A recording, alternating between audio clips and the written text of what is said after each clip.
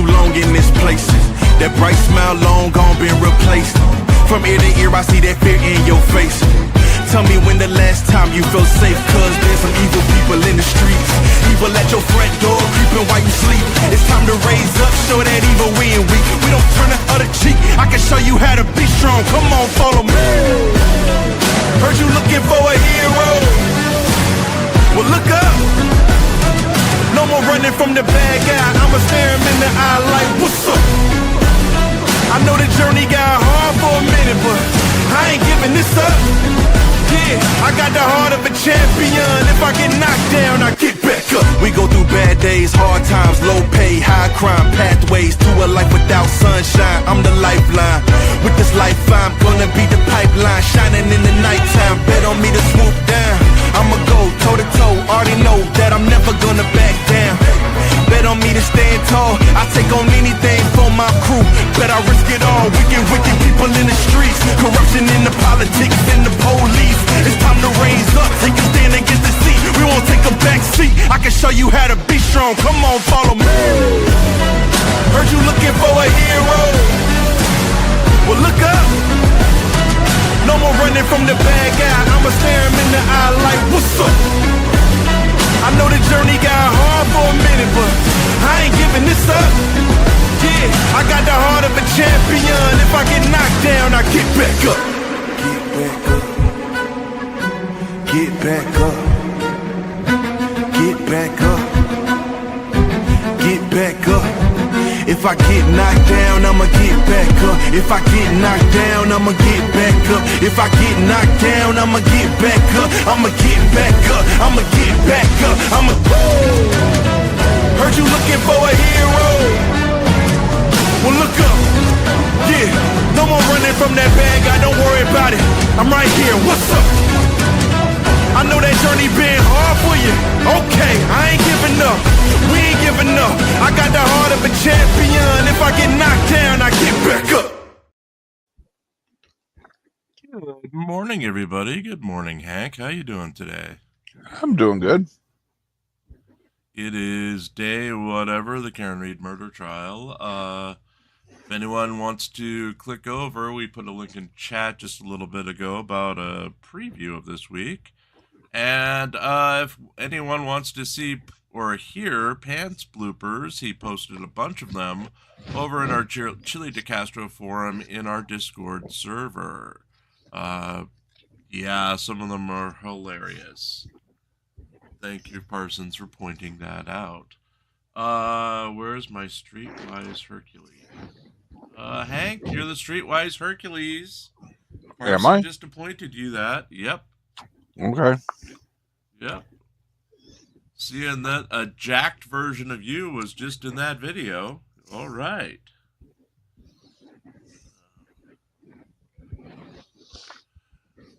This week, I don't know, and I don't particularly care for what we're about to be seeing.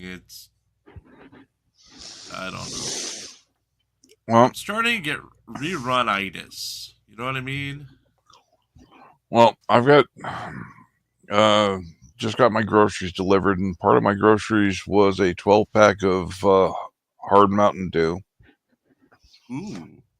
Which might make the Karen Reed trial a much easier thing to watch. Thank you, Griffey, for the $5 Australian. Jim, the dislike button stays. I've waited all day for this stream. Not happy, Jim. Oh, good Lord.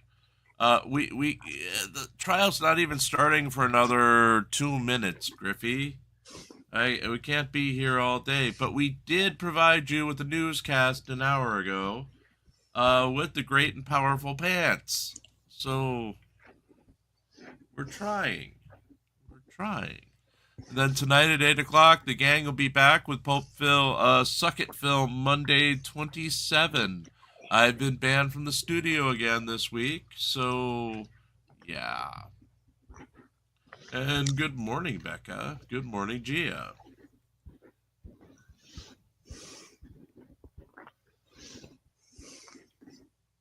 So, Hank, yeah, if you're with them tonight, know me. I get Mondays off. Yeah. Bill's running the show. It gets rather odd when I'm not there, I think. Perfect night to get you another bride. Yeah, I don't know. We've advertised NCR's bride tonight in real time. So he may find the love of his life. So do you think he'll ever find the love of his life?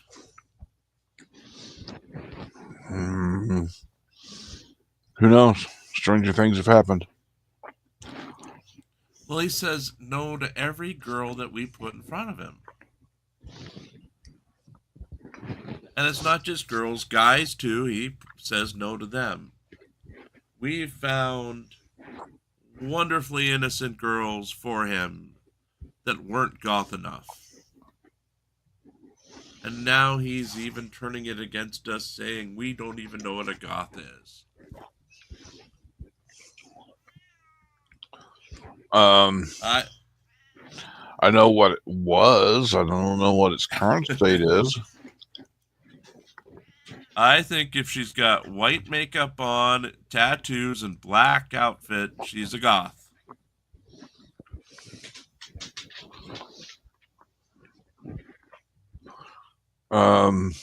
Plenty of black eyeliner. Yes. Because he's got his black eyeliner on, too. They're matching. I mean, that's just part of it, I think.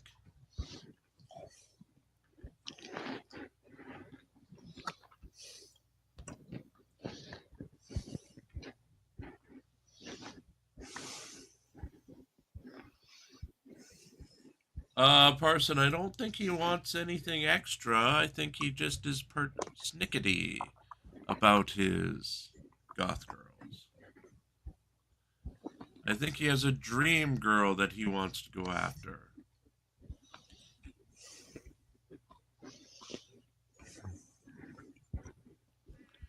In other news, Pope Phil will be running the show tonight. We do not have a Lane Myers update yet because there's no hearing until next Monday. Once we get a time for Lane Myers, we will be scheduling coverage for the hearing. Judy is expected to be back in the courtroom if she's available. That next hearing will be the first with Lane Myers' new associate attorney. Or assistant attorney, or whatever they're calling him. Lane did get the one. Go ahead. Well, go ahead and finish off with Lane. I thought you were done with it. Lane did get the one he wanted. Mark the Shark, whatever his name is. So he said that is the only attorney he'd work with. Otherwise, they can all die. And he wonders why people have an issue with him. Well, Lane's clearly insane, but you know what hasn't happened? Or at least hasn't been filed with the court? All those motions he promised to get rid of the judge and to bury the prosecution and paperwork. There's literally nothing. Well, he's going to put a complaint into the bar on her, and that's just going to end her career. Yes. Yeah, it's standard textbook for these folks, where a lot of this crap doesn't work. Like, going to the bar usually ends up with nothing. Well, if you have a legit complaint, but they don't just take the word, they don't just phone in a complaint saying this lawyer did such and such, and they just, okay, and then take action. They investigate. Right. If there's nothing to prove what they did is wrong, or in the case of Lane Myers, that's nothing, that they did nothing wrong in the first place. He's just being an idiot. Right. And Tomatoes, as far as we could tell, Chile has not filed the new lawsuit against the LVMPD that he created on air using ChatGPT just the other week.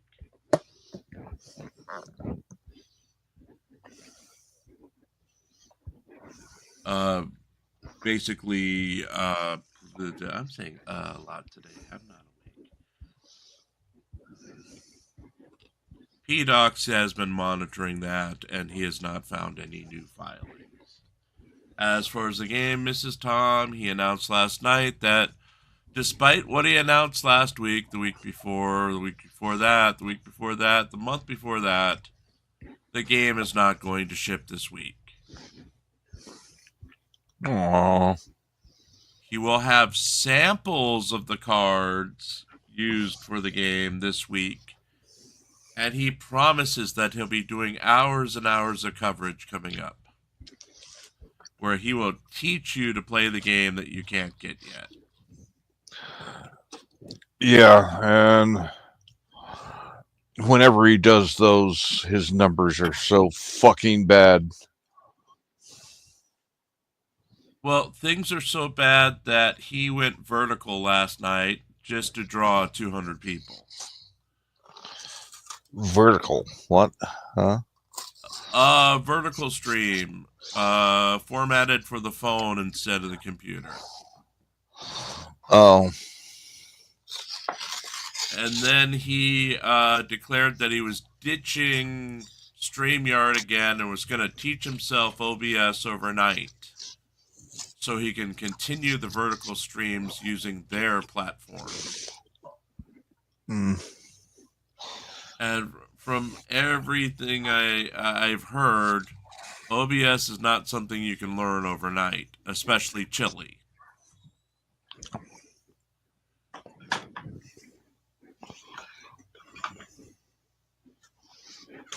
And it looks like they're starting. All right, why don't I see console sidebar? Sidebar number 1 to begin the day. Well, the first one that we viewed, did they have one before the cameras started rolling? Who knows? Nope, she just said, come on up for sidebar number 1. She didn't number it. She just said, I want to see him up for a sidebar. It looks like Paul O'Keefe is back in the audience in his new position.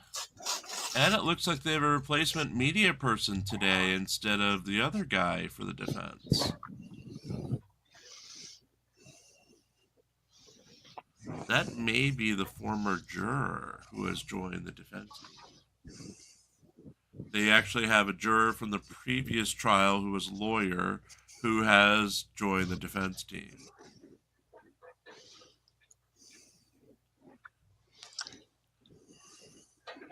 A reminder that we're back at 8 o'clock Eastern tonight, 7 o'clock where it counts, 10 a.m. in Griffey time tomorrow. Brain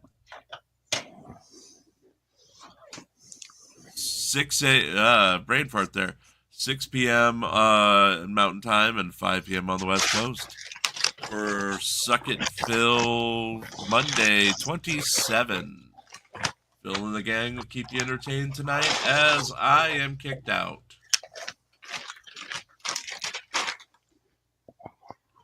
Shuggy, they released Jen McCabe last week.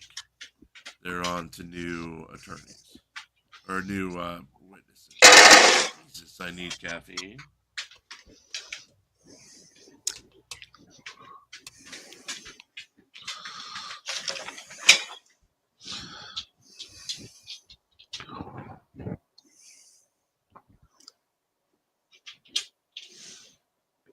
And that's Peggy O'Keefe, John's mother, on screen right now.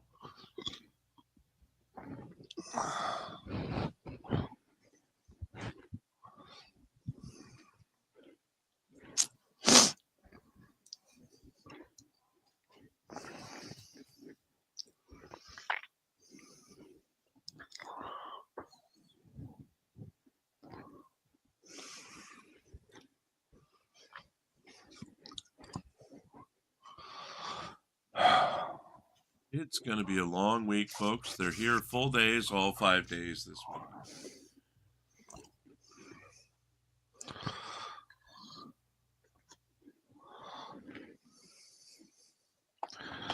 Yeah, my lawn is growing out of freaking control.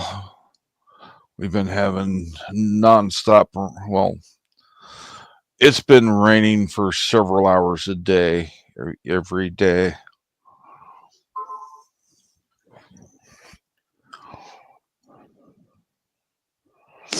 When's your yard guy coming? As soon as it dries enough to be able to mow it without, I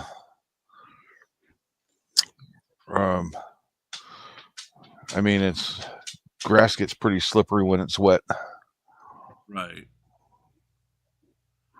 Just a reminder, folks, Turtle Boy did not make it into the lottery this week for the seats in the press pool. He didn't make the main lottery, and he didn't make the secondary lottery. I'm sure he'll find a way to get back in the courtroom somehow. But as far as we can tell right now, he's not scheduled to be in the court this week.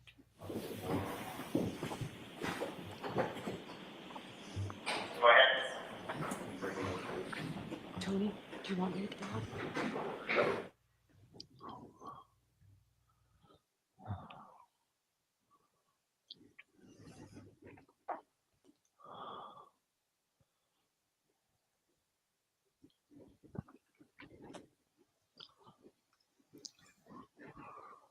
Parson, I'm sure he'd hire you, but you can't live in his backyard.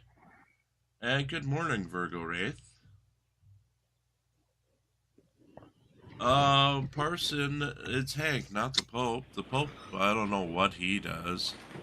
I think the Paparati actually pulls the lawnmower for the back 40.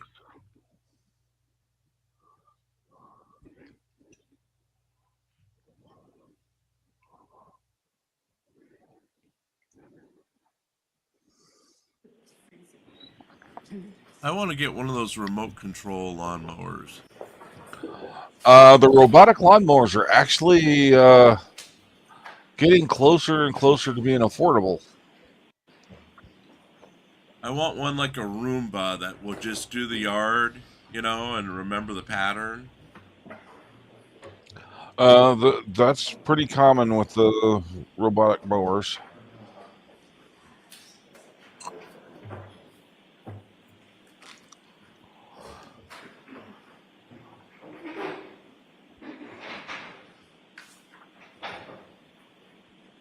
Wonder what the delay is for.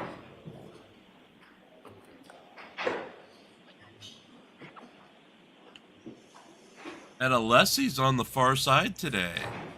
He's usually down at the other end. That's a weird shakeup.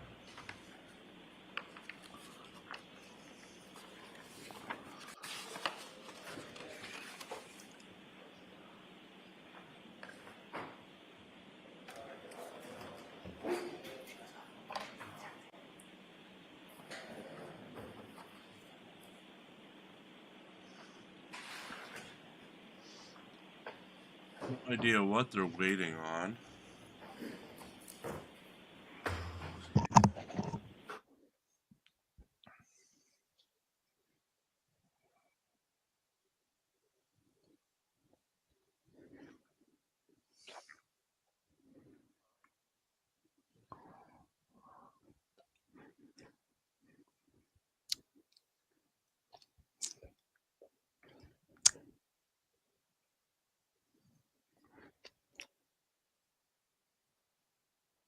Griffey, we've got a big enough property for an industrial-sized one. Wonder what's going on here.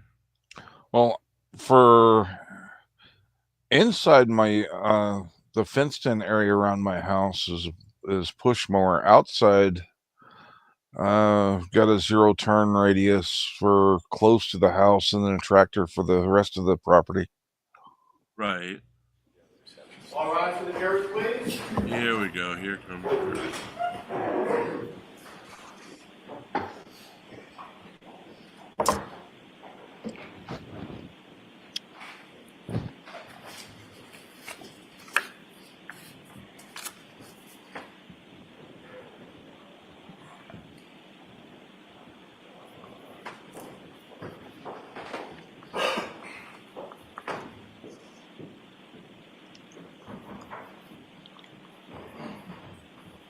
Over the weekend, Turtle Boy had a major freak out, demanded that everyone show up this morning to support Karen Reed. Hear ye, hear ye, hear ye. Well, the only one to show up this morning was Tom CPU, apparently. The Justice of the Superior Court, holding in Dedham, within and for the County of Norfolk. Draw near, give your attendance, and you shall be heard. God save the Commonwealth of Massachusetts. This court is in session. Please be seated. All right. Good morning again, Council. Good morning, Ms. Reed. Good morning, juries. Good morning. I have to ask you those same 3 questions. Were you all able to follow my instructions and refrain from discussing this case with anyone since we left? Picture quality is really bad this morning. Yes, nodded affirmatively. Were you also able to follow the instruction and refrain from doing any independent research or investigation into this case? Yes. Everyone said yes or nodded affirmatively. Did anyone happen to see, hear, or read anything about this case since we left here on Friday? No. Everyone said no or shook their heads. Thank you very much. All right, Mr. Brennan, your next witness, please. I understood that the defense informed they were still on cross-examination. I'm sorry. I got nervous. Okay. I thought that we were done with that witness. No, I had said to cut me off so that we could end early, but no, I have more to. Okay, I didn't know that. I'm glad Mr. Brennan did that. All right, come back in, Ms. Knowles, please.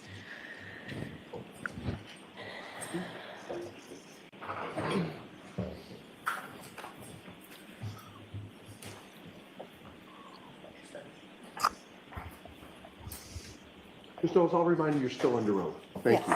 Thank you. All right, Ms. Giannetti.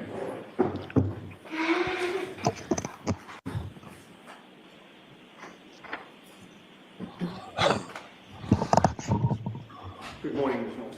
Good morning.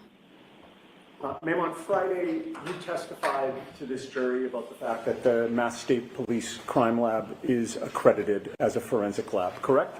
Yes, I did. And you discussed the fact that as a forensic chemist 4, you help to ensure compliance with the lab's administrative policies, quality assurance, and control requirements, and making sure that you're complying with accreditation standards, correct? Yes, that's one of my job duties and responsibilities. You also acknowledge that in contrast to the accreditation standards of your forensic lab, the standards of a hospital lab may be different, correct? I have no direct knowledge of what the standards at a hospital are, and so I can't say whether they're the same or if they're different. I'm just unfamiliar with them. Okay. And you're unfamiliar with the standards at Good Samaritan Hospital, correct? Correct. I have no direct knowledge of their accreditation status or requirements or body. And you know that they were the ones to do the blood draw in this case, correct?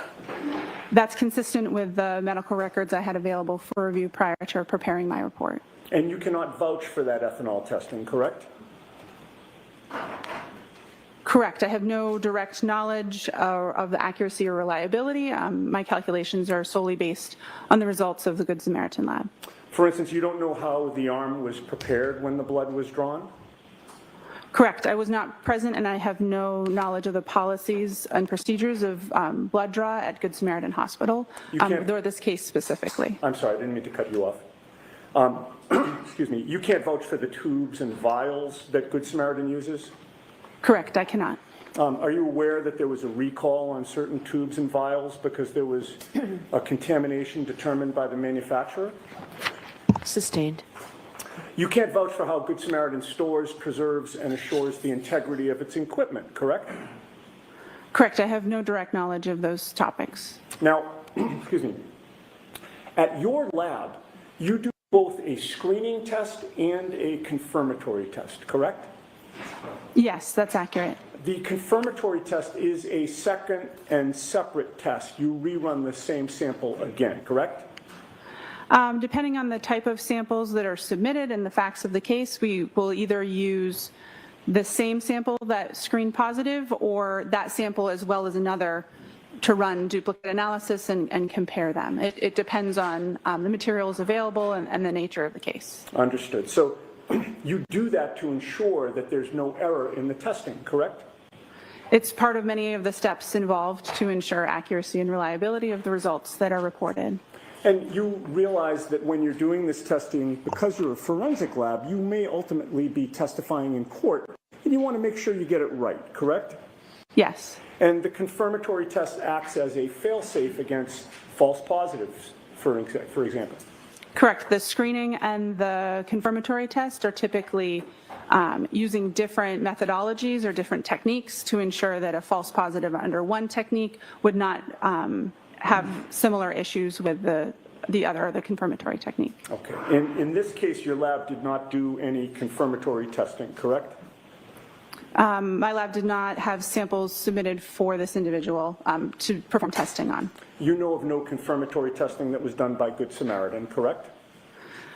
I don't know what their policies and procedures are, and if the results on the report were the results of confirmatory testing or otherwise. You just had to assume the accuracy of the testing that they did do, correct? I used the results that were reported on the medical records provided to perform calculations. And you cannot testify that the testing done at Good Samaritan meets your accreditation standards, correct? Correct. Now, your lab does whole blood testing, does it not? If whole blood is submitted for a case, then we will test whole blood. If serum or plasma is the only available sample appropriate for testing, then we will proceed with testing on serum or plasma. Whole blood testing leads to more accurate readings of the percentage of alcohol in somebody's blood, correct?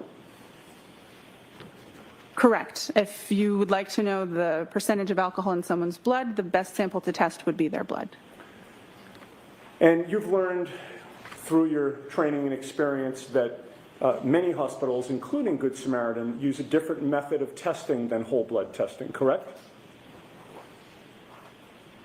Yes. Good Samaritan uses serum or plasma testing as opposed to whole blood testing. I'm not familiar with their specific technique or methodology. I haven't undergone training for their methods, but it is my understanding that the type of sample used for their method is serum or plasma. Now, whole blood includes plasma, but it also includes white blood cells, platelets, and red blood cells, correct? Correct.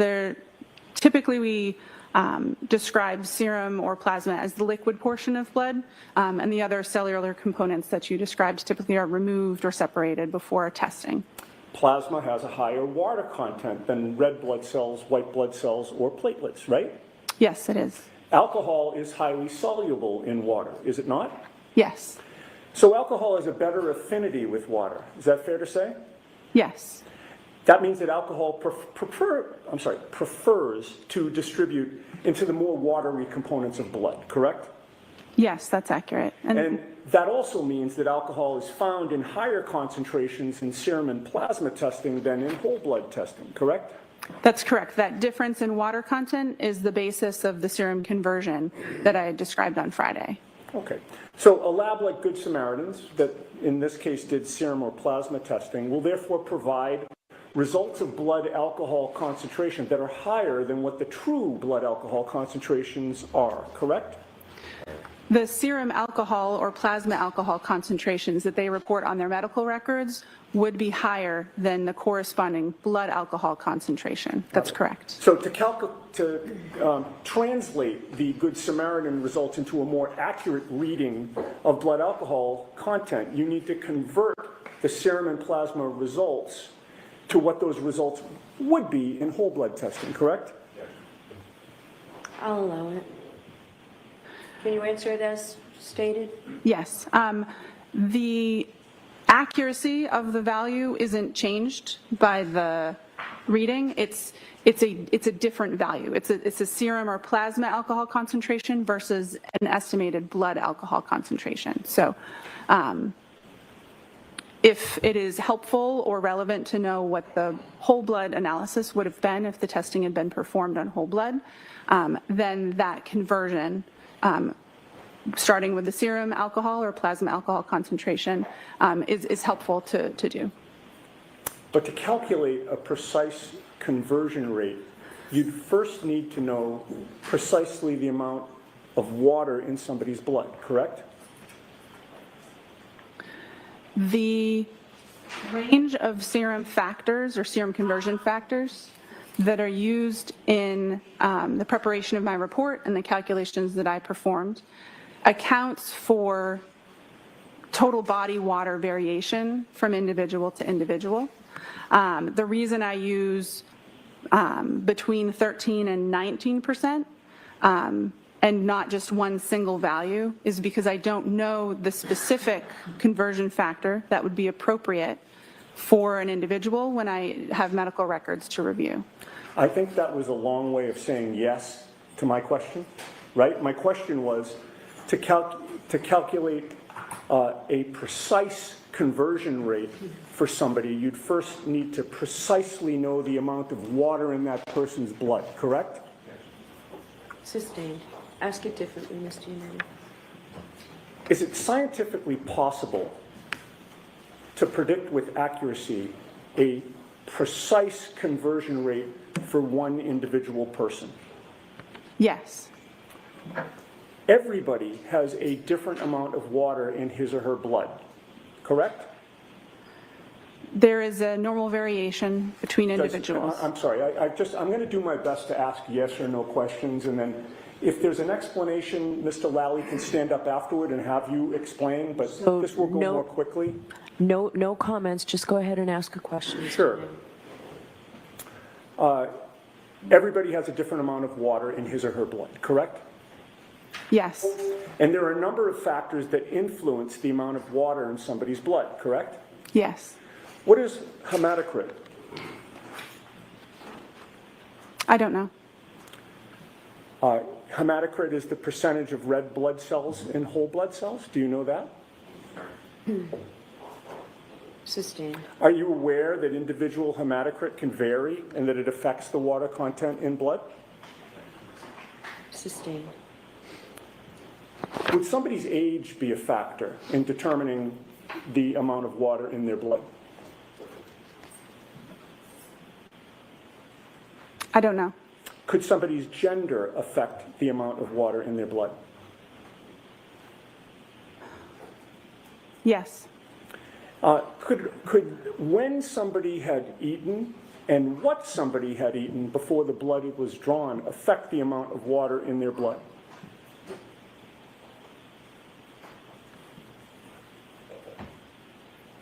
It's possible, but I'm not aware of those factors being considered when performing total body water calculations. Would how frequently a person uses the restroom affect the amount of water in their blood? As it would relate to their state of hydration, it's possible, but again, I'm not familiar with performing precise calculations on individuals. It's not a routine part of my job, and it's not in the scope of my expertise. Would medications, some medications, potentially affect the amount of water in somebody's blood? It's possible, yes.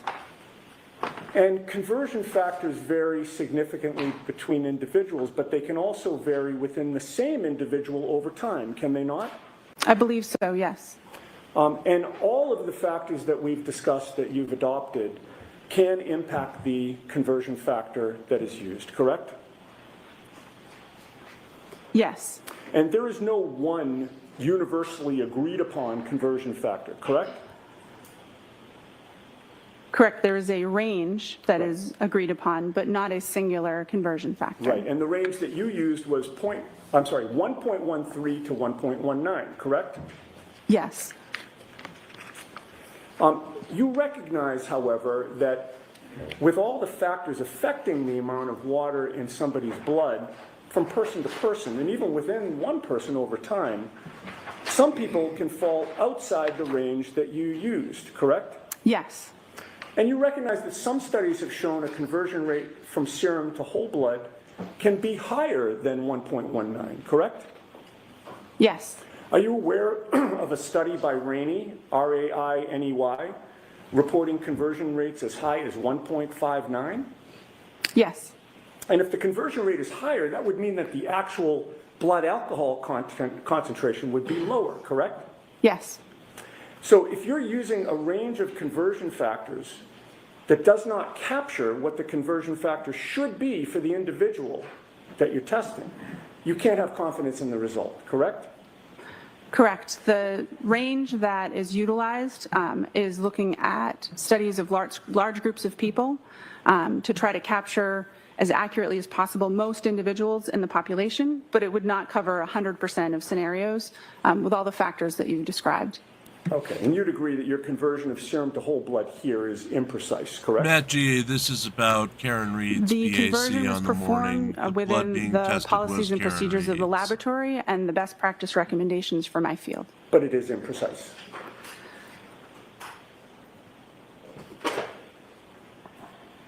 Can you repeat the question? Let's move on. The conversion from serum to whole blood did not end the calculations that you needed to do in order to testify here today, correct? Correct. The conversion from serum to whole blood only translated what Ms. Reed's blood alcohol supposedly would have been, or was, I'm sorry, at the hospital at 9:08 a.m. on January 29th of 2022, correct? Yes. You were asked to try to find out what her blood alcohol level would have been 7 or 8 hours earlier, closer to midnight or sometime between midnight and 1 a.m., correct? The time utilized for my calculations was 12:45 a.m. So you started with the results that you obtained from your serum to whole blood conversion, right? Yes. Which was an imprecise calculation, Which was intending to cover the majority of population. but was it and imprecise? It followed the policies and procedures of my laboratory. What was the precise number then? Was there a precise number or was it imprecise? The range, I'm not talking about a range. I know that you'd like to say that. Was there a precise number, ma'am?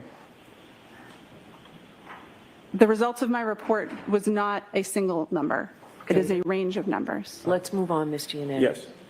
Then, once you get that range, you have to do an extrapolation on top of that to figure out what the blood alcohol concentration would have been at 12:45, 7 or 8 hours earlier, correct? Yes.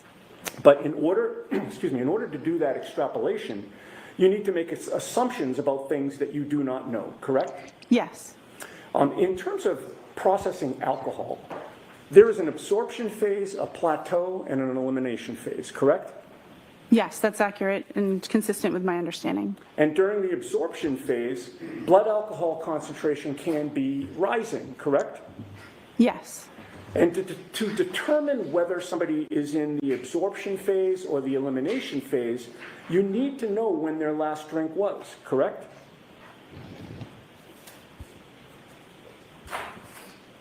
Yes, if you're performing that type of calculation, or if you're trying to determine if they've reached their maximum, that would be helpful information to have.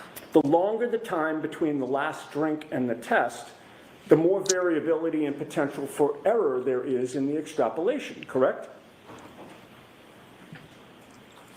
Can you ask the question again, please? In this case, you assumed that Ms. Reed's last drink was at 12:45 a.m., correct? No. No. Yes, I said The that. calculation assumed for the maximum calculation that no alcohol had been consumed between 1.5 and 2 hours prior to that time interval start at 12:45 a.m. Okay. And the test wasn't until 9:08 a.m.? Yes. The range that you came up with was 0.14 to 0.28%, correct? Yes, 0.14 to 0.28 grams percent. And that was a very wide range, was it not? It certainly is. 0.28 is double 0.14? Yep. And that range is so wide because there are a lot of unknowns about the way each person individually processes alcohol, correct? There's a lot of interpersonal differences. That's correct. There are a lot of different factors that would impact somebody's blood alcohol content, correct?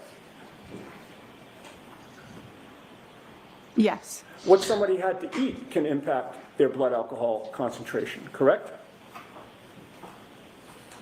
The contents of their stomach or what they had eaten recently does not impact the rates of elimination that I use for my calculation, but it can factor into the absorption part of the curve and can impact that maximum amount that's reached. Okay. their body weight can impact their blood alcohol concentration, correct? Correct. Again, it would not necessarily, or it could be included in the rate of elimination range that I use for my calculations. Morning, unclean hands. The person's body weight has more to do with, again, the absorption, the maximum concentration, the first parts of the curve, and not the elimination portion that we're discussing when we're doing retrograde extrapolation. And the first word of your answer was correct, right? Yes. A person's metabolic rate can impact their blood alcohol concentration because different people metabolize alcohol at different rates, correct? That's why there's a range, jackass. In addition, regarding the timing of the last drink, you were not with Ms. Reed on the late evening of January 28th or the early morning of January 29th of 2022, correct? Correct, I was not. You have no personal knowledge of when Ms. Reed had her last drink, correct? Correct. Were you informed that Ms. Reed was upset after 12:45 a.m. when you were doing these calculations? I don't believe so. Did you know, were you informed that she went to John O'Keefe's house in Canton and was the only adult in the house at that time after 12:45? Sustained. Are you aware of what type of alcohol John O'Keefe had available in his house at that time? Sustained. Were you aware that she was waiting for John O'Keefe to come home, but he never did? Sustained. Do you have any personal knowledge of whether Ms. Reed poured herself a drink during the hours of 12:45 a.m. and 6 a.m. on January 29th of 2022? No, I do not. And do you know whether she had more than one drink during those hours? No, I do not. So was she that Ms. Reed drinking did while have her something boyfriend was alcoholic to presumed drink dead? after 12:45 a.m., would that affect your assumptions about whether she was in the absorption or the elimination phase? Yes, it would. And if she did have something to drink after 12:45 a.m., what would that do to your calculations? The foundation of my calculations would be incorrect. I would need to perform different calculations or factor in the information as it would become available and issue a different report. Okay. So if your assumption of when she had her last drink was incorrect, you would not have confidence that your conclusions about which you testified Friday and today are accurate, correct? Correct. There is some parts of the calculation that are intended to accommodate for unknown drinking history, but with a over 8 hour time span between. Confidence that your conclusions about which you testified Friday and today are accurate, correct? Correct. There is some parts of the calculation that are intended to accommodate for unknown drinking history, but with a over 8 hour time span between the time of interest and the time that the blood sample was collected, overshooting the blood alcohol concentration. That's them, may or may not not be us. enough to address that. And if new, more accurate information was available, then I would need to incorporate that in the discussion and calculations. Right. So in answer to my question, if your assumption about when the last drink was consumed was incorrect, you would not have confidence that your conclusions are accurate today. Correct. Now, were you ever asked to determine the blood alcohol level of Brian Albert? No. Were you ever asked to determine the blood alcohol level of Brian Higgins? Sustained. Were you asked to determine the blood alcohol level of anyone except for Karen Reed in this case? I'll allow that. To the best of my knowledge, my only involvement with this case in my unit was the request to perform these calculations. On this You mean they only wanted the blood alcohol level of the suspect? Huh. Strange.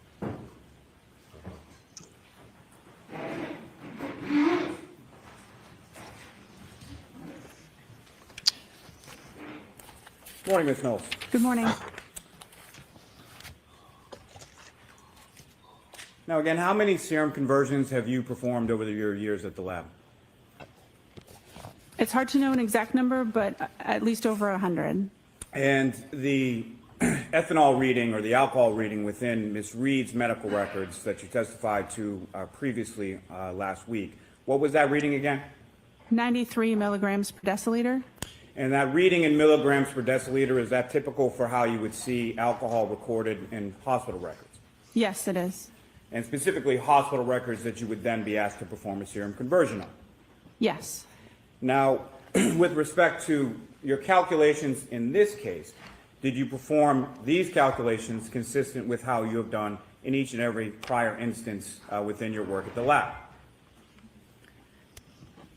Yes, the serum conversion factors have been adjusted since I first started doing these.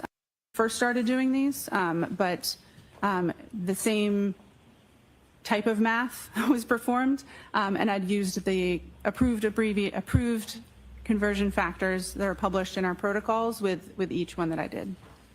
Now, what is the difference between whole blood and serum?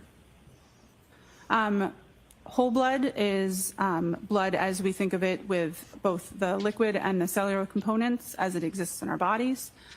Serum is the liquid portion of blood after those cellular components have been removed. And how does the difference between them impact your testing or your calculations? Because of the different water content in whole blood versus serum, that means that if we would like to compare a serum alcohol concentration and a whole blood alcohol concentration, that we have to apply a conversion factor to be able to compare those two. The serum alcohol concentration is always higher than the whole blood alcohol concentration. And that difference, is that accounted for within the calculations or the conversion factors that you utilize? Yes. And how so? The conversion factors, by dividing by 1.13 and 1.19, can adjust for the difference between the water content and therefore the serum and whole blood ratio that's observed in studies. And that change in conversion factors, does that benefit the defendant in this case? Objection. I'll allow it, or ask it differently, Mr. Chairman. Sure. The change in conversion factors recently implemented in your lab and your protocols, who does that benefit?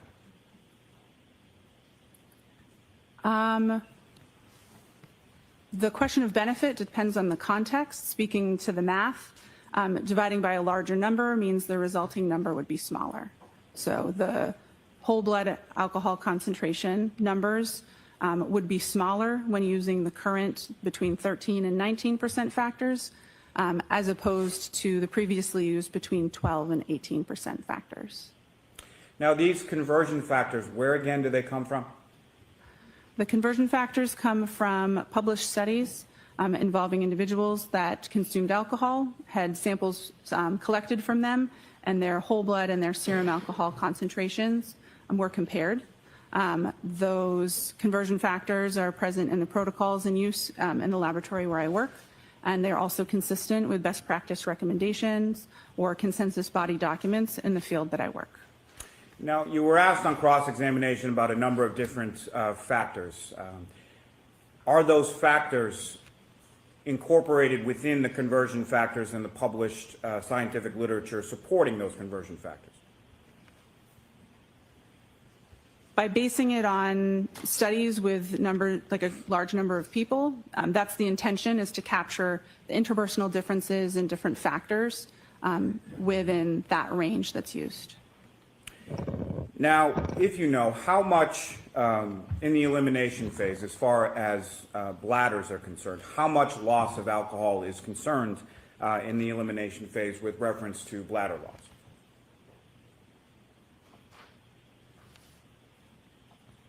I'm sorry, can you repeat the question? I don't think I understood the Poor question. Let me phrase. rephrase. So you were asked some questions on cross-examination about how frequently someone uses the restroom in the elimination phase, correct?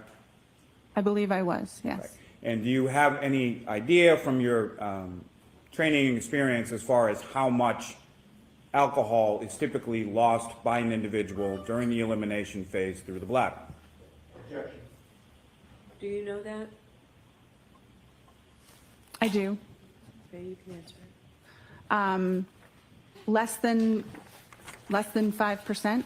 The vast majority of alcohol is eliminated from the body by an enzyme that breaks it down from alcohol into carbon dioxide and water.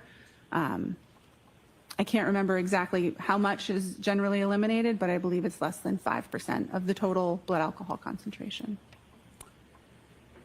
Now, you were asked about whether or not the defendant had a drink after 12:45 a.m. Do you have any evidence that the defendant did in fact have any alcohol to drink after 12:45 a.m.? Sustained. If there was a drink at approximately 1 a.m., what kind of impact would that have on your calculations?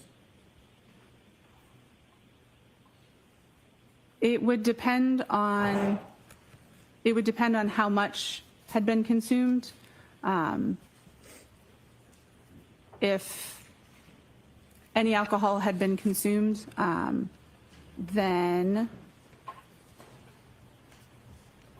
it would adjust the calculations depending on that information. And what I'm asking, Ms. Knowles, is if there is a slight differential in the time of incident or last drink, how much impact would that have on the range that you're able to calculate?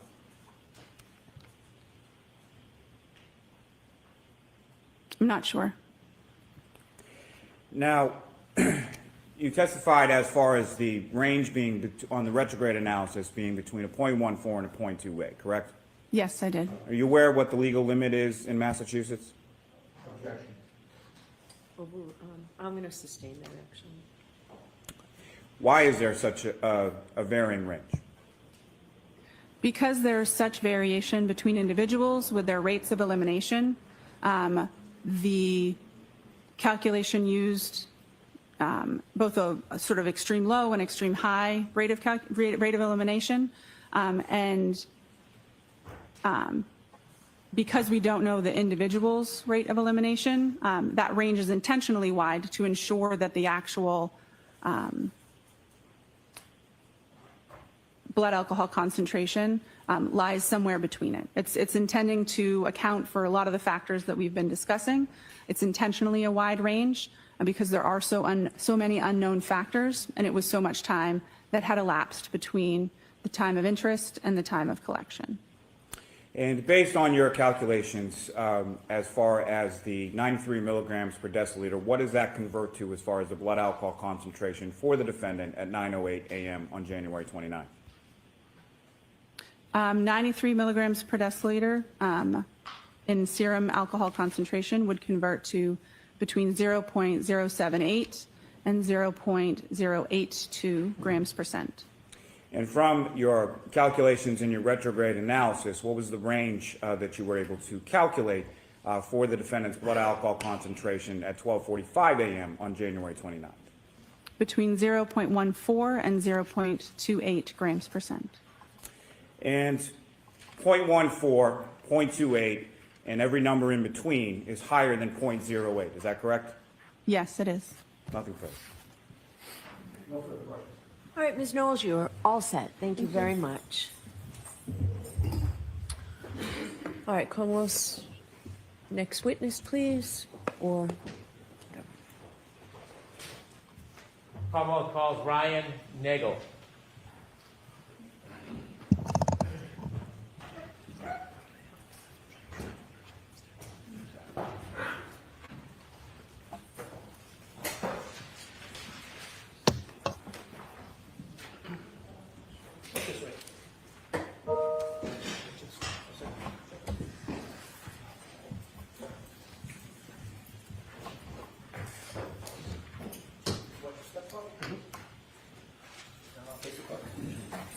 You raise your right hand. Do you solemnly swear the evidence to give the court and jury in the case down here and the truth, the whole truth, and nothing but the truth, so help you God? Yes. Thank you for this. Good morning.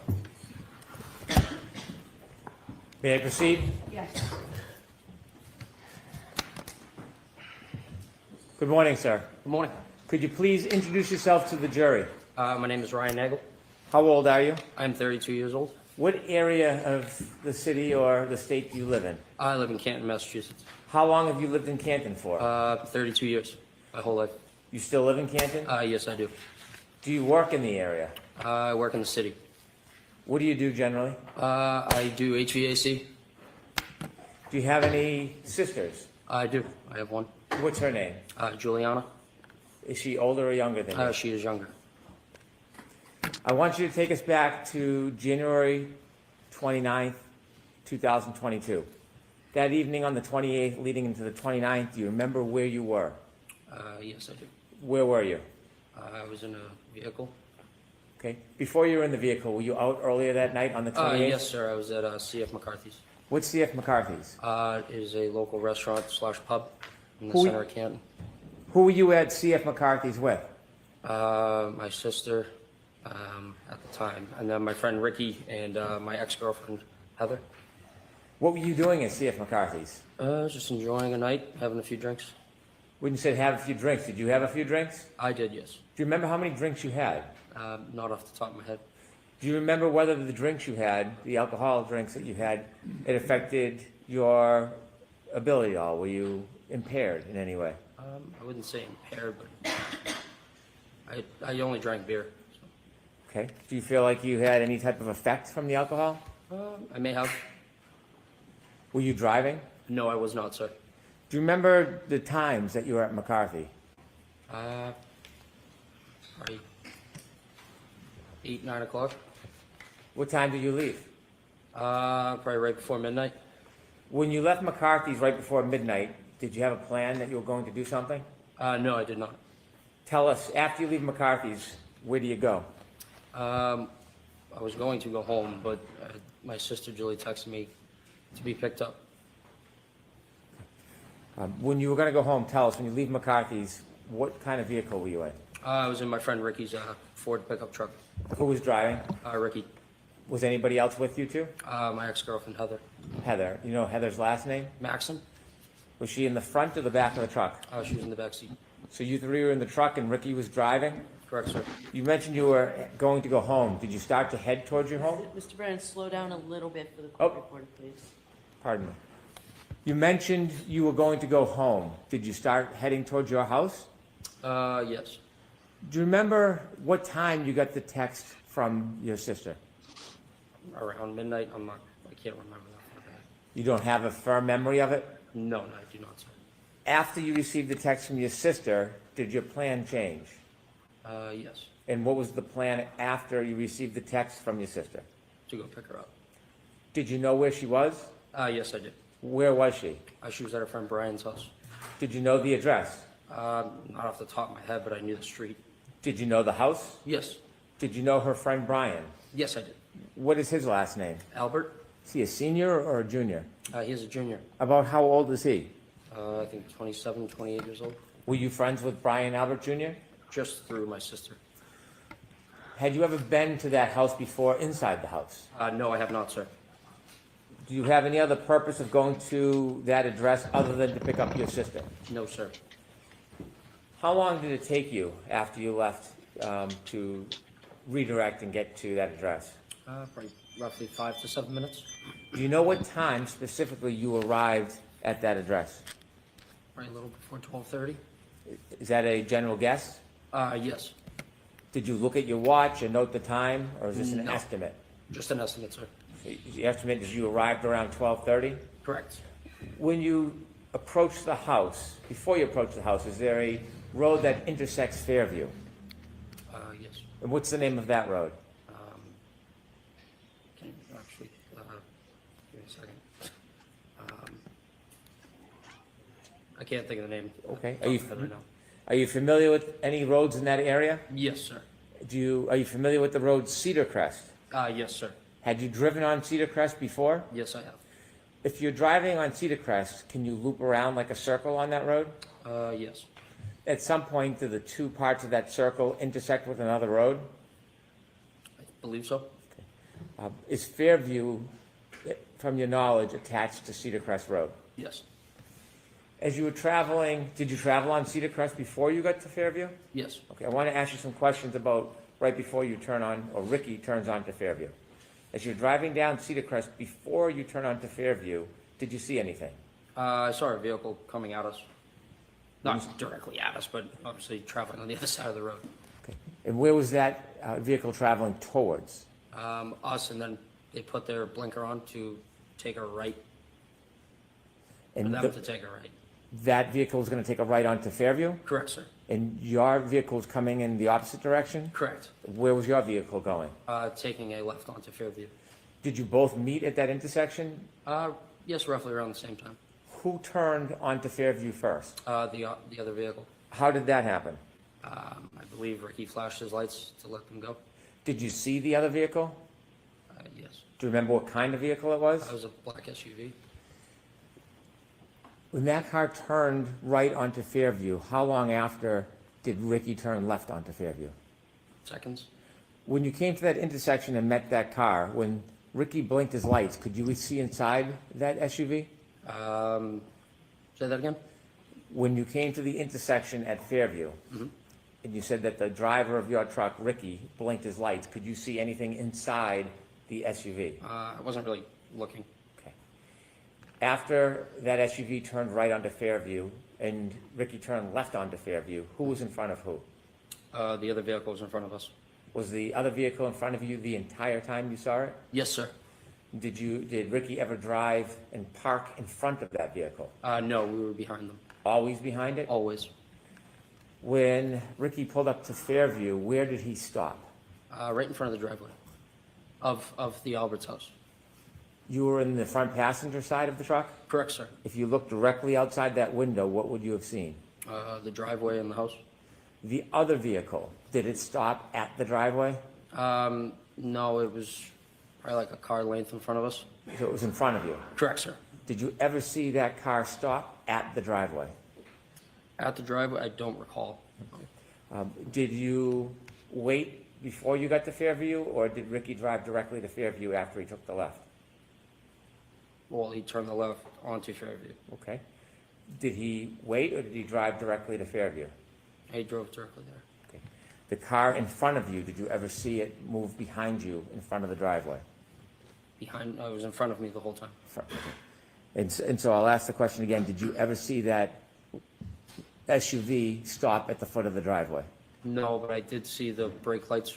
It looked like it moved, but it wasn't. So the brake lights were on, they released them and then stopped again. So probably moved another car length up. How many times did you see the brake lights on? Just once, sir.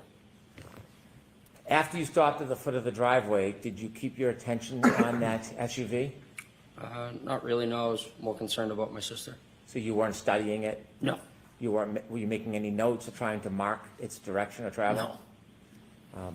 But you do know, or do you have any doubt that it was in front of you the entire time? Yes, it was. When you pulled to the driveway, did you go in to see your sister? No. What did you do? I texted her saying we're here, and she came out, opened up the door. She looks at me and Rick and said, "Hey, do you guys want to come in? For a drink or whatever." And I looked at him, looked in the back seat, asked Heather. We said, "No, we're all set. We're going to go home." And so she decided to stay.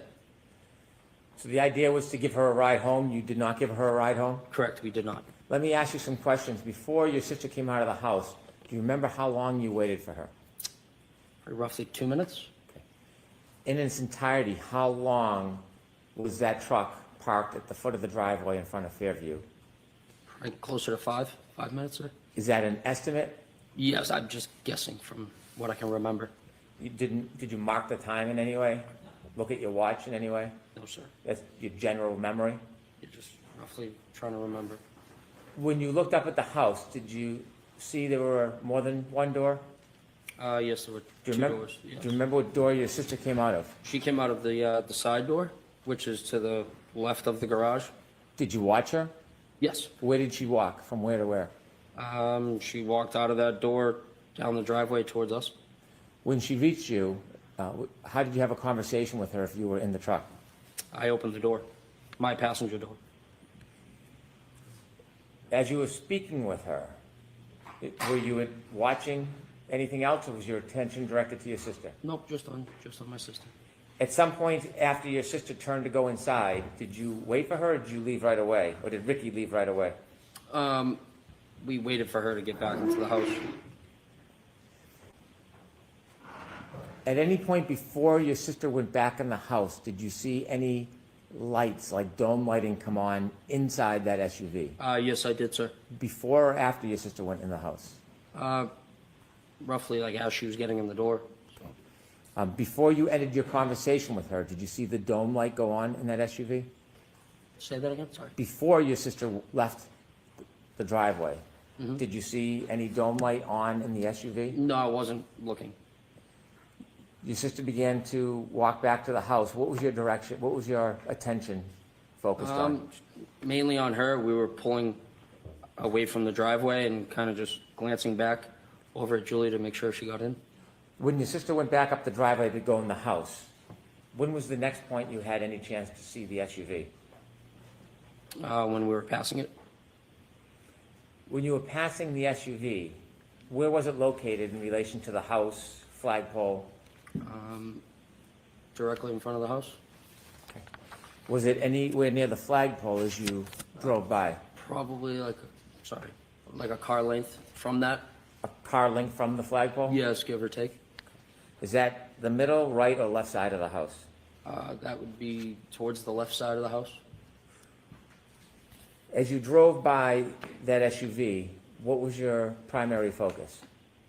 My sister, sir. Like watching her get in.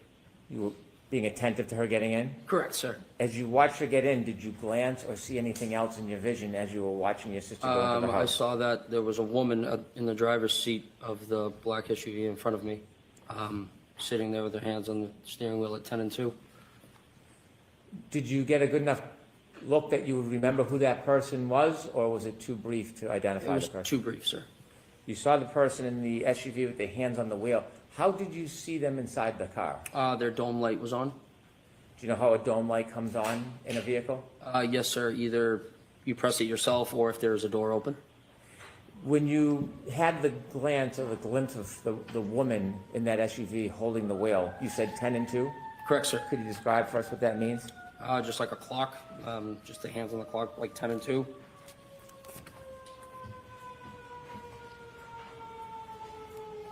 If I may. I was just waiting for the siren, Your Honor. If I could show Exhibit 3 to Mr. Nagel.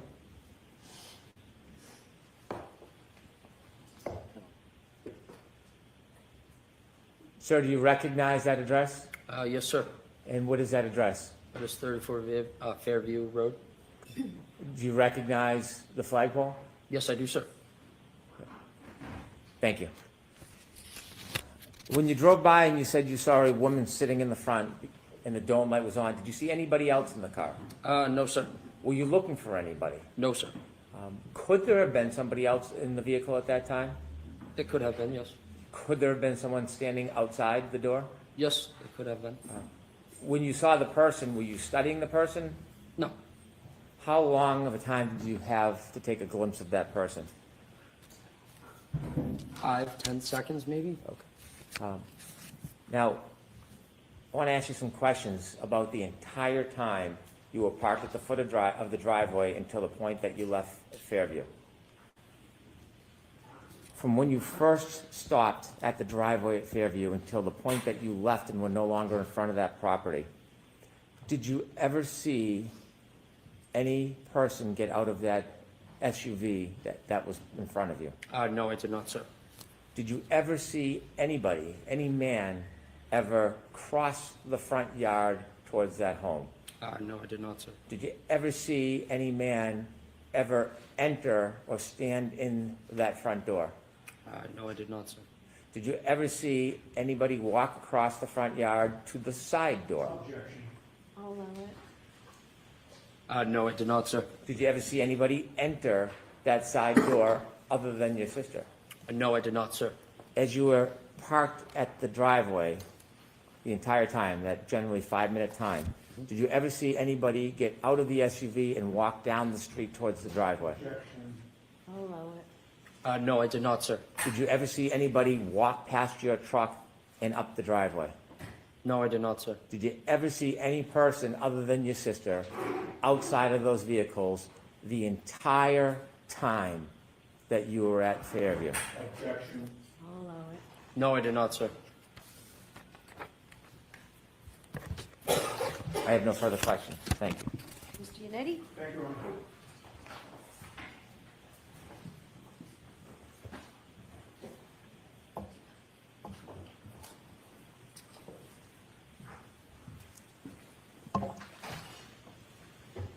Good morning, sir. Good morning.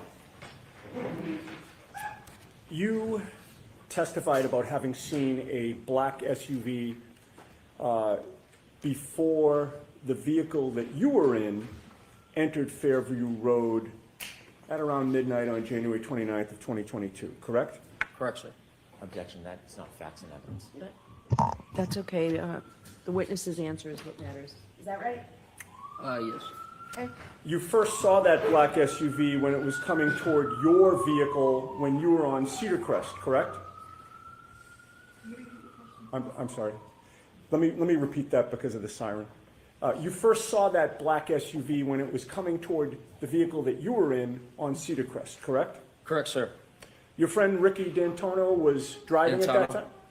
D'Antano, sorry. D'Antano? Yes. He was driving at the time?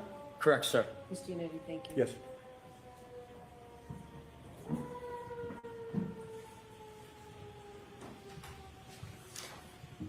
They're coming for you, Hank. They're coming. Ricky doesn't drink, correct? He does. He Oh wasn't drinking my. that night. I may have had one or two. But he appeared to be driving safely. Yes, sir. And you also had a chance to observe the black SUV at that time as it was facing you, correct? Yes.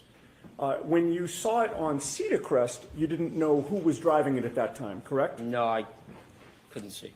But your observations of the black SUV at that time were that whoever was driving it, that person appeared to be driving safely as well, correct? Yeah, I would assume so, yes. One of the first things you noticed about the black SUV was that it was in front of you on Cedar Crest, and both Ricky's F-150 and the black SUV were basically converging on Fairview at about the same time. Yes, sir. The black SUV appeared to be going at a safe speed. Yes. It appeared to be properly staying within its lane. Yes, I would say, yeah. And when it was time for Ricky to take a left onto Fairview, he actually put on his left blinker, or not left blinker, but both his blinker, flashed his lights to signal that it was okay for the black SUV to cut in front of it, correct? Yes, sir. And he actually did have his left blinker on at that time, correct? Prior Yes, to sir. doing that? And the black SUV had its right directional on, correct? Yes, sir. And when both cars have their directionals on, indicating they're going down the same street, the black SUV did not suddenly cut in front of Ricky's vehicle until the flashing of the lights, correct? Correct, sir. Both cars appeared to be operating safely, correct? Correct, sir. And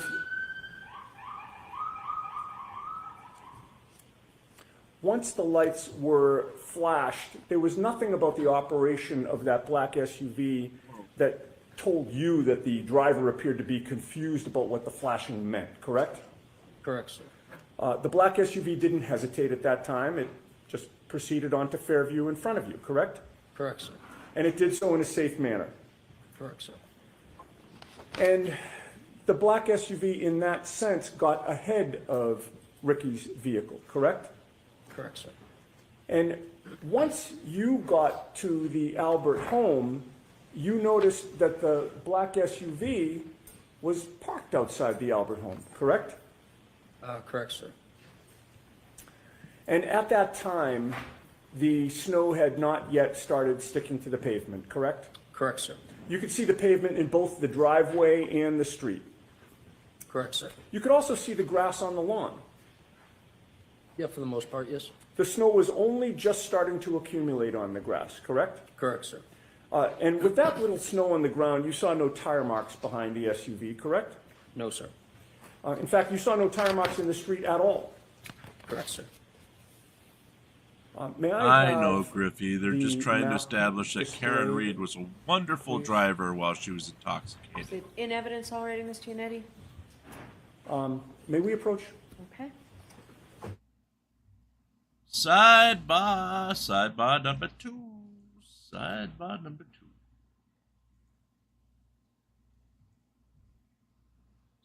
So sadly, the courtroom they're in is less soundproof than Chili's studio.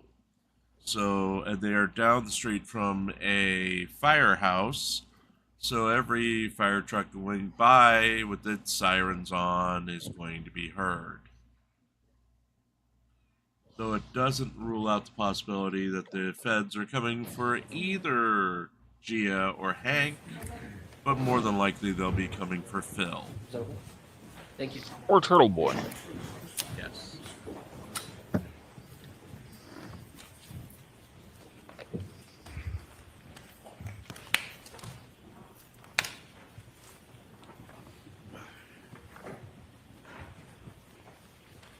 Okay.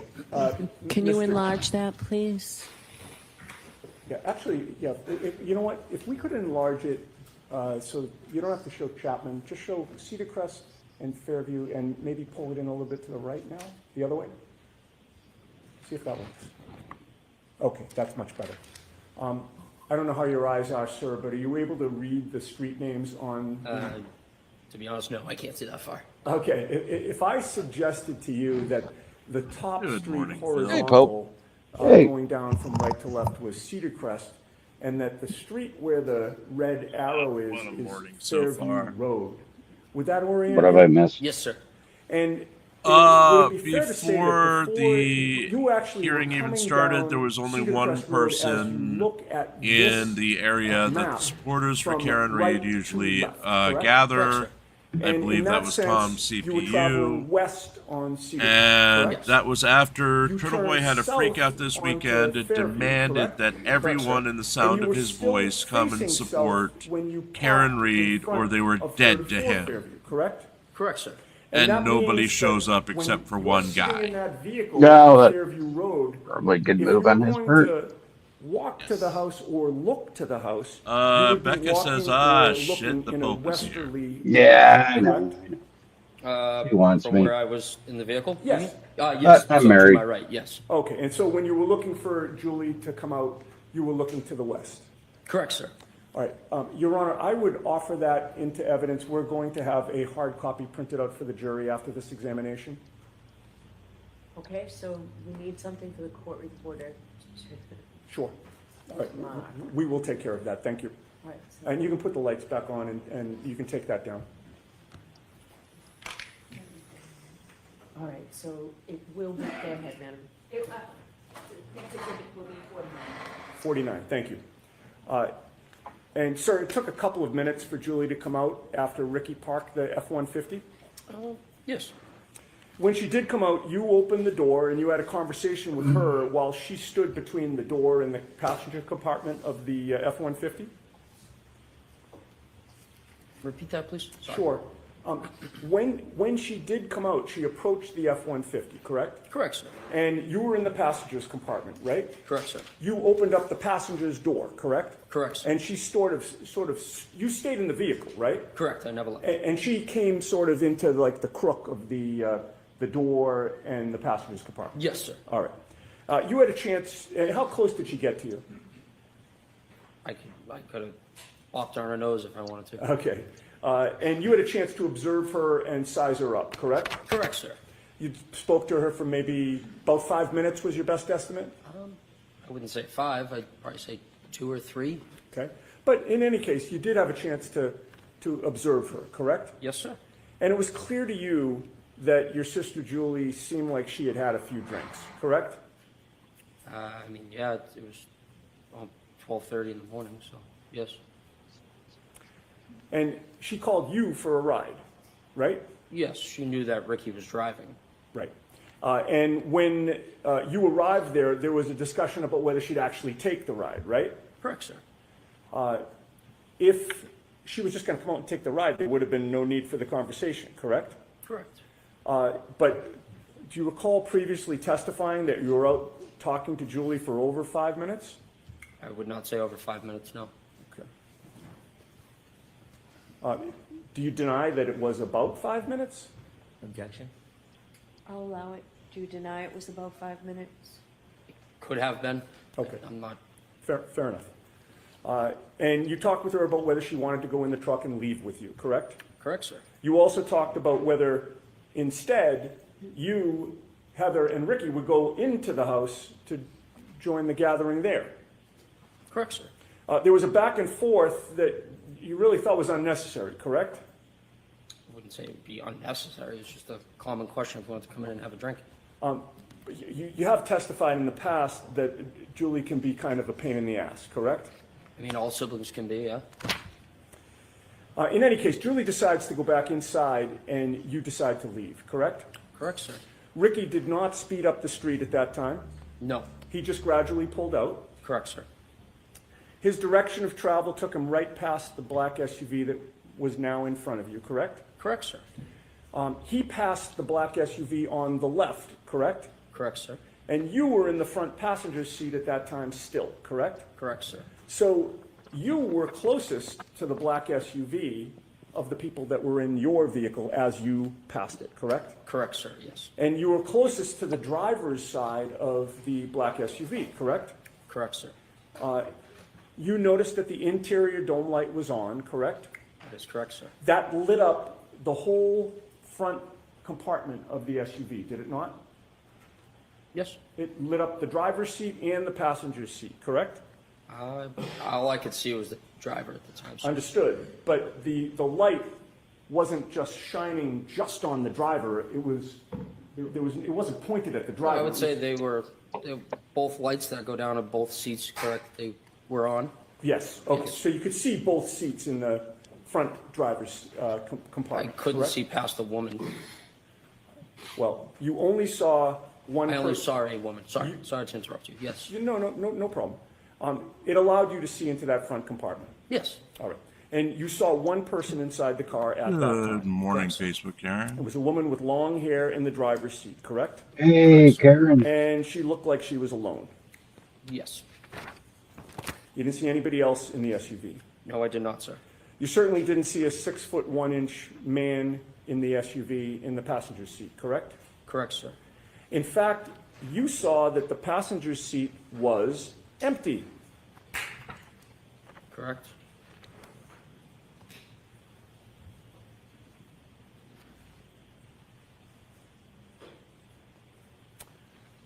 The woman in the passenger seat was staring straight ahead, correct? Not in the passenger seat. She I'm was sorry, in the driver's seat. thank you for catching that. The woman in the driver's seat was staring straight ahead. That is correct, sir. You didn't see her lips moving as if she were talking, correct? I wasn't looking for that. But Just you happened to didn't- see a woman figure with her hands like this. Okay. Facing straight. Correct, sir. You had no music on in Ricky's truck at that time, correct? No, sir. Ricky had turned the music down when Julie came out so that you could actually speak to her, correct? That is correct, sir. And when you got close to that SUV while you were passing it, you didn't hear any arguing there, correct? Correct. You didn't hear any yelling, correct? No, I did not. You didn't hear any screaming? No, I did not. You heard no noises within that SUV at all? No, I did not, sir. I have no further questions, thank you. All right, Mr. Brennan?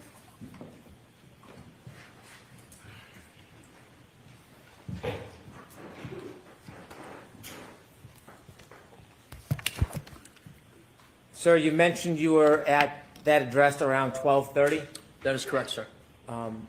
and you offered us that you were there for about 5 minutes? Yes? Did you know the exact time you left? No, not off the top of my head right now, no. Was it around that time? Yes, sir.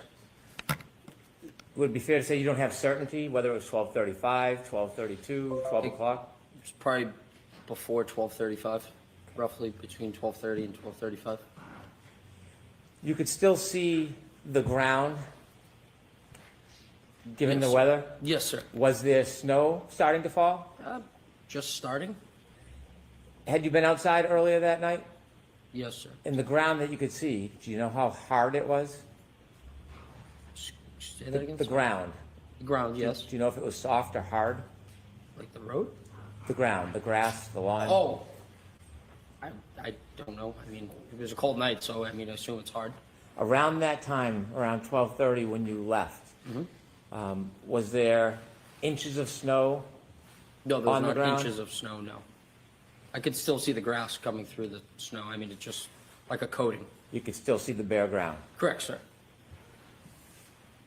When you saw that SUV in front of you for the time that you were there, that 5 minutes, did you ever, and you said that you saw brake lights at times, did you ever see at that point missing parts of its taillights? No, sir, I wasn't observing the vehicle like that. When the taillights were on, when the brakes were on, what color was the glow? Red, sir. Did you ever see a missing piece where it was white instead of red? No, sir. Over near the flagpole where you saw this SUV, did you see any human being, any person lying on the ground near the flagpole? No, sir. When you drove by the SUV, you said you couldn't see past the woman. Could you see inside the SUV when you drove past? Repeat yourself. When you drove past the SUV, you saw a woman in the driver's seat? Yes, that is correct. You didn't see anybody else. No. Do you know if anybody else was in that SUV? Could have been. I'll allow it. It could have been. From when you were driving by the SUV and you could see inside the driver's seat and saw the woman, could you see on the other side of the SUV if there was anybody standing on the other side of the SUV? No, sir. Was there anything obstructing your view as you drove by and saw the woman to prevent you from seeing on the other side of the SUV? The woman and the vehicle itself. Griffey, You someday mentioned that in there was a the dome light 3 on years or in the so, SUV. I will go without junk Was food the for a day. driver's side door open No, when you sir. drove by? No, sir, it was closed. Could I have Exhibit 16, please?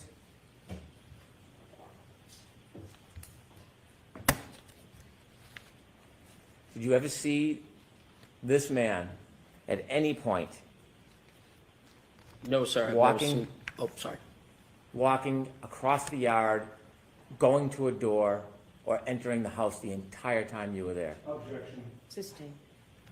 No, sir, I've never seen That that. means you don't. Oh, I'm sorry. Sorry about that. That's okay. Sorry. Could you take that down, please? And after you left, you never went back that night, did you? No, sir. Thank you. Just briefly, on those issues, sir, you just testified on cross-examination before Mr. Brennan stood up again that you saw that the passenger's seat was empty. Do you remember that? Yes. All right. You're not changing that testimony? No, correct? I'm not changing that, no. Thank you. Thank you. All right, you are all set, Mr. Nagel. Thank you very much.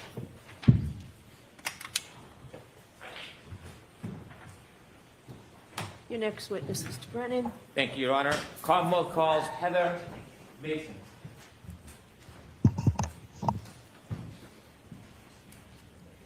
They're ranking through witnesses this morning.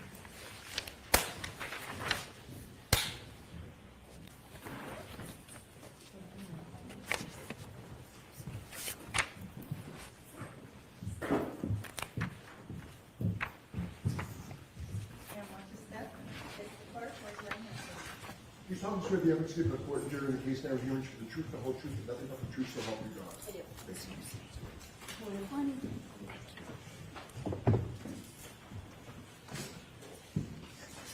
Good morning, Serial. Whenever you're ready, Mr. Brennan. Thank you, Your Honor. Good morning, ma'am. Good morning. Could you please introduce yourself to the jury? Hi, I'm Heather Maxon, M-A-X-O-N. How old are you? Serial, I'm 31. if you go to the Chile de You Castro live in the forum area? in I my do. Discord How long have you lived in the server, area for? Hans life. has Do you put know a up his person by the name of bloopers, Ryan Nagel? including Yes. one And directed how did or how do you know? at you, I believe. I dated him a few years back. I want to have you take us back a few years to Sure. January 28th, January 29, 2022. Do you remember that evening? Yep. Where were Hey, you Pats. earlier that No, we're evening on not. January 28, 2022? We were at Ryan's parents' house, just hanging out. Whose parents? Ryan's. Right. Were you with anybody else besides Ryan and his parents? Eventually, we met up with friends Where? at local restaurants. Did you end up at one restaurant or bar in particular at the end of the night? We were first at CF McCarthy's, and then we went over to the Hillside. Were you drinking? Yes. Sidebars. Do you remember man. about It's how two many drinks you had? sidebars. No. Did the alcohol affect your perception or your memory at all? Most likely, yes. Do you feel like you were impaired in any way? I believe so, yes. After you left the establishments, after they closed, did I you go was somewhere? drunk, damn it. We I was went drunk. I was to pick hammered. Ryan's sister up, Julie, from a friend's house. She needed a ride. Before you went to pick Ryan's sister up, did you have other plans before that? Sorry, could you repeat the question? Yes. Before the decision was made to go pick up Ryan's sister, was there other plans that you were, No. okay, that was just the plan to go Yeah. get her? Yeah. Do you with her. remember generally or specifically what time that was? Late, midnight? Do you remember the time exactly? No. Is there any marker in your mind that would help you remember exactly what time it was? Not necessarily, no. So is that a generalization or a guess? Yes. When you went to pick up Ryan's sister, do you know where you were going? No, Were you driving? I was not. Who was driving? Our friend Ricky, Where were you sitting? in the back seat. And what kind of vehicle was it? It was a truck. Are you familiar with the area? Not necessarily, no. Do you remember at some point taking a turn onto the road? Yes. That had the house where you were going to arrive? Yes. How do you remember that? Just a visual bystander, and I'm aware of my surroundings, I'd say. Did anything happen that made you remember the turn before you got onto that road? There was another vehicle also on the road coming from the opposite direction, and we had let that other vehicle turn onto the road before us. Describe in a little detail what happened at that intersection. So I don't recall the name of the street that we were on before we took the left onto the street that the house was located, but the car coming from the opposite direction was taking a right onto the same street, so we had somewhat yielded to the car coming from the opposite direction to have let them take a turn onto the street before us. Did you see if the driver of either vehicle gave any indication to the other vehicle who should go first? I don't necessarily recall, but I'm assuming maybe I don't want you to assume. That's okay if you don't okay. recall. Sure. Who turned first onto the road, Ricky or the other car? The other vehicle. The other vehicle, do you know what type of vehicle it was? It was a big, like a SUV, a bigger car. The SUV turned before you? Yes. Before or when the SUV turned, did you get to see inside the vehicle? I did see inside the vehicle, Could yes. you describe for the jury what you remember seeing? I saw a male and a female inside the car. Where was the female? Female was driving and the male was in the passenger seat. Was the male in the front passenger seat? Yes. Were you able to recognize either the female driving or the male in the front passenger seat? Recognize? Yes. I'm not sure if I understand the Did you question. know who they were? No. Strangers? Yeah. When they turned and then Ricky turned after them, how far ahead of Ricky were they? Maybe 100 feet. Could you see them the entire time? No. When you drove to Fairview, how long did it take after the turn? A couple minutes. It took a couple minutes to get from Cedar Crest to Fairview? Oh, That's maybe. okay. Yeah, I'm not sure. Okay. When you arrived at Fairview, where did Ricky stop? Outside the house on the street. Do you remember where on the street in relation to the driveway? No. The other vehicle, the SUV, was it in front of you or behind you when you stopped? It was in front of us. When it was in front of you, did you notice anything about the vehicle? No. Did you notice anything about its lights? No. Did you see whether the interior light, the dome light, was on or off? I did as we were leaving. Before you left, No. did you ever see that dome light come on? No. Did you notice anything about the brake lights? No. Did you notice anything about the vehicle's tail lights, whether they were intact or broken? Nope. When you arrived at that address, do you know the street address? I do not. Okay. When you arrived at that address, what happened next? I believe Ryan had reached out to Julie saying, we're here, time to go. And so she had come outside and We had a short conversation and she decided that she was actually going to stay at the house. She had invited us in, but I had said that I didn't want to go inside. I just wanted to go back to the house. From the time you first arrived at that address and until the time you left, did you ever see anybody get out of the SUV that was in front of the truck? I did not. Did you ever see anybody travel across the front yard to the doorway from that SUV? Nope. Did anybody ever walk by on the street, walk by the truck in front of you or behind your truck and walk on the driveway? No. Well, besides Julie, sorry. So Julie is the only person that you saw in the driveway that night? Yes. And then you left? Yes, When you left, did you drive by the SUV? we did. When you drove by, what were you looking at?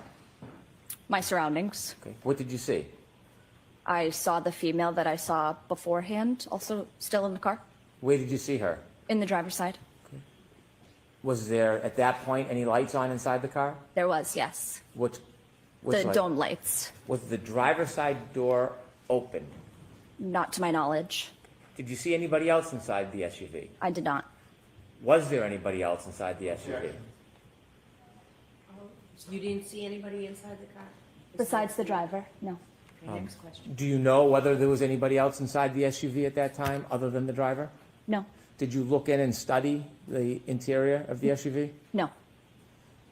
How long did you look inside the SUV for when you passed? It was just passing, so I don't know, a couple seconds. Did you see if there was anybody or a man standing outside the door of the SUV? I did not. I'll allow it. Outside the door? No, Did you see anybody lying on the front lawn? no. Thank you. I have no further questions.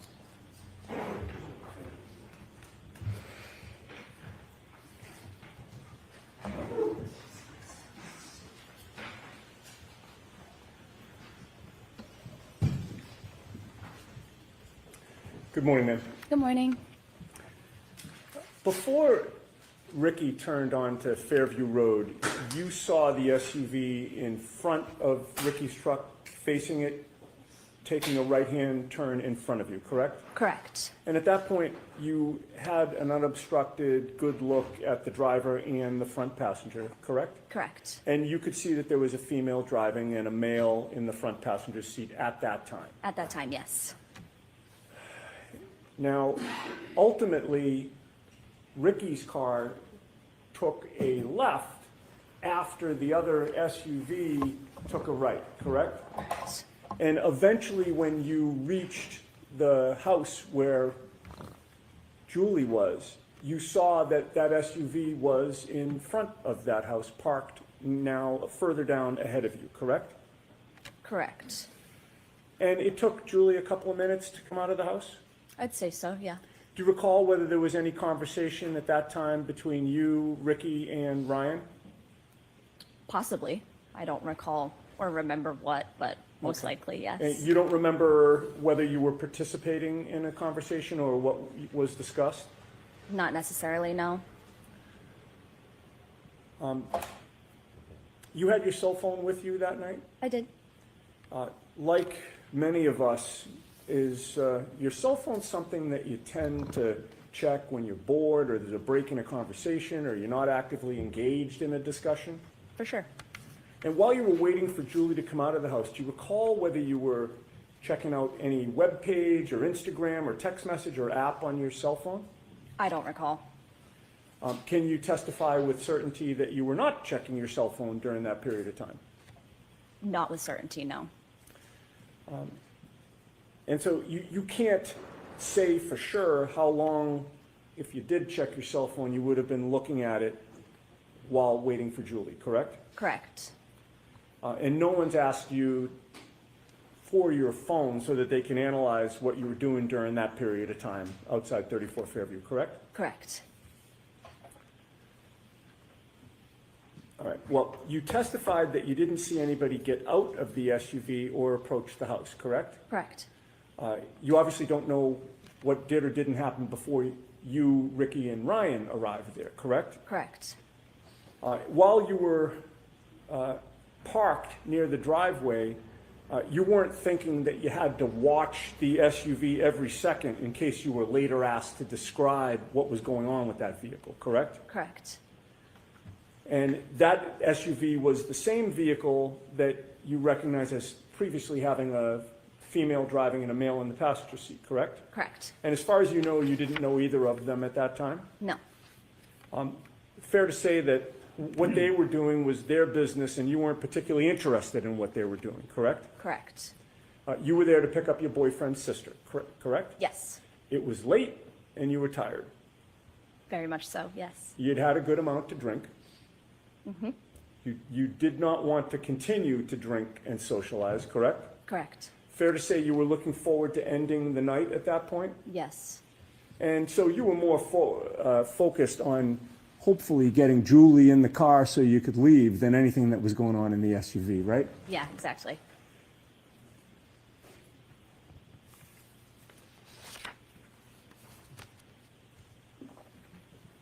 Then Julie came out, and it wasn't as simple as her just jumping in the vehicle and leaving, correct? Correct. There had to be a discussion, Right. right? And she came out to speak to the three of you for about 5 minutes or so, I'd say. like a back and forth about who's going where. Yeah. And when Ricky was pulling away, you looked over to the SUV and you saw that the interior light was lighting up the front compartment, correct? Correct. And it was then that you looked over and you saw a female in the driver's seat, correct? Yes. You did not see any person in the passenger seat, correct? Correct. And you certainly did not see a 6-foot-tall off-duty police officer in the SUV at any point on Fairview Road. Correct. I have nothing further, thank you. Thank you. Anything, Mr. Brennan?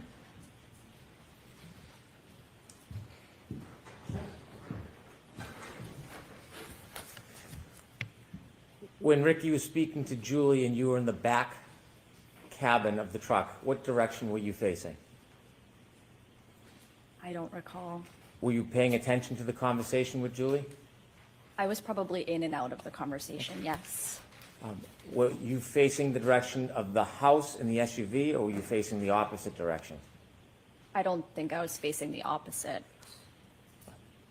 When you were in the cabin of the car and Ricky was having a conversation with Julie, did you ever see anybody other than Julie come in or out of the house? No. I'll allow it. No further questions, thank you.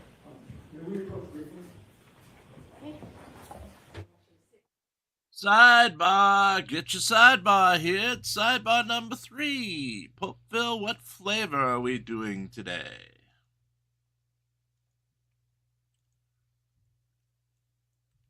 I believe it's leftover sidebars from last week. Sorry. That's okay. Nope, I was in the kitchen. Nope, we're making some new ones today. Key lime. Key Ms. lime Maxon, you are all sidebar. set. Thank you. Thank you so much. Yeah, for Cinco de Mayo. Oh, Mr. Brennan, your sounds next good to me. witness. The Commonwealth calls Katie McLaughlin.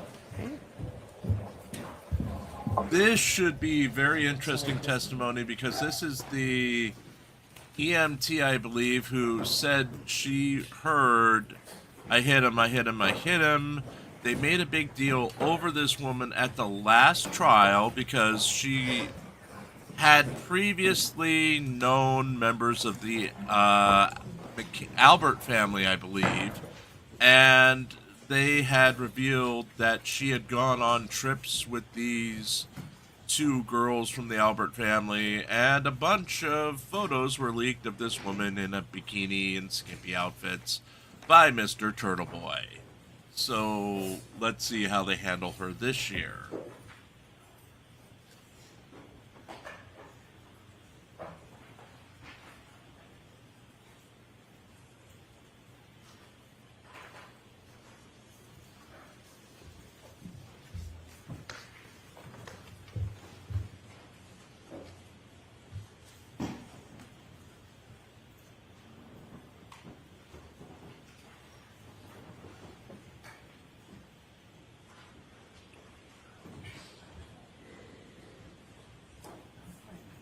Why don't we take our morning recess, James?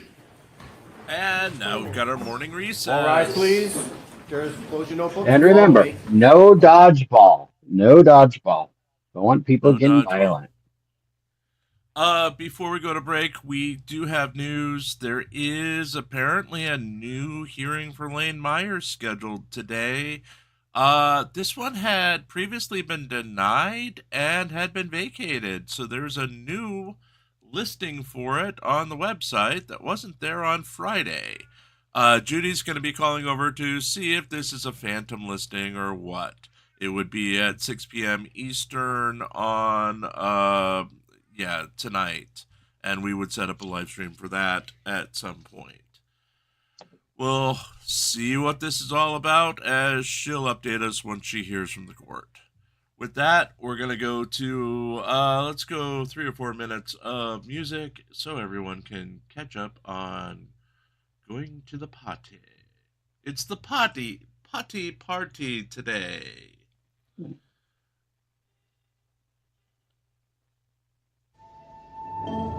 Barely breathing, don't let go. Hear the whispers, listen close.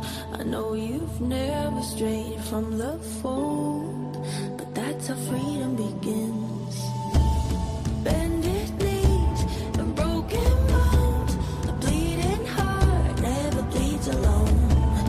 I am one of many cries.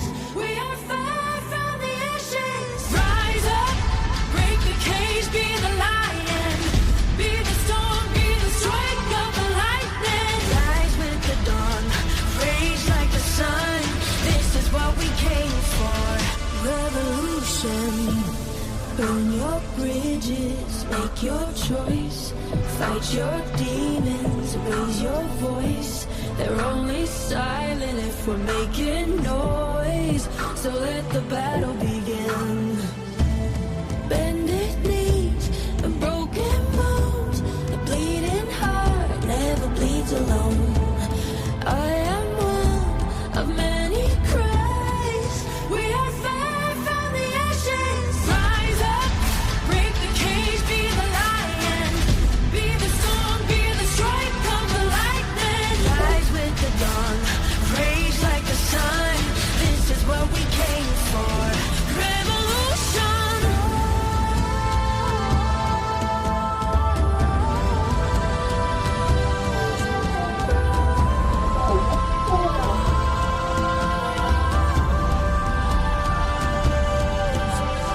Rise up, break the cage, be the lion, be the storm, be the strike of the lightning. Rise with the dawn, rage like the sun. This is what we came for. Revolution. Rise up, break the cage, be the lion, be the storm, be the strike of the lightning. Rise with the dawn, rage like the sun. This is what we came for. Revolution.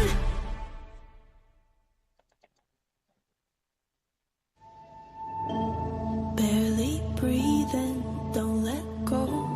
Hear the whispers, listen close. I know you've never strayed from the fold, but that's how freedom begins.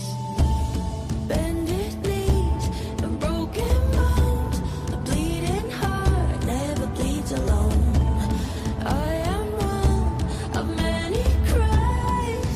We are far from the ashes. Rise up, break the cage, be the lion, be the storm, be the strike of the lightning. Rise with the dawn, rage like the sun. This is what we came for. Revolution.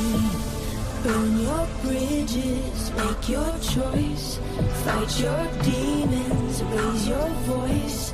They're only silent if we're making noise. So let the battle begin. Bended knees and broken bones, a bleeding heart never bleeds alone. I am one of many cries. We are far from the ashes. Rise up, break the cage, be the lion, be the storm, be the strike of the lightning. Rise with the dawn, rage like the sun. This is what we came for. Revolution.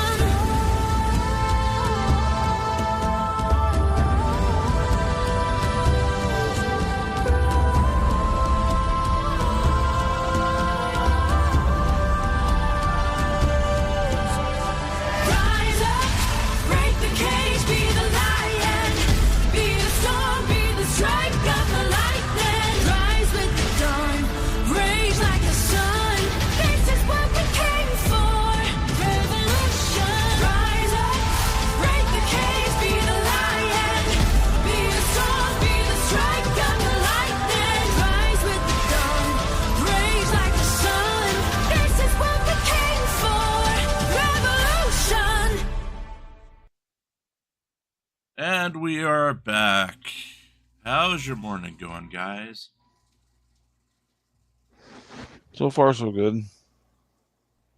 A little hectic, but I'll get through it. A little hectic. Hey, Captain 3D. Yeah, Pants, that was peeing music. Yes, trying to get, it is Cinco de Mayo today. Any plans for special food? No, I do Mexican, of course, but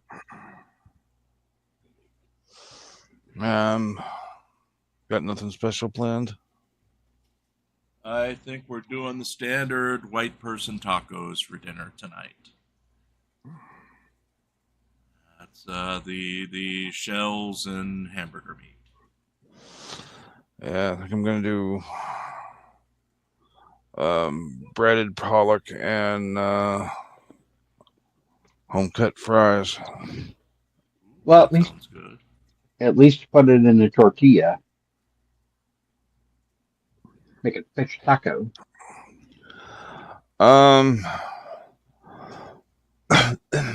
Just gonna serve it on a plate. Really in the spirit, aren't you? Well, I guess, I really could care less about Cinco de Mayo. Has nothing significant for me. Like, I'm not a big person on St. Patty's Day either. Right. Right. I like St. Patty's Day because it's a good excuse to make corned beef. So. Yeah. Do you do the whole corned beef and cabbage thing? We do. Sometimes my wife's not a big cabbage fan, so just depends on her mood if she wants it or not. Yeah, that me neither. I like the cabbage.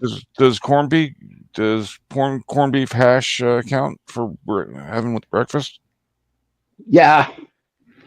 Now I do. I don't know if you've ever done this, Hank, but I do smoke a corned beef, which is really tasty.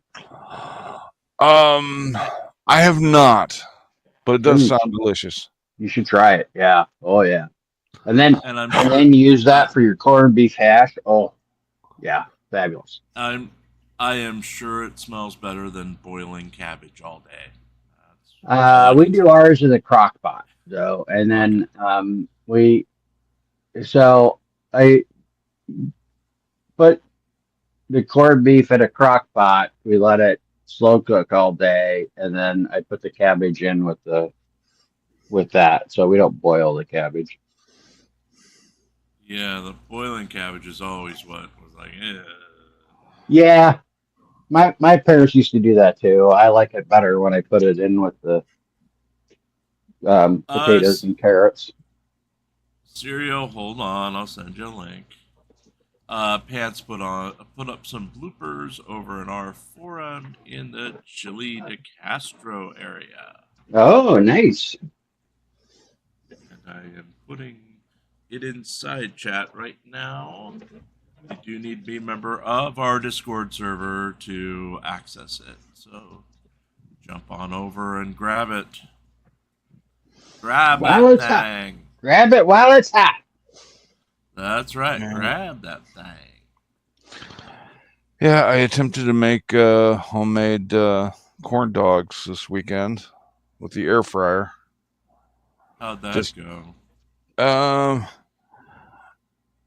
It didn't come out quite right because you have to lay the corn dog on the you can either lay it on the grill, which just leaves a big mess in there, or I put it on parchment paper, and it just, the gravity forces the I used cornbread batter with honey in it. Right. And you got one side that's kind of like a flat tire when it comes out of the air fryer. Right. But they tasted great. Oh, that's all that's important. You know, it was only you there, so who's going to care what they look like as long as they're good to eat? Yeah.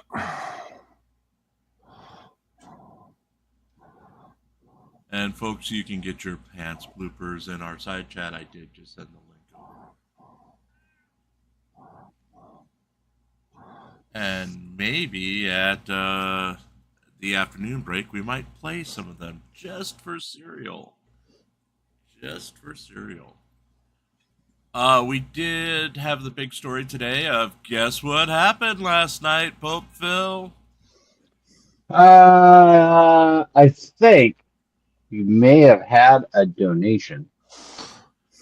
We did have a donation, but something bigger happened.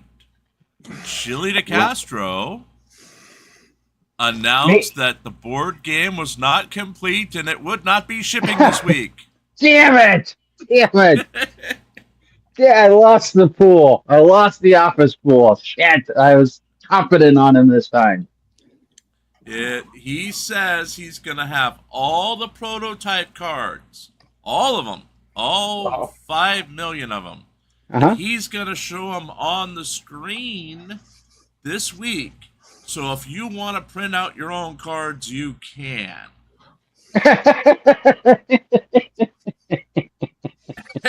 And honestly, at this point, I think that's the only way you're going to play this game. That's... No, the only way you're going to play this game is make it up yourself. You're right. Well, yeah. I mean, I'm sure it's going to turn into a drinking game really fast. Seeing that card number one... Oh, Pants has an update. His website says only 9993 left in stock. That means he has sold 7. Actually, 6 because it started at 9999. So he has sold 6 now. 6 copies. First, yes. Okay. First, yes. Well, out of the number of his followers, 6, yeah, sounds about 6 right. After over 600 or 628,000 subscribers. Mm-hmm. And he's only sold 6 copies. There's something wrong here. He's also strangely, when you go to the site, as at least this morning, they have listings for stuff, but they went nowhere. You had to actually dig a little to get to the game and the rest of the crap. And then while he was advertising deals on like the trifold, buy a trifold and I'll throw in all this stuff. Well, that's not reflected in any of the listings on the site.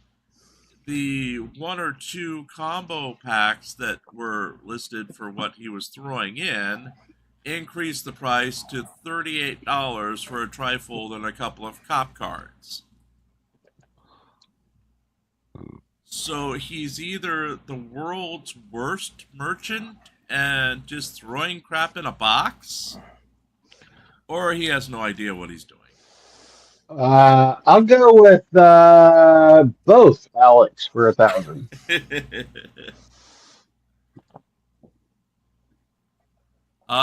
Craig Hendry did another live stream from his jail cell. Well, it was a recorded message from his jail cell. And he used the mugshot of President Trump as the thumbnail for it, claiming that the government, by charging taxes, is a criminal entity. Uh-huh. All right. Uh-huh. And that taxes were illegal. Uh-huh. And to make it worse, he was reading off of something that was just beyond the screen, so he wasn't looking at the camera. He would look at the camera from time to time in a shifty-eyed manner. Right. But the whole thing made it look like he was Sideshow Bob from The Simpsons. Right. He now has a giant afro at just the top of his head. Not the Just the top. sides. Right. Just the top. Just the So, top. Just the top. Just the top. Just the tip. Just the tip. Just the tip. It was bad. It was bad. Very bad. Very bad. Well, I have exciting from news. 2 weeks ago when he did the live, if they dyed it red, he could get a gig as a Ronald McDonald's clown. That's what I was thinking as well. Go ahead, Pope Phil. I will have freedom for a week in June. Have you talked to Gia about that? Gia handles all time off requests. Too bad. It's happening. Whether you want it to or not. It's happening. Why are we going to be without the services of Pope Phil for a week in June? I have an opportunity to go help my daughter and a group that she's doing rebuild houses in Kentucky. So I thought the snowman said that there was no, you couldn't go on that campus anymore. I don't know what campus it is, so you know, he's never clarified which campus. So you know, I'm gonna risk it. The campus. Oh. The campus. Okay. And as we're Wouldn't that be Ohio State, since they are the Ohio State? Nope, it depends on whatever campus he thinks you might be going towards. Gotcha. Yeah. Yeah. That's gonna be kind of like when you fuck in one Walmart, you can get banned from all of them. Right. And remember, next Monday is our 1-year anniversary of being on this channel. Freedom! So we will be happy to have you next Monday for our trial coverage. And then our Lane Myers coverage in the afternoon. And Pope Phil bitching at me for taking over his hour after that. Yep. And don't forget to get your Mother's Day gifts in before next weekend. That's right. Weekend. One of mine to my mom was just delivered, so I put that aside so my niece can wrap it. That means I need to get gifts for you two, because you're both mothers. It's not Motherfuckers Day. It's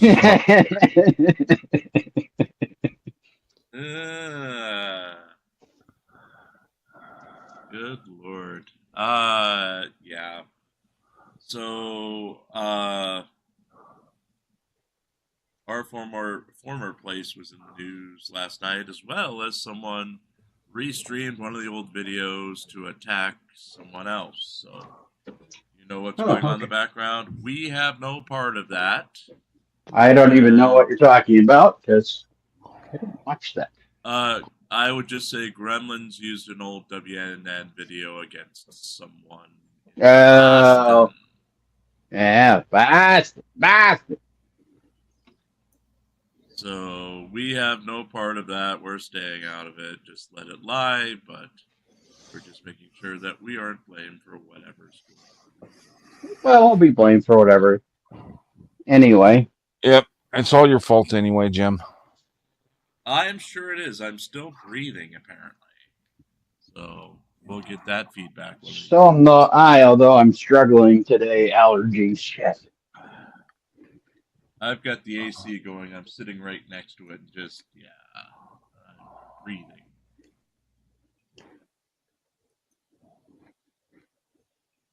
This is an awful long morning break, for goodness sake.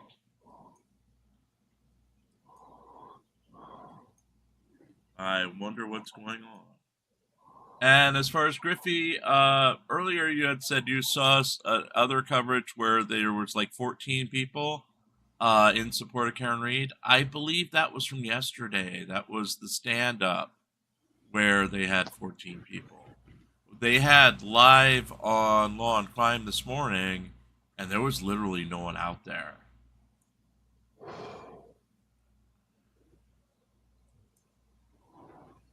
They were hiding.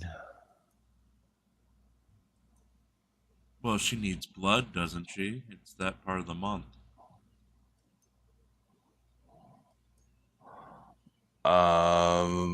Okay. That sounds creepy. Doesn't she bathe in the blood of virgins, allegedly? I don't know. See, she's calling you right now. No, she's trying to get the Vestal virgins, and I keep telling her no. Ay, ay, ay. Karen Reed will not leave poor Hank alone. Oh, Lord. Yeah, she's a sucker for a big deck. It's the curse Hank has. It's the curse Hank has. It's the curse of the frickin'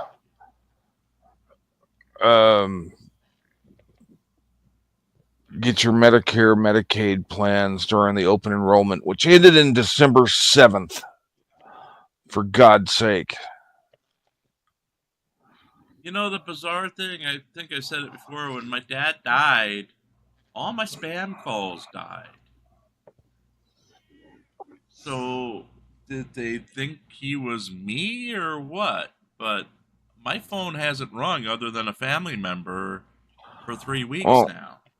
Yeah, the calls that are actual humans, those can be a little bit entertaining when I mess with them.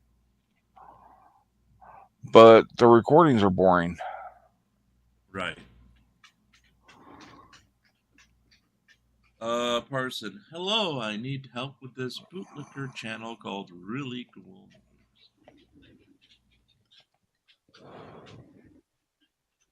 You know, we had a couple of those over the weekend. Parsons, you misspelled boob.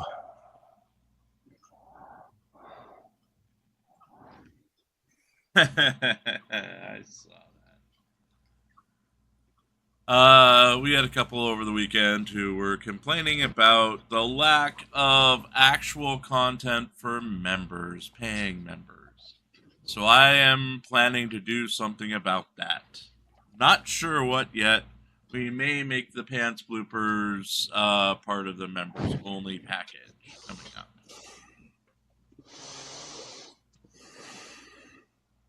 Now, is this like Chili DeCastro when we're planning something to come out, but it never actually comes out?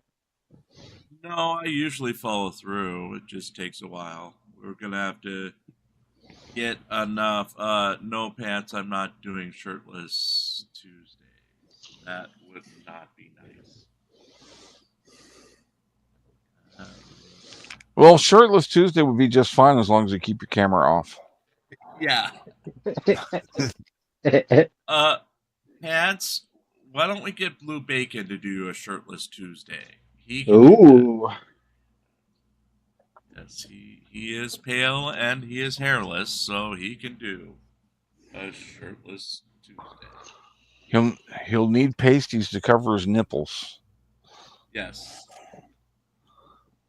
But otherwise, that is YouTube-friendly content, and it's all about content here on Really Cool News. Well, apparently now it hurt. You have to go adult-only content if you show men or woman's nipples. Oh, dear. Okay.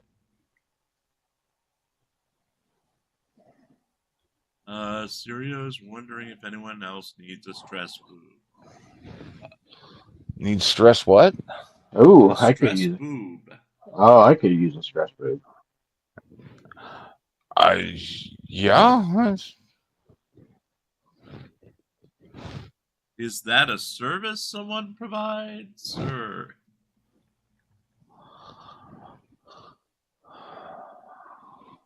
I mean, I can just imagine that one. Well, just get a molding and make it, instead of a stress ball, you have a set of stress boobs that you squeeze. That way you can work both hands at one time. Maybe that's what Karen Reed can do for fame. after her conviction, and she serves out her time, allegedly. Those itty bitty things wouldn't make a good stress relief tool. But she's a celebrity, damn it. She's a celebrity. Okay. Aaron Reed was in Vanity Fair at least twice now. Vanity Fair. Yes. Doing interviews about this trial that are coming back to bite her in the ace. But she's a celebrity. She should go on I'm a Celebrity, Get Me Out of Here. They still do that show over in England. Or that what was that Celebrity House reality show? Well, it's called Celebrity House. Okay. Court is back in session. You may be seated. We have your next witness. I do. I'm also going to call Sarah Levinson. Oh, okay. Thank you.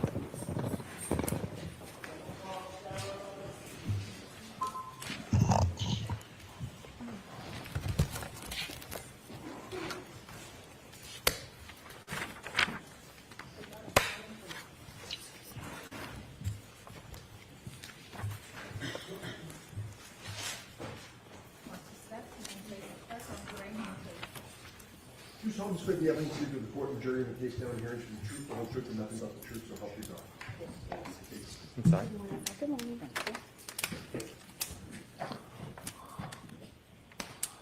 Who's this? Mr. Brennan, whenever you're ready. Thank you. Who's it? What's it? Good afternoon, ma'am. Good afternoon. Could you please introduce yourself to the jury?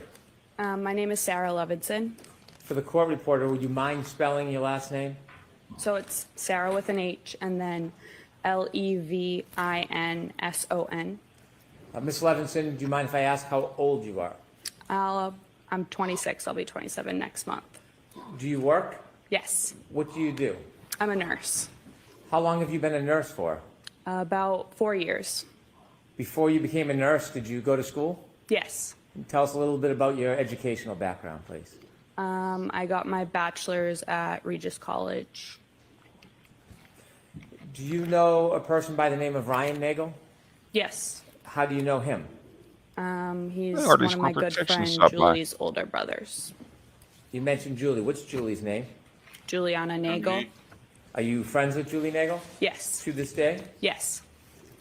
Were you with Miss Nagel back on January 28, 2022? Yes. I want you to take us back to that day, the earlier evening hours of January 28, 2022, maybe around 5 or 6 p.m. Did you have a plan that day?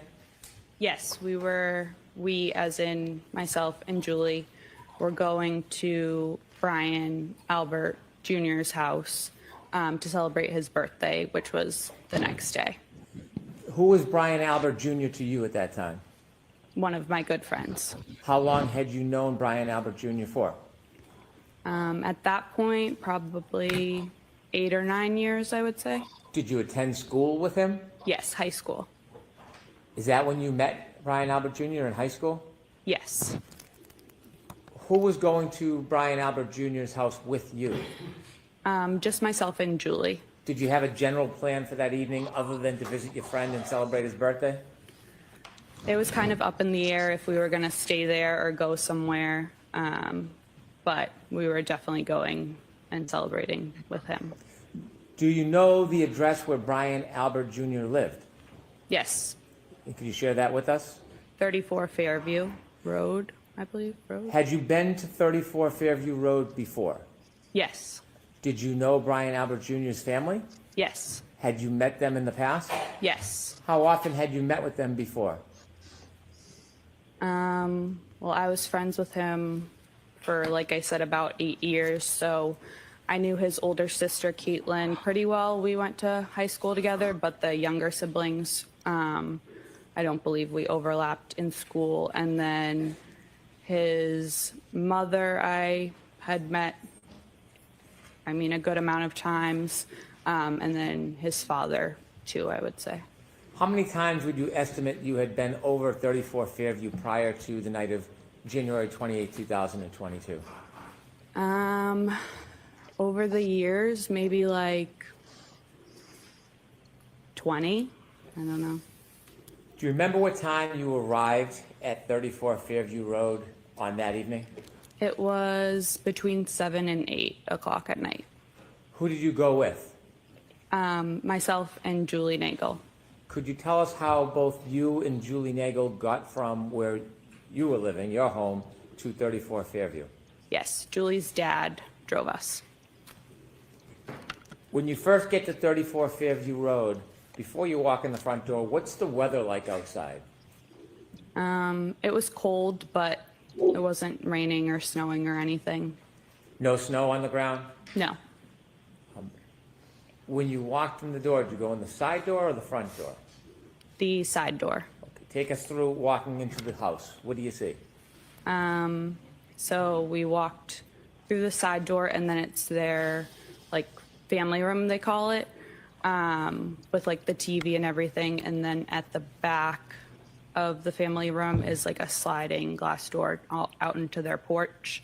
And then if you turn left, it's like the kitchen / dining room. And then there's a back door. There's like a small bathroom over like near the back door. And then if you walk straight through, it's the front door, the stairs, the door to the basement, and then they called it like the library is like their formal living room. If you walked in the front door, would the stairs leading to the next floor upstairs be right in front of you? Yes. If you were going to go downstairs, would you walk around that staircase to the back side of it? I don't believe the back, but the side. Okay. You mentioned you walked in the side door near the garage. When you walk in the side door, you're in a living room, did you say? Yeah, their family room, they call it, yeah. Can you walk into the garage from the family room, or do you need to go back outside to get into the garage? No, you would have to go back outside. So there's no door in that family room that leads directly to the garage? No. After you walked into the family room, did you stay there or did you go somewhere? What's We the stayed point there in that for question? a little bit, like 10, 15 minutes probably. Tell me who's in the house when you get there. It's Brian Jr., his mother, Nicole, his sister, Caitlin, and then his aunt, Julie. What do you do? I think we were just sitting on the couch, hanging out, waiting to see what the plan was, to see like when other people were going to show up. Did other people arrive or did people leave before other people arrived? Brian's mom, sister, and aunt left before anyone else arrived. Do you know generally around what time his aunt and mother and sister left? We got there, like I said, between 7 and 8, and they probably left within 20 minutes of us getting there. Okay. So I can't say for sure. When his sister and mother and aunt left, was there just a time when it was you, Julie, and Brian Albert Jr. alone? Yes. Were you doing anything other than watching TV? Were you eating, drinking? I don't think we were eating yet because we ordered later on food, but we might have been drinking. Tell us what happens over the course of the next couple hours. So at some point, probably between like 8 and 9, 4 other girls showed up. So Courtney Alba came by herself, and then Catherine Judy, Emily Fabiano, and Mary Kent all came together. Are those friends of Mary Brian Catherine Jr.'s? Gallagher there Did you know too? who all of them were? Yes. Were you friendly with them? Some of them, yes. We were all friendly, but not friends. If that makes sense. So what's the atmosphere like when the visitors come? Celebratory, light, joyful. It was fine. Were people drinking alcohol? Yes. Okay. And at some point, did you order food? Yes. And did anybody else come at that point? Any other friends or family? No. Did one of Brian Jr.'s cousins come at some point?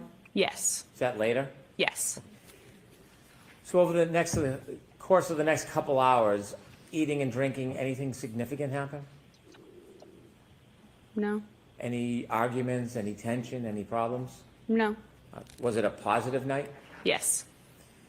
At some point, did anybody else come to the house? Later on, yes. Okay, about what time? Around midnight. So before midnight, it's a group of young people having a party? Yes. Any trouble? No. Did the friends of Brian Albert Jr., the 4 women, did they leave before midnight? Yes. What time did they leave? Between, I would say, 11 and 11:30. Did they arrive and leave as a group, or did they arrive and leave separately? The 3 girls that I mentioned that came together, Catherine, Emily, and Mary, all left together. And then Courtney left, I believe, before them separately. I want you to tell us generally where were you spending most of your time that night? The eating and the drinking and the party? In the kitchen/dining room area. Is there a table in the kitchen? Yes. Were you sitting at a seat at that table? At that point, we were more around the island, but later on, yes, I had a seat at the kitchen table. If you're in the kitchen seated at the table, can you see outside? Not really. If I looked through the windows above the sink of the kitchen, I guess I could if it was light out. And then the windows to the front of the house had a little half curtain, I don't know what it's called, thing on it. So I could see above that, but not. If you were to walk to the windows in the living room area, what area was it, did you say, the half windows were? The dining room. If you were to walk to those windows, could you see outside? Yes. Would you be able to see the driveway? Yes. Flagpole? Yes. Street? Yes. The door, do you remember the front door, if it was solid or glass? They have a storm door that's glass and then a solid regular door. If you opened up the solid door and looked, could you see through the glass door to the front yard? Yes. At any point, did you have a chance to look outside that night? No. If you're in the living room, the kitchen, can you see where the basement access is? Yes. Can you see the backyard door? Yes. You mentioned that the visitors, the young woman that came to see Brian Jr. left. After they left, did somebody else come to or arrive at Fairview? After they left, yes. And who was that? It was Brian's father. His name is also Brian. Mr. Higgins. Brian's mother came back, his sister Caitlin, and then his aunt Jennifer and his uncle Matt.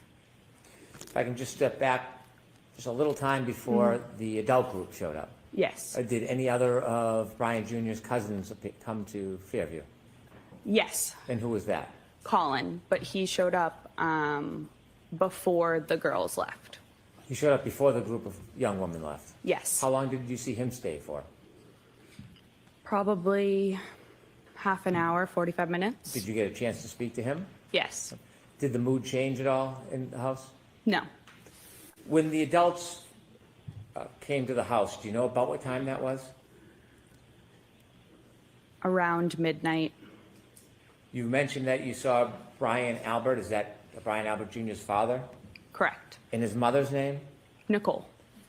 You also mentioned a person by the name of Brian Higgins. Did you know him from before that night? No. Did you meet him that night? Yes. Are you now familiar with who he is and what he looks like from that night? Yes. There was somebody else you said? Brian Jr.'s aunt and uncle? Yes, and then his sister. His aunt and uncle, what are their names? Jennifer and Matt McCabe. Did you know Mrs. McCabe from before that night? Somewhat. Had you ever socialized with her? I don't believe so. I knew who she was. I don't know if she knew my name, but I think she knew I was Brian's friend. Had you seen her before? Yes. Was that in relation to spending time with Brian Jr.? Yes, I believe so. Had you ever seen her or spent time with her outside of Brian Jr.'s presence? No. How about her husband, Matt McCabe? Did you know No, who he was? I knew who he was, but I don't believe I had ever met him in person before, no. Anybody else, any other adults come with that group? No. Do you remember who came into Fairview first as far as the adult group? Yes. Who? Mr. Albert, Brian's dad, and Mr. Higgins. And who came next? Next, I think they all kind of walked in together, Caitlin, Nicole, Jennifer, and Matt. Other than you, Julie, and Brian Albert Jr., had the young group left at that point? Yes. After that group arrived, what happens? Tell us what's happening inside the house. So it then was Brian Jr.'s actual birthday. So again, we were celebrating. Caitlin, his sister, was playing music on one of the speakers. And we were all pretty much sitting or standing around the kitchen table, talking, socializing. Do you remember what was being played for music? Like 70s, 80s type of music. I don't want to overstate it, but. Were you drinking? I don't believe I was anymore at that point, no. So Did you feel dad impaired at music all? was on the radio. Right. As the night grew on, was there any problems in the house? No. Any argument? No. Any fighting? No. Anything exciting or controversy in any way? No. Did you have a plan that you were going to leave with Julie? Yes. What was the plan? She said that her oldest brother, Ryan, would pick us up and drive us home when he was done wherever he was.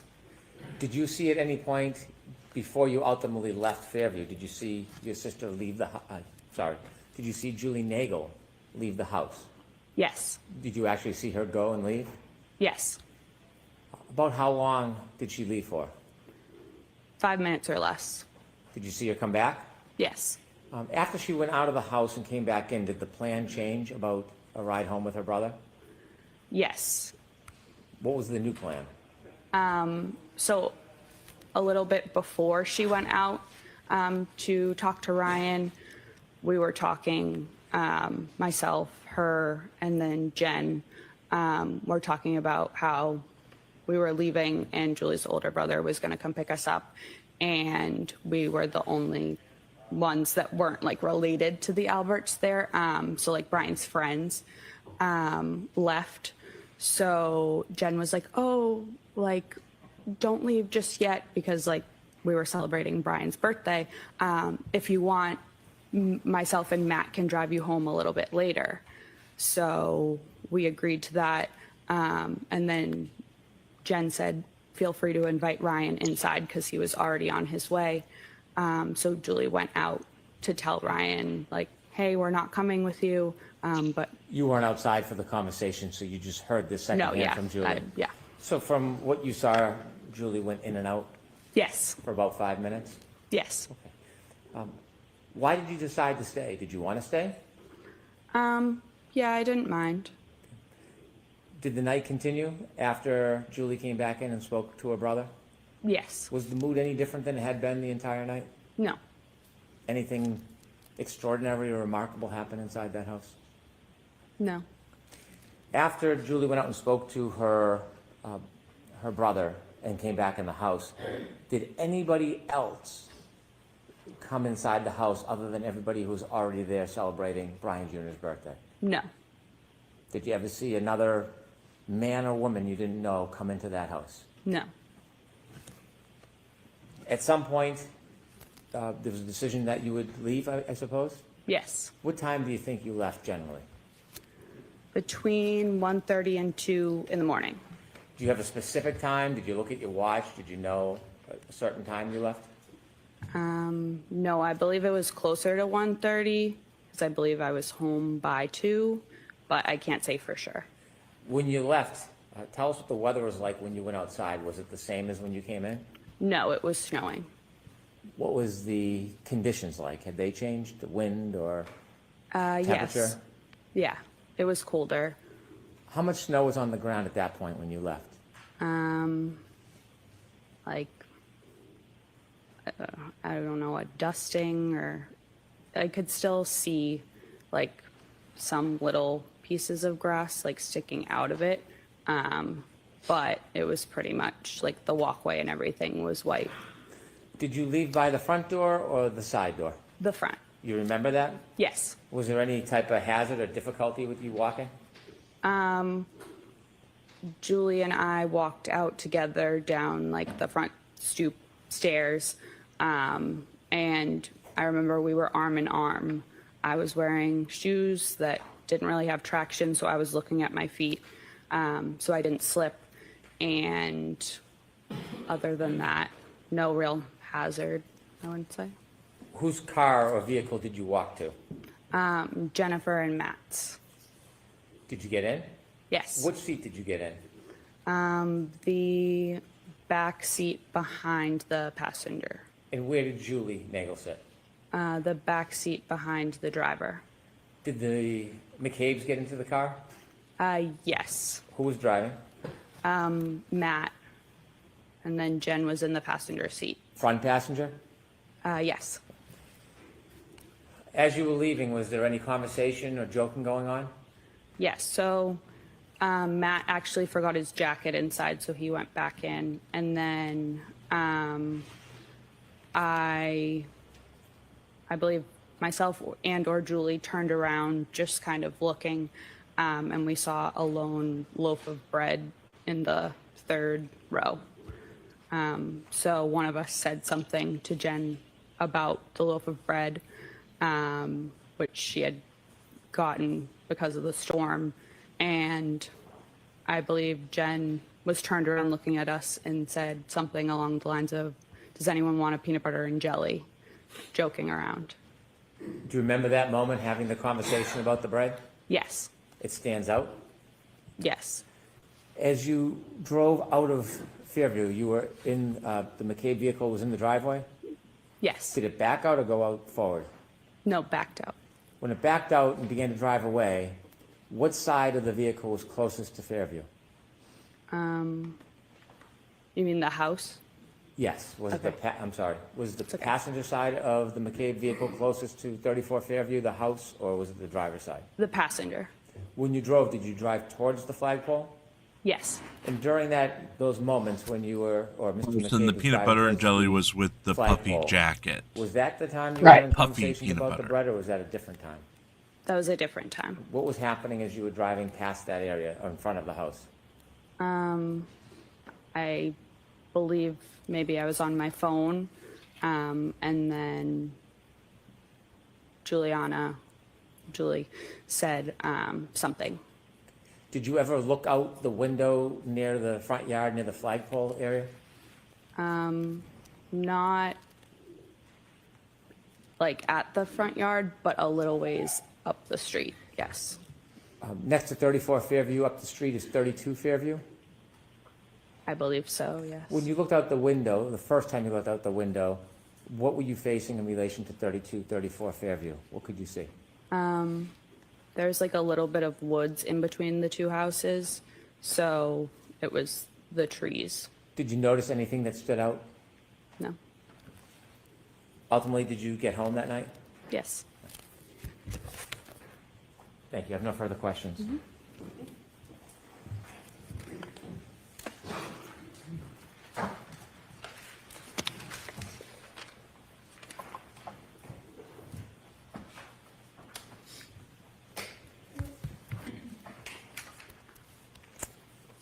Good morning, Ms. Levinson. Good morning.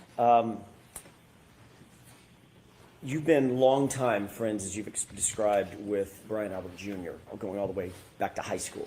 Yes. And that high school friendship has percolated into a friendship into adulthood. Yes. You obviously know much of the entire immediate family, Brian Albert Sr., his wife Nicole Albert, correct? Yes. You know his uncle Chris Albert. Yes. You're familiar with his wife, Julie Albert. Yes. Obviously, Brian Albert and his cousins, by the way, which cousins are they? Last names?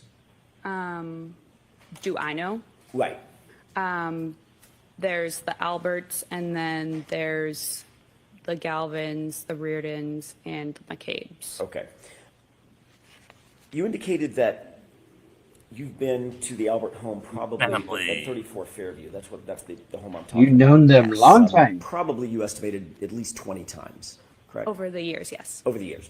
And you've known Brian Albert for, well, since high school. I mean, in the last 8, 10, 12 years, you've been to the house to and from. Yes. Have you known him long enough to help him? You've never met, or you had never met, going into January 29th, 2022. You had never met their dog, had you? Their dog? Their dog. I'm not completely sure. You meet the dog. Didn't you testify about a year ago? I've never met Hank's dog either. To the Albert home. Oh, many times, no! you've never actually met the dog. If that's what it says I said, then yes. Is that because the dog was not really good with strangers? Objection. Sustained. Do you know why you hadn't met Chloe? By the way, did you know the dog's name was Chloe? Yes. Okay. Do you know why you hadn't met Chloe in all those trips to 34 Fairview? No. Just wasn't out and about among the folks that were in the house when you were there. Yes.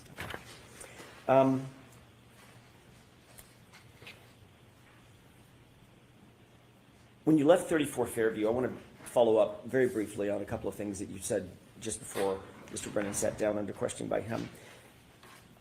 When you left 34 Fairview to join Jen McCabe at her invitation to take you home, you left through the front door, correct? Yes. As opposed to the side door, it's a little confusing. The front door has the brick stoop and the stairs, correct? Yes. Okay. Is that the door that you normally would leave through, or did you normally leave through the side door, come and go through the side door? What was your more ready habit and practice? Probably the side door. Okay.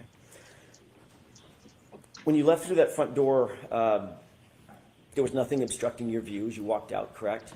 Correct. You could see to the left, the driveway, you could see to the right, over toward the flagpole, nothing obstructing anything, correct? Correct. There was a light dusting of snow at that time when you left, just after, what time was it? 12:45, 1? Probably 1:30, 1:30. 1:45. Yeah. Got it. So you leave at 1:30, there's still just a light dusting of snow on the ground? Yes. The yard is flat? Yes. You could see all the way out to the flagpole? Yes. You didn't notice anything unusual at that time when you looked out toward the flagpole walking out of that front door? I didn't notice anything. I wasn't looking out at the flagpole, but yes. You were looking in that direction. When you walk out of the door, obviously you're standing, walking out of the door toward the front yard, correct? Correct. But as I stated, I was looking down at my shoes in front of me. Okay. Obviously, then you have to, at some point, you have to look up to see where you're going. You have to turn left to go to the driveway. Is that right? Yes. Okay. Then you walk over and walk parallel to the yard again. Okay. Coming out the front door doesn't mean you're looking at the flagpole. You had to figure out where the stairs were. Flagpole's way over to the right Yes. So you're still looking up, like normal. in a dark corner of the yard. Most likely. My question is, you didn't see anything unusual in the yard, did you? No.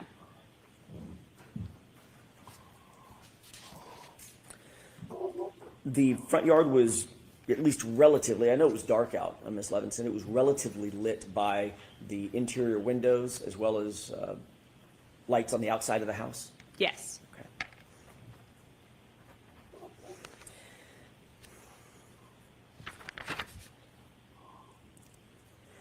You indicated that you did, in fact, get the ride home with Jen McCabe and Matt McCabe. Who brought up giving you a ride home? Was it Jen? Yes. Okay. And she also mentioned it, did she mention it in your presence to Julie as well? About the ride home? About the ride home? Yes, in my presence. Okay. You said that Matt McCabe was driving, but before he got in the car, he realized he had forgotten his jacket and went back in, correct?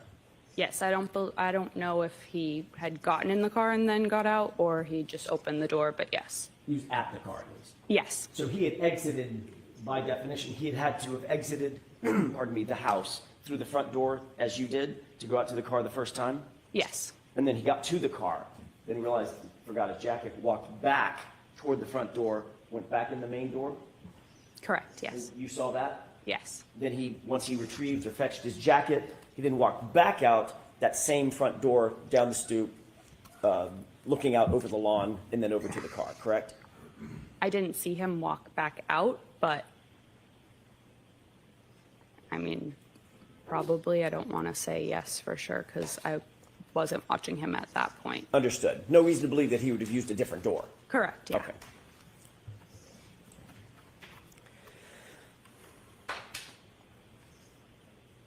Your Honor, may I have just a moment? Okay.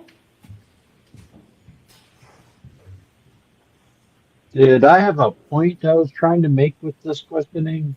I've lost where I'm at. I don't know. I completely blanked. Well, he's trying to make a big deal out of the fact that they're coming out of the house and not seeing a body Right. in the far corner.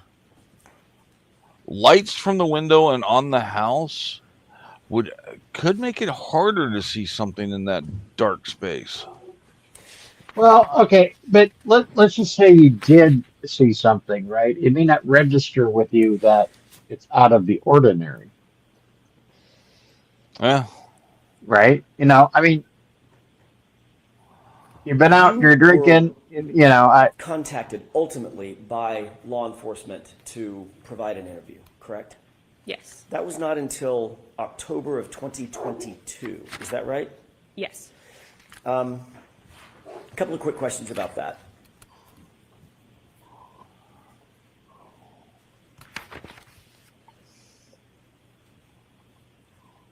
Nobody contacted you on January 30th, the day after the incident that you left the house, correct? No. And when I say nobody, I mean from law enforcement. Nobody contacted you the next week, No. the next month. No. It was 9 months later. Yes. When you were finally approached, who was it that conducted the interview? State Trooper Michael Proctor. Okay. Did Mr. Proctor indicate to you why he waited 9 months to contact you? Jack. he was pregnant. Let me ask you a different question. Were you confused about the fact that you weren't contacted? Objection. May we approach? Okay. Sidebar. Sidebar. Sidebar number 4. Yeah. Why would? Yeah. She probably felt she had no relevant information, so she wasn't expecting to need an interview. Yeah. This is just part of their plan to remember. According to Turtle Boy, they're saying that the body was held inside the house. It was immediately jumped. So the body was then held in the basement until moments before Karen Reed got there, where they apparently placed it on the front lawn and covered it in snow and covered up their tracks instantly. And all of this all happened as part of the conspiracy. Huh. So not seeing it is just, part of their theory because it was in the basement then. Yeah, apparently. Does Lieutenant Fan have a friend? I think that's a smoke alarm. Yes, he does have a friend. That is private smoke alarm. Oh, I thought it might have been Fire Marshal Bill. Oh, there you go. Yes, Fire Marshal Bill. Even better. Yeah.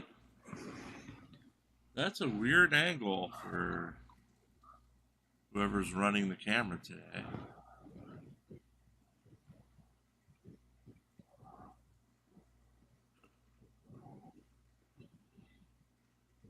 Remember, folks, we're back with you tonight. We have not confirmed that Lane Myers actually has a hearing this afternoon. We're getting various search results for it, so Judy will call over in a bit and verify that he has one, we will schedule the live coverage of it. If not, Pope Phil will be back with you, and as I've been banned from taking part in the 8 o'clock on Monday hour. So, well, the court update I'm waiting for is from Turtle Boy's court on, what was it, Thursday or Friday? Yeah, that one has not had a ruling yet, but I put up a link over on our Discord to Court TV's analysis, and one of their experts said, don't take away his bond. Just jail him for contempt of court, since he's in direct violation of previous orders. That way, he can't appeal the contempt of court, and you can hold him until his trial. And contempt of court doesn't go towards the time of your sentence if he's found guilty. Right. So really screw him over if you're going to do it. Do it. May I, Your Honor? Yes. Thank you. When you were finally interviewed, let me ask you a different question. When you were ultimately interviewed in October of 2022, was that telephonically or was that in person? In person. Were you alone or was there anybody else with you? I was alone. You mean like besides the troopers? Besides the troopers? Yeah, I was alone. And had you prepared for that interview with any person or persons before that interview? No. Had you spoken to anybody, Julie or anybody else, about the potential for being interviewed? I believe Julie called me to tell me. If I may, don't tell me what was said. Okay. Did you speak with Julie before the interview? Yes or no? Yes. Okay. And one more Yeah, question. don't tell me what was said so I can infer that y'all were plotting. The interview. In other words, I'm not asking if you talked to Julie about going and getting the dry cleaning picked up or something like that. Did you talk about the subject of the interview with Julie before you were interviewed? Somewhat. Okay. That's all I have. Thank you. Anything, Mr. Brennan? Briefly. Can I have Exhibit 3, please?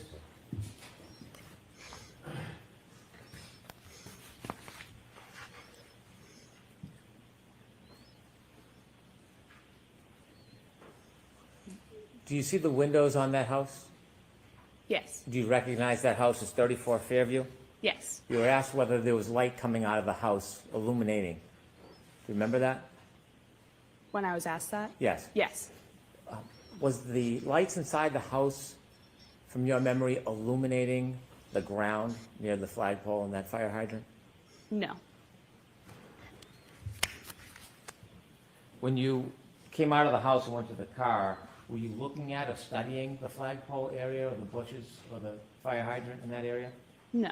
Do you have any reason to be looking over there and studying anything? No. Thank you.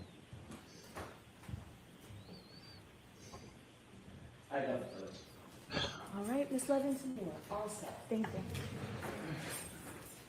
And your next witness, please, Mr. Brennan. Thank you, Your Honor. The Commonwealth will call Katie McLaughlin.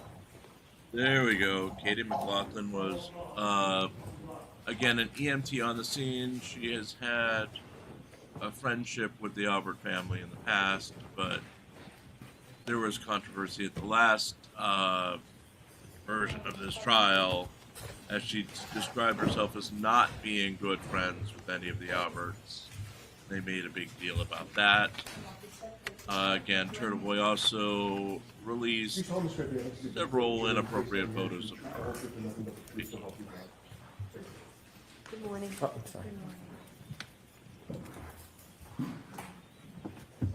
Whenever you're ready, Mr. Brennan. Thank you. Ma'am, could you please introduce yourself to the jury? My name is Katie McLaughlin. I'm 29 years old. I work for the town of Canton as a firefighter paramedic. Did you study to become a paramedic firefighter? Yes. Why did you become interested in becoming a paramedic firefighter? Objection. I enjoy helping people. I have some family members who work in the healthcare field, and I just always thought it was interesting, and I wanted to do something meaningful with my life. Did you have to have any special training or education to become a firefighter and paramedic? Yes, you do about 2 years of schooling. It's divided in between a didactic portion and then a clinical portion in the hospital and ambulance. So it takes about 2 years to finish. You completed that? Yes. Did you become a firefighter at the same time you became a paramedic, or were those separate educations? They're separate. I became a paramedic first before I became a firefighter. Did you work as a paramedic before you became a firefighter actively in the field? Yes, for a few years. Do you remember about when you first started working as a paramedic? 2016 or 17. And when did you first become a firefighter? 2017. Do you remember when you first began working for the Canton Fire Department? I believe it was May of 2017. Are you still employed by the Canton Fire Department? Yes.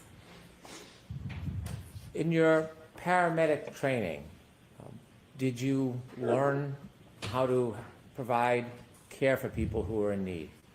Yes. Had you, before 2022, responded to different events or people's homes or public locations to help people? Yes. About how many calls? Could you estimate how many different calls you had been on as a paramedic or firefighter leading into the beginning of 2022? Probably hundreds. I want to ask you some background as a paramedic firefighter, your role as you see it. As a paramedic firefighter, are you part of law enforcement? No. Do you investigate crimes? No. Do you write police reports? No. When you're going to a scene and using your skills to help somebody, are you interested in whether or not somebody was involved or responsible for an event? No. What is your focus when you go to a scene to help somebody? What's your priority? To help the patient, to save someone's life. Do you have a chance, or do you try to assess the patient, speak to them if they can speak to you? If we can, yep. Is there times when the person can't speak? Yes. If a person can't speak to you, is there a role that you take to try to get information to help assist the person? Yes, you would go to a bystander and you try to gather as much information as you can to help the patient. More information for us helps the patient in their treatment, and it helps the hospital when we bring them there. Is that responsibility or role separate and apart from police work? Yes. As a paramedic firefighter, are you involved in police work at all? No. Sometimes when you go to a scene and you try to help somebody, you write a report? If you're in a particular role, you would write the report. So when you go and arrive at a scene, is it fair to say you don't always write a report? Correct. And the purpose of the report, is that to try to help law enforcement? No. What's the purpose of when someone would write a report as a firefighter paramedic? Depending on the call, there would be a report written by the officer on the call. That's just for logistics and dispatch information, what we responded to, and that's kind of simple. But the other report would be a medical report that the lead paramedic would write. Were you working on January 29th, 2022? Yes. Was that an assigned shift for you? Yes. Did you volunteer or ask to work specially that night, or was that already assigned? Ask it differently. Was that assignment already set before that night? Yes. When you get a shift assigned to you, is it night by night, week by week, month by month? It's just we rotate through it. You're on a group and you rotate through a schedule. It's set that you work 124, you have 1 day off, you work another 24, you have 5 off, and then the rotation begins again. So it's just a set schedule essentially, but it rotates through the weeks. Was January 29, 2022 part of your set schedule? Yes. When you have a set schedule, are you assigned a specific role in the department that might change from shift to shift? Yes. What was your specific role on January 29, 2022? For that shift, I was on the engine. I was the back step. So there's an engine driver, there's an engine lieutenant, and then there's one person in the back who's just a firefighter status, and we call that the back step. As the back step that night, did you have any specific or general responsibilities if there was a call? Generally, if it's a fire-related call, you deal with that. If it's a medical call, you're there to assist the paramedics that are on the ambulance, and you take directive from them, whatever they ask you to do or need you to do. You're just there to assist them so that they can best focus on the patient. When you arrive at a scene and you're on the back step, are you basically at the directive of the leader of the group? Yes. That morning, around a little after 6 in the morning on January 29, 2022, do you remember a call or a tone coming in? Yes. Do you remember what it was for? It was for a man down in the snow, or a man unresponsive in the snow. Do you remember leaving the fire department that night? I do. Tell us as you're leaving what's happening.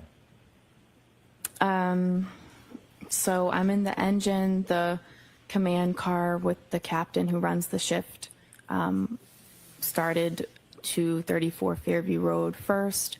The ambulance was in front of us, and then we were behind the ambulance. Did you know the address you were going to was 34 Fairview Road? Yes. When you left the police station, or the fire station, when you got on the back of the truck, did you know at that time who lived at 34 Fairview Road? No. Tell us a little bit about the conditions outside as you rode to 34 Fairview Road. It was raining. I'm sorry, not raining. It was snowing pretty heavily. There was definitely snow on the ground at that point. It was windy. It was very cold. Was there a storm? Yes. How long do you think it took to get from the fire station to Fairview Road? Probably within 5 or 6 minutes. When you first started pulling up towards Fairview Road, did you see anything? Police cruisers and a civilian vehicle. And then we pulled up all kind of in front of that. How many police cruisers did you see as you pulled up to Fairview Road? I remember seeing one. There was an ambulance in front of you? Yes. Did the police cruiser have their lights on? Yes. Not just their headlights, did they have the lights that are often referred to as blue lights or overhead lights? Yes. Did you hear any sirens? No. How about the ambulance? Did the ambulance have emergency lights? Yes. Did you hear any sirens? No. The fire truck, does the fire truck have emergency lights? Yes. Do you remember if those were activated? Yep. Does the fire engine have a siren? Yes. Was the siren activated? No. Why not? We only use the sirens to kind of clear cars out of the road. So there's no need to use a siren when there's no cars on the road. So we're not just doing it in the middle of the morning to wake everybody up. It's just unnecessary. When you first arrived at Fairview Road and you saw the emergency vehicles, did you see any people? Yes. While you were still in the fire truck or after you got out of the fire truck? Probably after I got out. After you got out of the fire truck, where do you go? So I knew that they were working on a patient, so I knew they're going to need the stretcher. So myself and firefighter Walsh went right to the ambulance and retrieved the stretcher and brought it as close to the patient as we could. At some point, did you see the patient? Yes. Was it a he or she? It was a man. Where was he when you first saw him?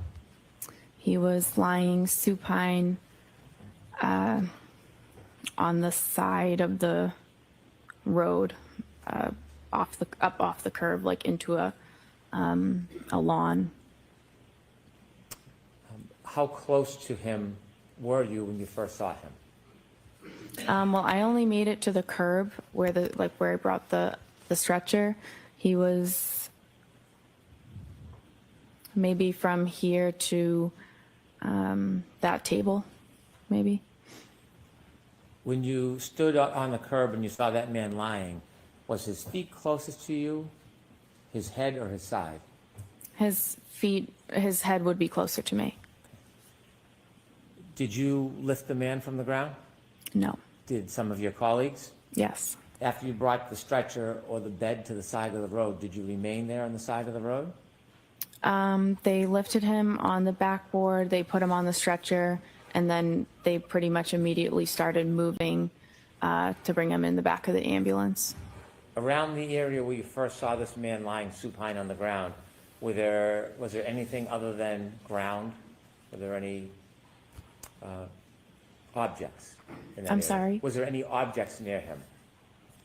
I remember seeing a fire hydrant, and that's all I can really remember. When you mentioned that he was lying about as close to that table as you, would 8 to 10 feet be a fair estimate? I don't know that I could say. Okay. At some point, did you receive further directions from anybody on the team asking you to do something? Yes. Firefighter Flamati I was at the head of the stretcher with Firefighter Flamati, and he asked me to try to gather more information and kind of see what happened and what's going on. Did you have someone that you wanted to gather information from? Yes. There was a woman who seemed to be really concerned and involved with the patient's status, and so I just kind of assumed that this would be the person that I could try to get more information from. Did you take a guess? Yeah, The person that you try to get more information from, do you see that person in the courtroom today? I do. Could you point that person out and describe an article of clothing Black they suit. wear? Black suit. And do you see where that person's sitting in between? I do. Her attorneys. Did you approach that person? I did. Now, you mentioned you're not a police officer or a criminal investigator. What type of information are you hoping to get generally in these circumstances? Some basic demographic info. You can answer a lot of questions by just asking a few very simple ones. So obviously you're trying to get his name and his date of birth. And then you ask questions if the patient has a medical history, if the patient takes daily medications, if the patient has any allergies. And that's all things that can help to sort of maybe explain why this person is in the position that he's in. For example, if someone reported that he had a heart condition or a seizure disorder or he was a diabetic, that would help us sort of, that's relevant information for us for his treatment and to pass on to the hospital. Did you have a chance to speak with the person that you had pointed out? I did. When you spoke to that person, did you get a chance to ask any of those questions you would typically ask? I did. When you spoke to the person, what did they tell you? She gave me his name, his date of birth. She denied him having any medical history or daily medications or allergies. I was kind of moving around. She was moving around the scene. So I was kind of moving around, trying to gather the information with her. Did she say anything to you, in addition to the typical background information that you would try to obtain from somebody? Yes. What did she say? Well, I asked another question. Once we had come to a stop, I asked if there had been any significant trauma that happened that preceded this. And she answered with a series of statements that she repeated. I hit him. I hit him. There was a woman next to us who told her to calm down. stop talking, calm down, you're hysterical. So she repeated, I hit him, and a police officer asked her, said, you what? And she repeated it again, I hit him. And the officer then signaled for his sergeant to come down to the scene or down to where he was. When she first told you that she had hit him, you said there was another woman next to her. Did you know who that woman was?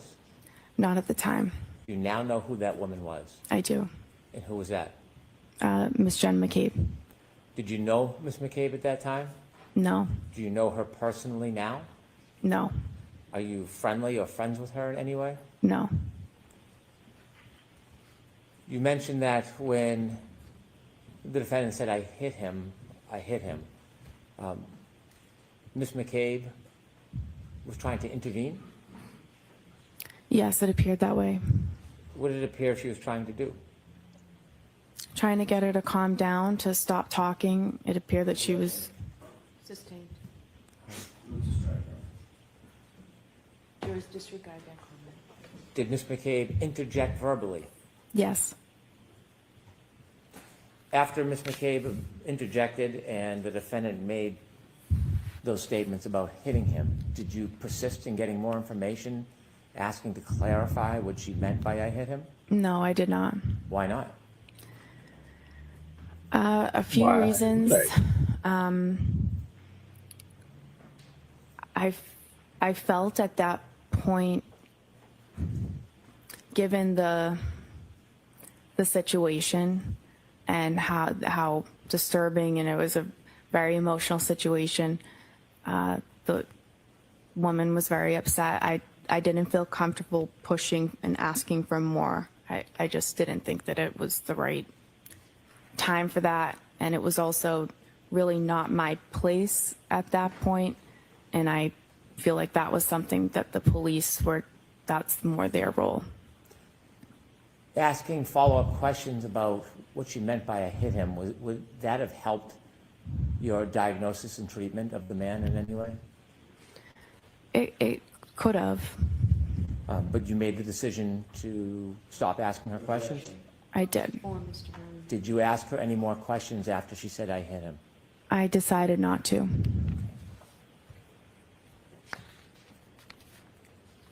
At some point after you spoke to the defendant, did you go back to the ambulance and tell anybody, any of your colleagues? I did. And why would you do that? That's the whole point of me trying to get more information, is that I get the information and I bring it back to the people who are treating the patient. So. Did you go back to the ambulance and repeat that information to your colleagues? I did. Did you have any other further role at the scene as far as helping the man or doing anything else? No, other than I drove the ambulance to the hospital. With the gentleman in the ambulance? Yes. Did you learn who that person was? Yes. Did you know at the time who it was? No. When you got to 34 Fairview, did you recognize the home when you got there?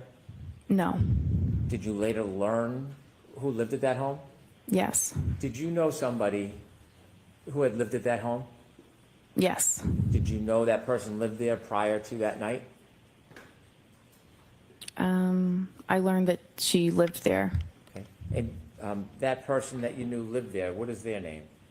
Caitlin Albert. How did you know Caitlin Albert? We went to high school together. We're in the same grade. We have mutual friends, and growing up we had different friend groups, but those groups would often get together in bigger groups and hang out. I see her in group settings. I socialize with her occasionally. I don't have a personal relationship with her. I wouldn't consider her to be a friend of mine, but I do see her occasionally because of social events. I don't have a one-on-one. I don't have a close personal relationship with her. Was she a friend on social media back at the time? Yeah. Since this event, have you been on any outings or trips with friends of hers or in a group setting where she was present? I don't remember ever seeing her since then. Had you ever talked to her about your role that night? Never. Did the fact that somebody you knew lived in that house, it have anything to do with your treatment and care that morning? Not at all. When you saw the man in the back of the ambulance, did you make note whether he was missing any clothing items? He was missing a shoe, a sneaker. I'd like, with the court's permission, to play Exhibit 4, part of it. Okay. Ms. Gilman, if you can start at 6:13:45.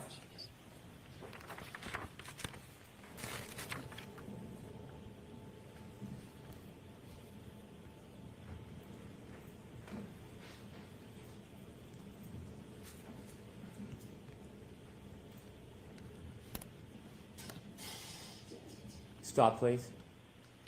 Do you recognize whether or not you're in that video, ma'am? Yes. What color jacket are you wearing? I'm in the red and yellow jacket. Okay, And continue, is it please. puffy?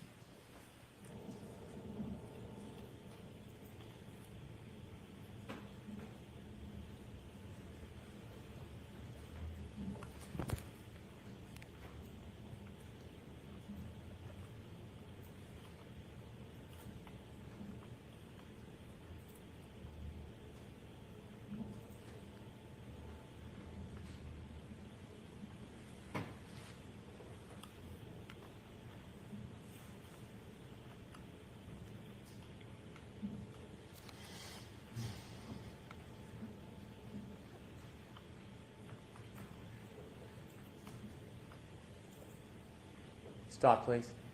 There are two yellow jackets, one on the left, one in the middle of the screen. Do you know which one is you? I'm now in the middle of the screen. Okay, continue, please.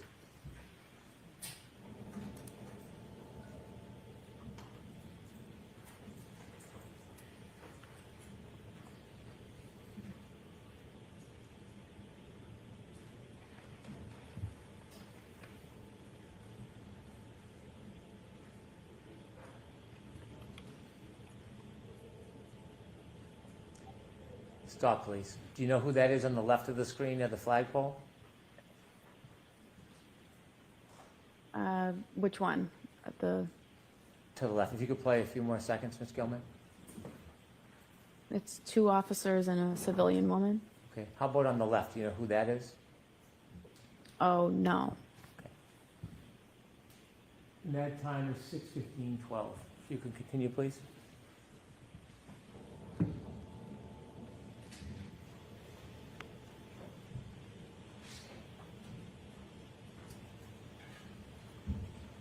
Stop, please. Is that you, ma'am, in the yellow? Yes. Okay, continue, please.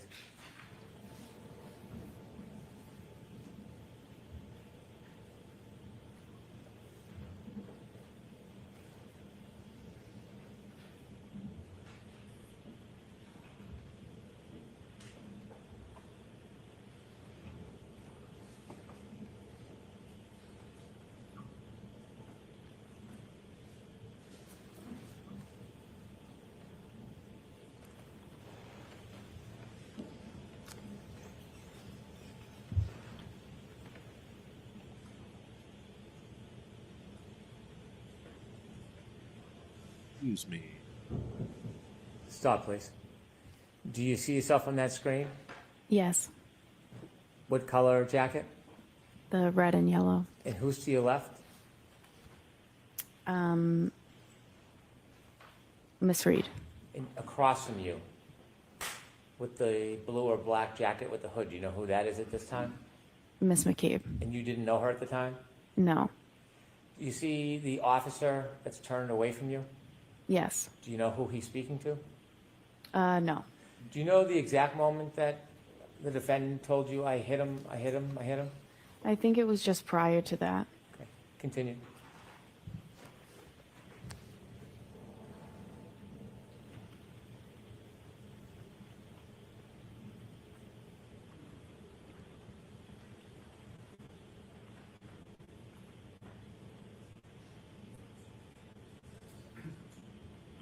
Stop, please.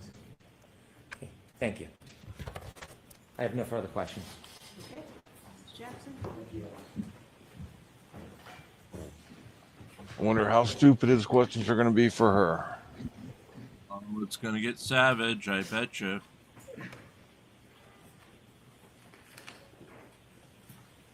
Remembering last year.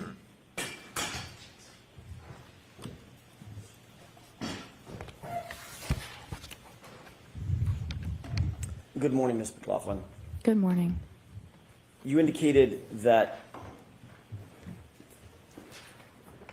one of the things that is paramount to the life-saving effort or the medical assistance that you and your colleagues provide is to determine what the cause is of the injury, correct?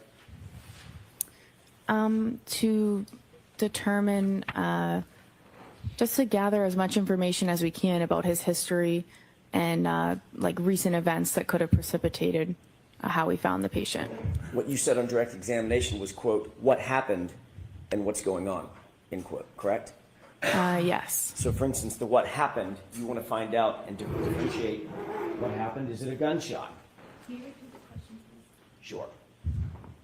When you're asking what happened, you're trying to determine what happened. For instance, one of the things you're trying to do is differentiate between a gunshot and a knife wound, correct? Yes. Or poison, or ingestion of a poisonous substance, or a heart attack. Yeah, in this particular, this scenario, it's... Next question. Thank you. I'm asking about in general, when you're taking on information, trying to download information at a scene, you're trying to determine, as you said, quote, what happened, correct? Yeah. That's important to determine, correct? Yeah. You want to get the person's age, you want to get the person's date of birth, you want to get the person's allergies, for instance. Yep. But you also, paramount among those, you want to find out what happened, why are we here, correct? Yes. Did a person fall out of a tree? Or Right. stumble down a stair step, correct? Right.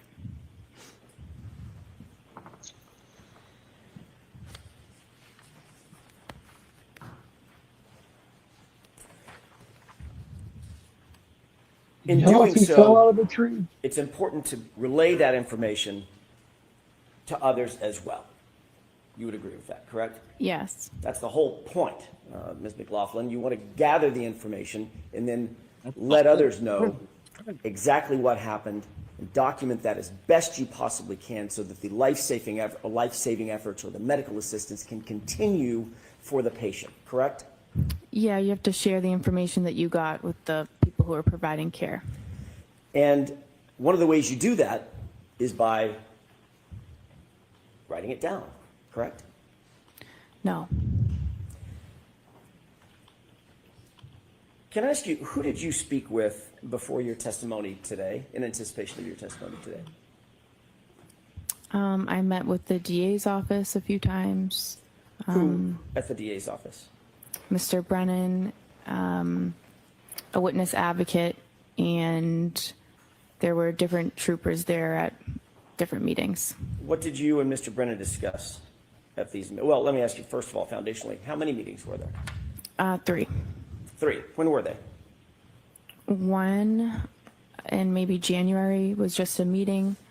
One a few weeks ago, we reviewed the testimony from the last proceeding, and then yesterday, briefly to say that I'm getting called and I'm going today, and if I had any questions. Let's talk about the one a couple of weeks ago. Where was that meeting held? At the DA's office. And you said you reviewed testimony with whom? I watched the testimony from the first trial. It was Mr. Brennan, myself, a witness advocate, and perhaps Trooper Tully And at you that and Mr. point. Brennan went over your testimony at the last proceeding, correct? We just watched it. Okay. Yeah. There obviously were questions about that testimony once you finished watching it, I'm guessing, correct? I guess so. Discussed certain aspects of the testimony, is that right? Yeah. Mr. Brennan told you that, for instance, he was going to bring out on direct examination, his examination, your relationship with Caitlin Albert, correct?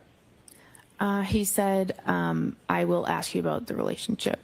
And that was in anticipation of me asking about that relationship, correct? Objection. Sustained. Did Mr. Brennan tell you that he wanted to make sure that he brought out that information so that it wasn't brought out on cross-examination by me? Objection. Sustained.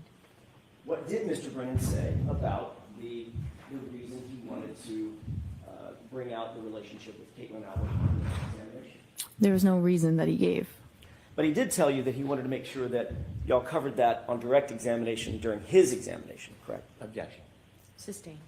Did he say something like that? No. Did you say something like that? I would like this information brought out so it's not brought out on cross-examination? No. At the last hearing when you testified about a year ago, that wasn't Did brought out. you say you thought I was a douchebag? Sustained. Maybe approach. Okay. Sidebar. Sidebar number 5. That would be an industrial strength douchebag. Yeah.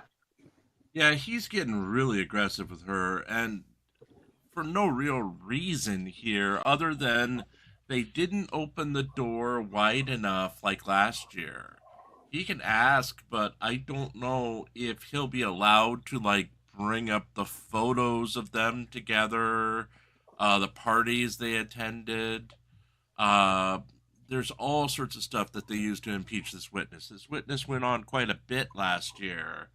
Right. And based on the limited examination by the prosecutor, I'm not sure how far they can go discrediting her.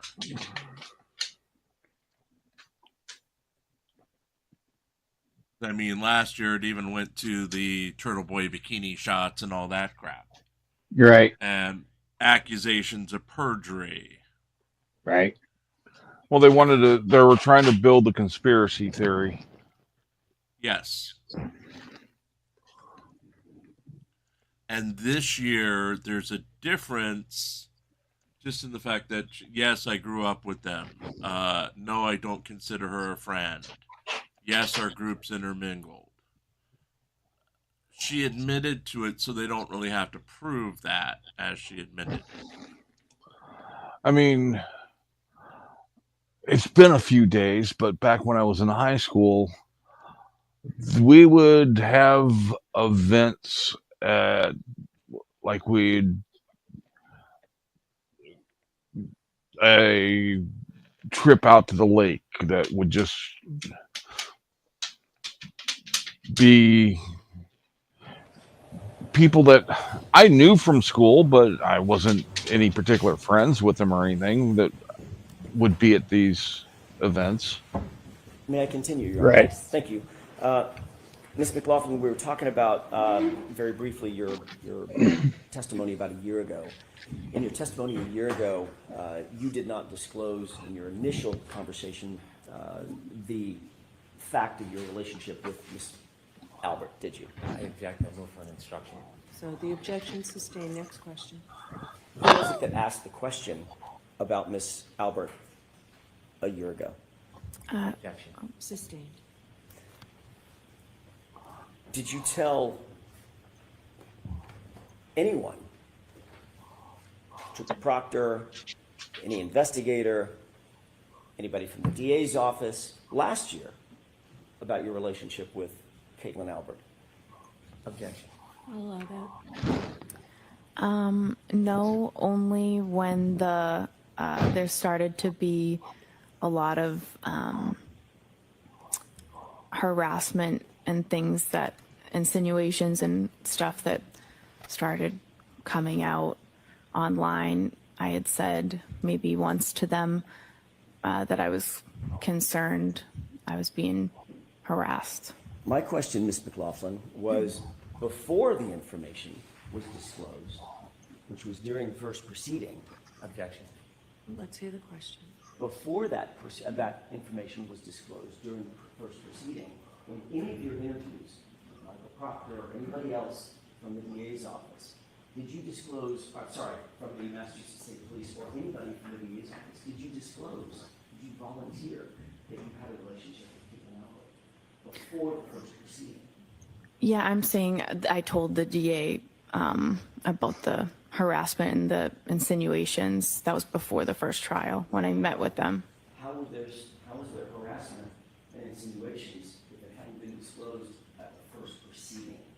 Because it's out there everywhere on the internet and has been. Before the first proceeding, Ms. McLaughlin, It's- before you ever testified. That's my question. Do you understand my question?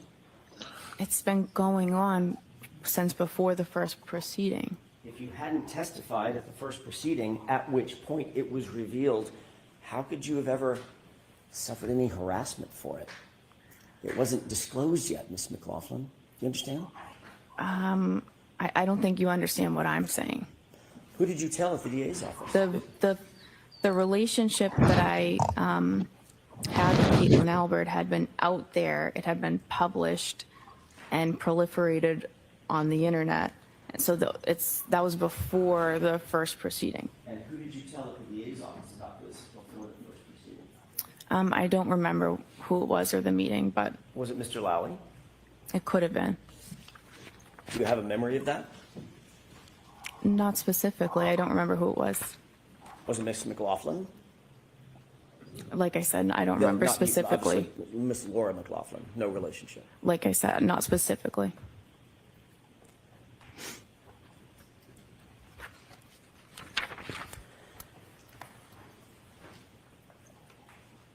Let's talk about that initial call to 34 Fairview.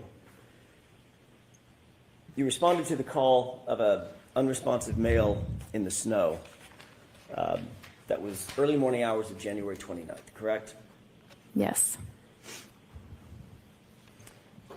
Once you were there, Mr. O'Keefe had been placed on a gurney and moved to the ambulance.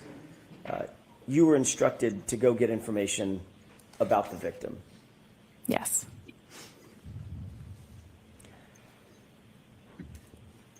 You've described in a video the basic scene where you claim that this statement was made by my client, correct? Yes. That was a situation in which you're standing there, Ms. Reed is standing there, Ms. McCabe is standing across from you, and there's... Okay, I'm awake. Miss Reed was on the right, Miss McCabe was on the left, and then there was a officer kind of diagonal across from me. Yes. Thank you. Mr. McLaughlin, can you tell me if you recognize the still shot depicted in that photograph? I recognize me in it, yes. And when is that approximately, does that approximate what you're describing as that time in which you're standing there, I'm guessing in the yellow jacket, Ms. Reed's to your right, Ms. McCabe's to your left, and there's an officer standing directly across from you? Yes. Is this the time that you indicate that that statement was made? Around this time. I'd like to have that marked as next in order, Your Honor. Commission. Any objection, Mr. Brennan? None, thank you. May I retrieve? Yeah. 50?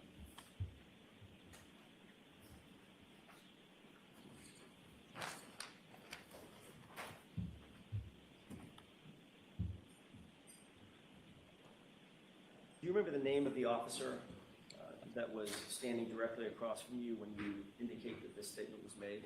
I didn't know, but I am aware now. But, and by the way, that officer's name is what? Officer Sarif.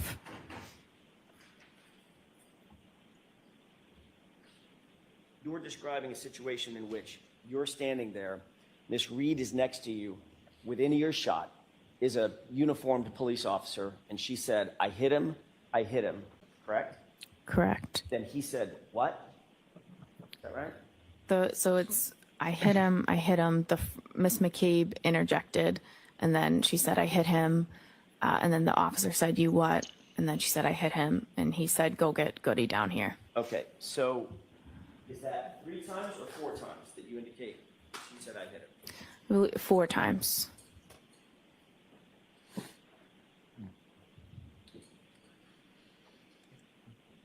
Here we go again. 3 times or 4 times. You indicate that at the time. And seeing at this point her car's not there, so it's probably not making much sense to him. She was upset. I would say hysterical, yeah. Did you describe her last year as obviously upset, overly frantic, and almost hysterical? Yeah, I believe it. I remember that. Okay. If we could play Exhibit 4. Okay. Starting at 9, court commission, starting at 9:15, about 9:46.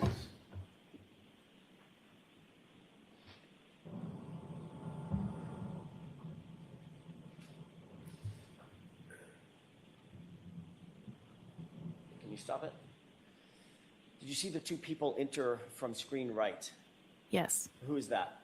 That would be myself and Miss Reed. Okay, this is the first point at which you and Miss Reed begin to converge with the other 2 individuals, Miss McCabe and the officer, correct? I had started trying to gather the information prior to this, and then she was moving around, so I had kind of was following her, asking the questions, and then we eventually came, here to this point and came to a stop. So my answer, your answer is yes. This is the point at which you converged with Miss McCabe and Yes, the officer. yes. Okay, thank you. Let's go ahead and play it.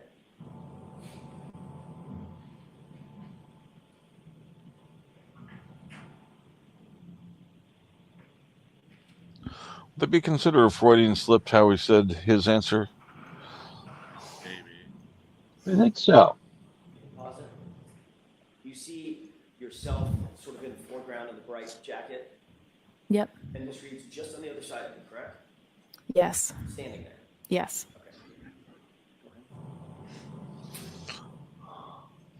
And there she's darting around.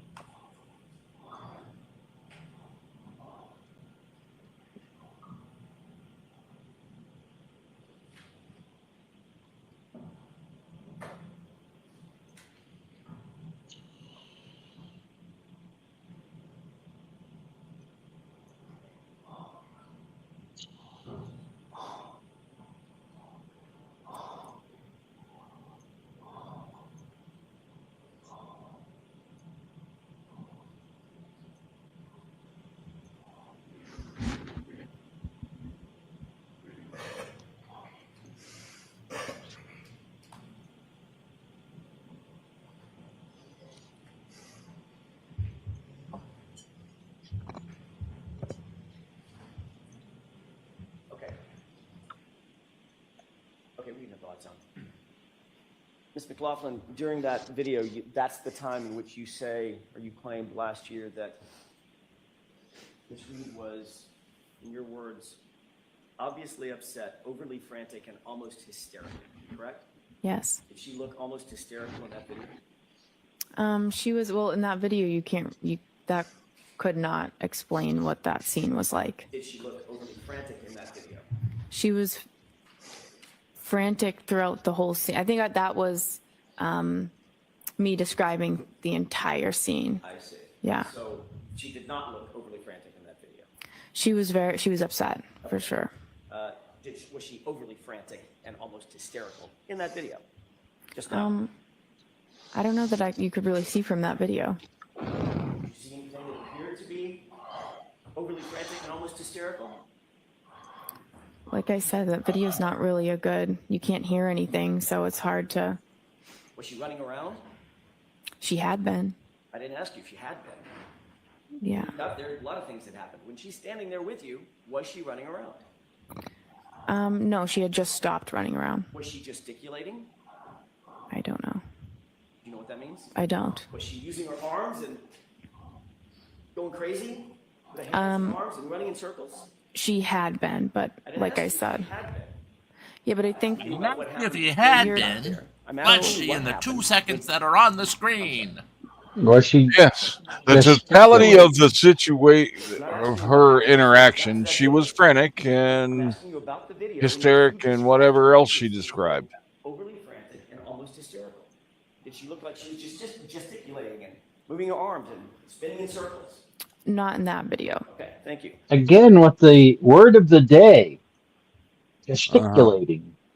I'm white. And according to you, that's the point at which Ms. McCabe said, I think you need to calm down, correct? Yes. And according to you, that's the point at which Ms. McCabe said, you're hysterical, correct? Yes. Oh, he put emphasis on Just that. so I'm clear, You're According to you, Jim. video, Ms. Reed or Ms. McCabe appeared to be doing most of the talking. You cannot see from that video. Who in that video I don't know. appeared to be gesticulating with her arms? My client or Ms. McCabe?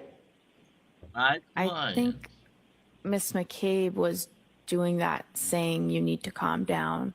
You're hysterical. Oh, the whole time she's gesticulating, she's saying, calm down, Karen. You're being Gesticulating. hysterical. Calm down. You're hysterical. And just repeating that. She was trying to get her to stop and to calm down because of the statement she was making. I see. And she was trying to get her to stop, calm down. I see. Okay. So during that entire video, that was probably... I see. Okay. So maybe it's a minute. That's when you're saying now... In the 2 seconds. 2 seconds. Calm down, Karen. You need to stop making statements. Calm down. Right? That's what she was doing.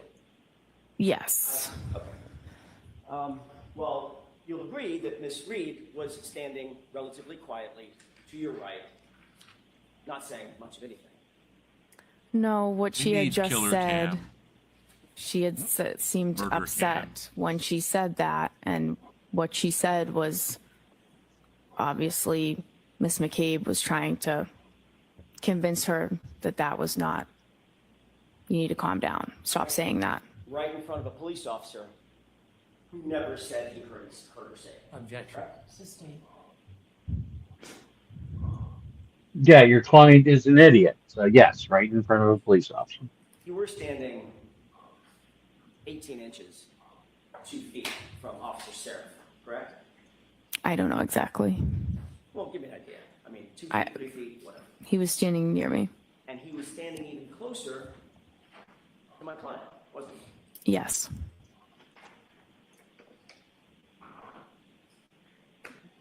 At this moment, when you claim to have heard the "I hit him" repeated 4 times, where was Officer Flamati? I'm sorry, where's Firefighter Flamati and Firefighter Nuttall? In the ambulance. With the doors closed. Yes.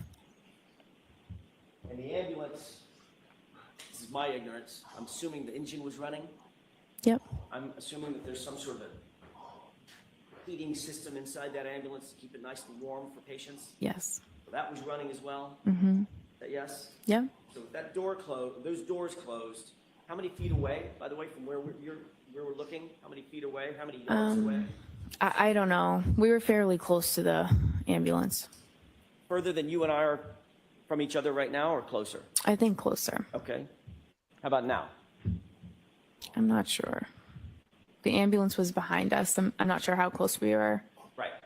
At least a few yards. Sure. Okay. And those doors are pretty thick, secure metal doors that lock. Is that right? Yes.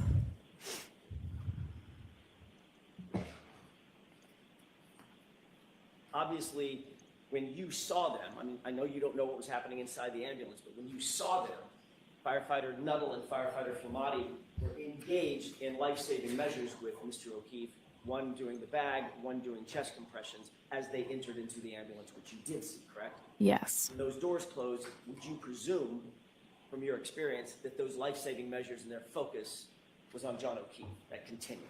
Yes.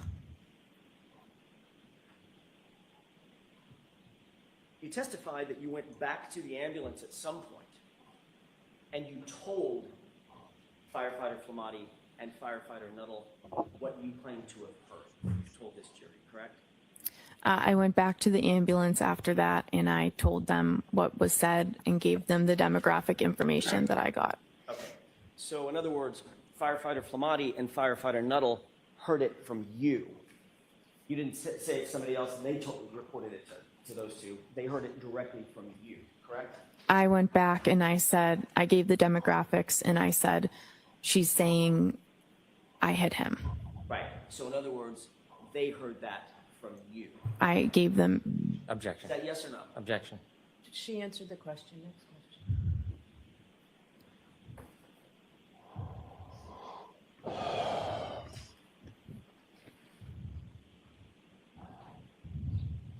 I want to ask you a couple of questions about your relationship with Caitlin Albert. You were asked at a hearing about a year ago, back in May last year, May 3rd, as a matter of fact, 2024, about that relationship. Do you remember what your answer was? No, not specifically. You remember saying, in response to the question, who's Caitlin Albert, asked by me, I don't remember specifically what I said. did you say, I went to high school with someone named Caitlin Albert? Have the page number and line, please. May 3rd transcript, 10-24, lines 2 and 3.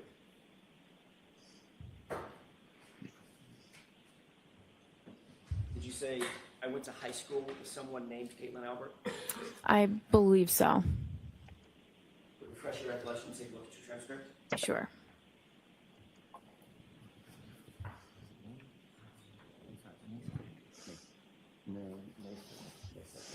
Look. I have May 3. Okay, thank you, Brennan. Thank you. May I approach? Yes. Let me wait for you to No, get. no.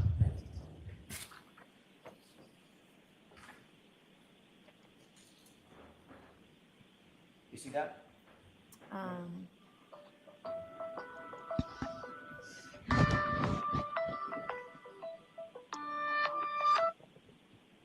Hello? Yeah. May I? Hello? Yes. Hello? Did that refresh your recollection as to what your answer was to the question, who's Caitlin Albert? Yes. Did you say, quote, I went to high school with somebody named Caitlin Albert? Yes. Oops, I thought I was muted. Mr. Coughlin, that was not a full and accurate statement of your relationship with Caitlin Albert, correct? I object. Was that accurate? I mean, that's a fact. That's. Okay, next question. All right, I'd like to be seen. All right. Bye. Sick of the mile ones are very popular today. It's sidebar number 6. Sidebar number 6, folks. Sidebar number 6. Which I should read sidebar 6. Good lord. Remember, we have a full week. Full week this week, as they're going all day, every day, till the end of time.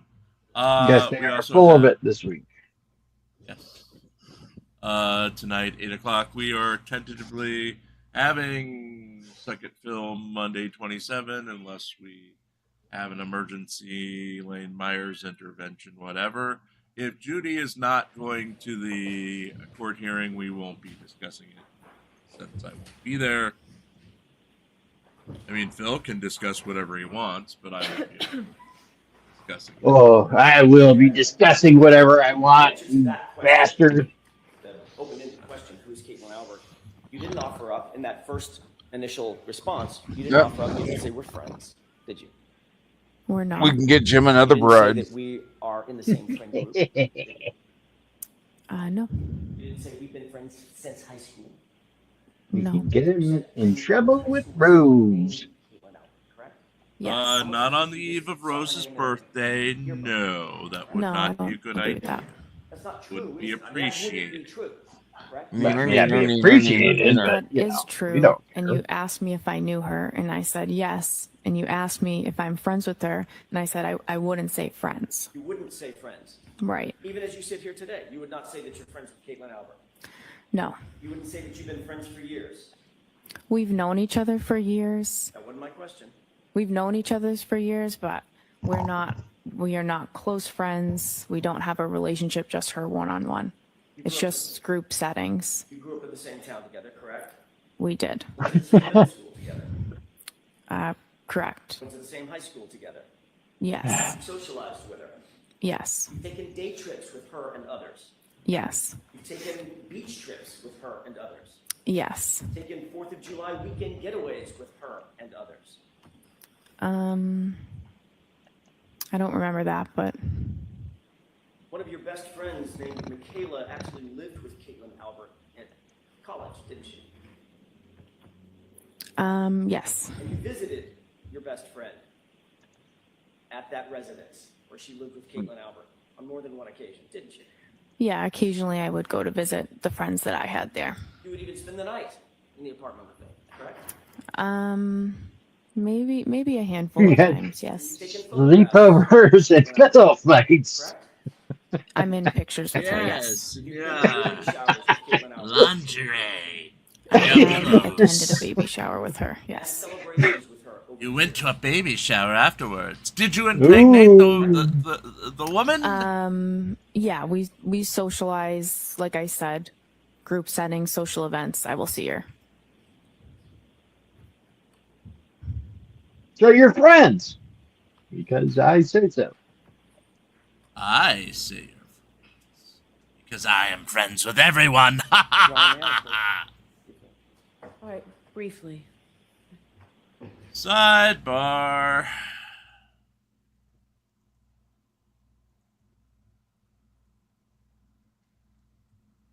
And We the forgot- harassment. Go ahead. We forgot to take down people's guesses on the sidebars. Yeah, it's a little late now. But Yeah. You know why? You know why we forgot? Because you weren't here. Because Jim sucks at this. Ed Parson wants to know more about the pillow fights. Pope, tell us about the pillow fights. You were there, lurking in the bushes. It was said during confessional, and I take that very seriously, so I'm afraid I cannot discuss it. You were there. Okay. For some reason, I've got the scene from Animal House when yeah, Jim Belushi characters up on the ladder. On the ladder, yeah. That would make you a pervert, Pope, and you're not a pervert. No.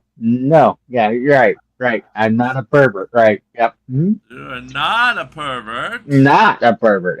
You're No, not absolutely. obsessed with inappropriate things and making No. people you know into salacious talk about them. That's not what confessional is all about. No. Okay, Phil, you've seen a movie, right? Yes. And in movies, they depict scenes of pillow fights. So therefore, you're a pervert. Right. Apparently. Apparently. Slow Yeah. motion pillow fights where a pillow splits Yes. open and there's feathers flying Everywhere. Yep. Yes. Yep. That turn into bubbles at some point. Well, For those reasons. Well, the Animal House pillow fight, there was boobage flying around. Yeah. No, we have to be friendly. We call them round objects. Flesh-toned round objects. Flesh-toned round objects. Yeah. That's the new YouTube-friendly guidelines. Flesh-toned objects flying around. Right. I'm going to stick with boobage. I'll probably get limited. I'll have to fight it over Hank's insistence on boobage. I said it too. Oh no! I'm a pervert as well. Oh. Good golly, Miss Molly. This I thought she said briefly on this sidebar. She did. Even though I know it's water, the one gal drinking water on the screen looks like she's drinking out of a wine bottle. Just like, I'm done. Yeah, Karen reads wine glass or water glass. I'm wondering if that might be vodka. Well, were you here when we found out that my nephew had indeed over the years been drinking the vodka and replacing it with water? My sister found that out when she was here visiting after my dad had died a couple weeks back. Yeah. The vodka was now almost completely water. And it turned out, it was my nephew when he used to come and stay for the summer. He apparently had. A lot of kids growing up will make the genius decision to sneak their dad's vodka and replace it with water.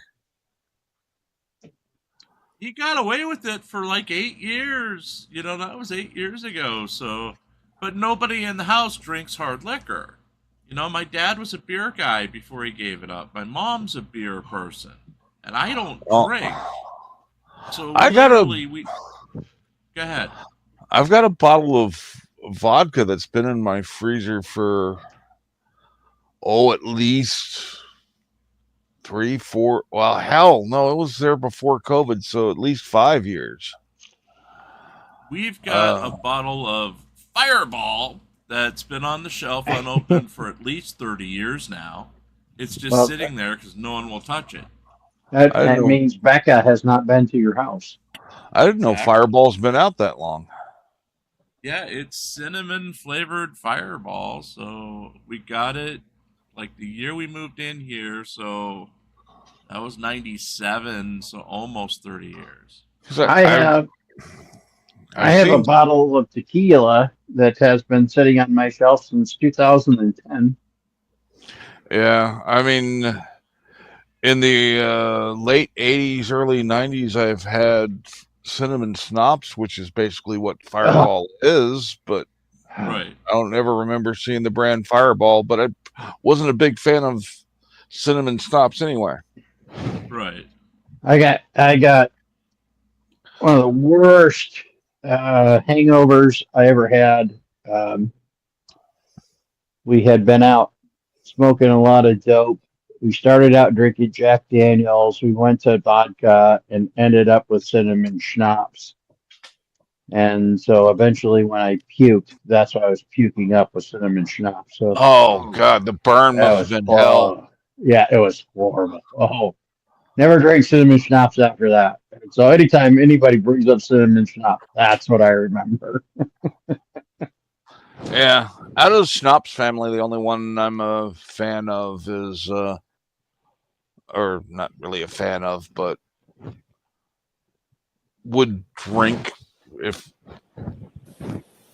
was root beer schnapps. Root beer? Never heard of it, but it's schnapps with a root beer flavoring to it. Oh. He's got some photos in his hand. Here come the bikini photos.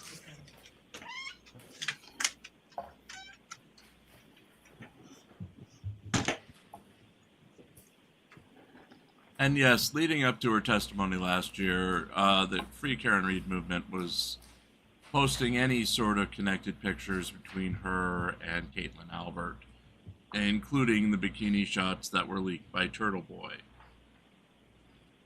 You literally couldn't go anywhere on Twitter in relation to this case without seeing pictures of this woman. I think I might have one of the hard Mountain Dews while we're watching Drunk Chicks for lunch. There you go.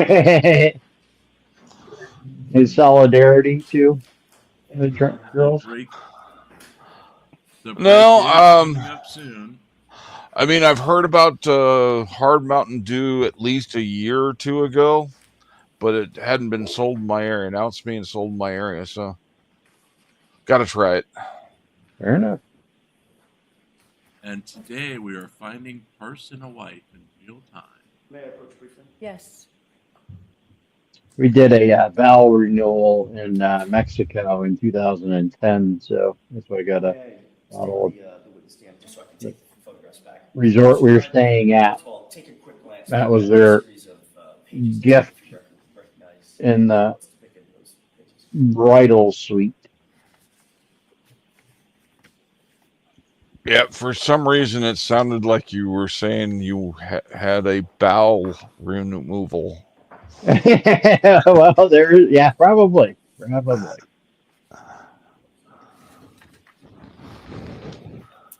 Yes. How do you recognize, generally, how do you recognize those documents? What are they? Objection. The objection is sustained. Are those photographs? Yes. Oh. The photographs. Next question. Who's depicted in the first photograph? Myself. Sustained. Do you see Does every one of those photographs include you? Objection. Sustained. Does every one of those photographs include Caitlin Albert? Objection. I'd like a curative instruction. Sustained.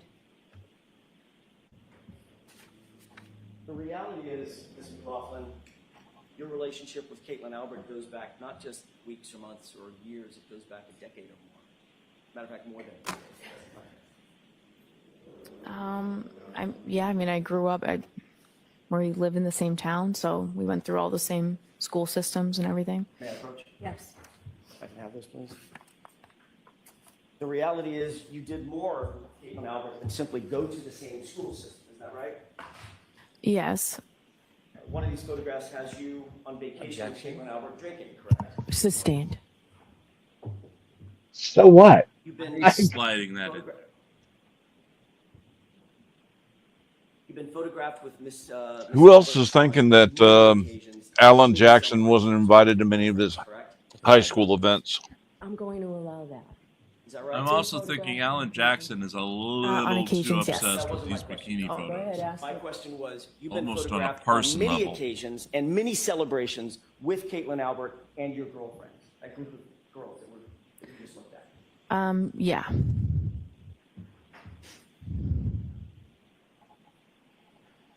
And those include. Speaking as we of, went the over just a room to second be ago, has just joined us. Hey, NCR. correct?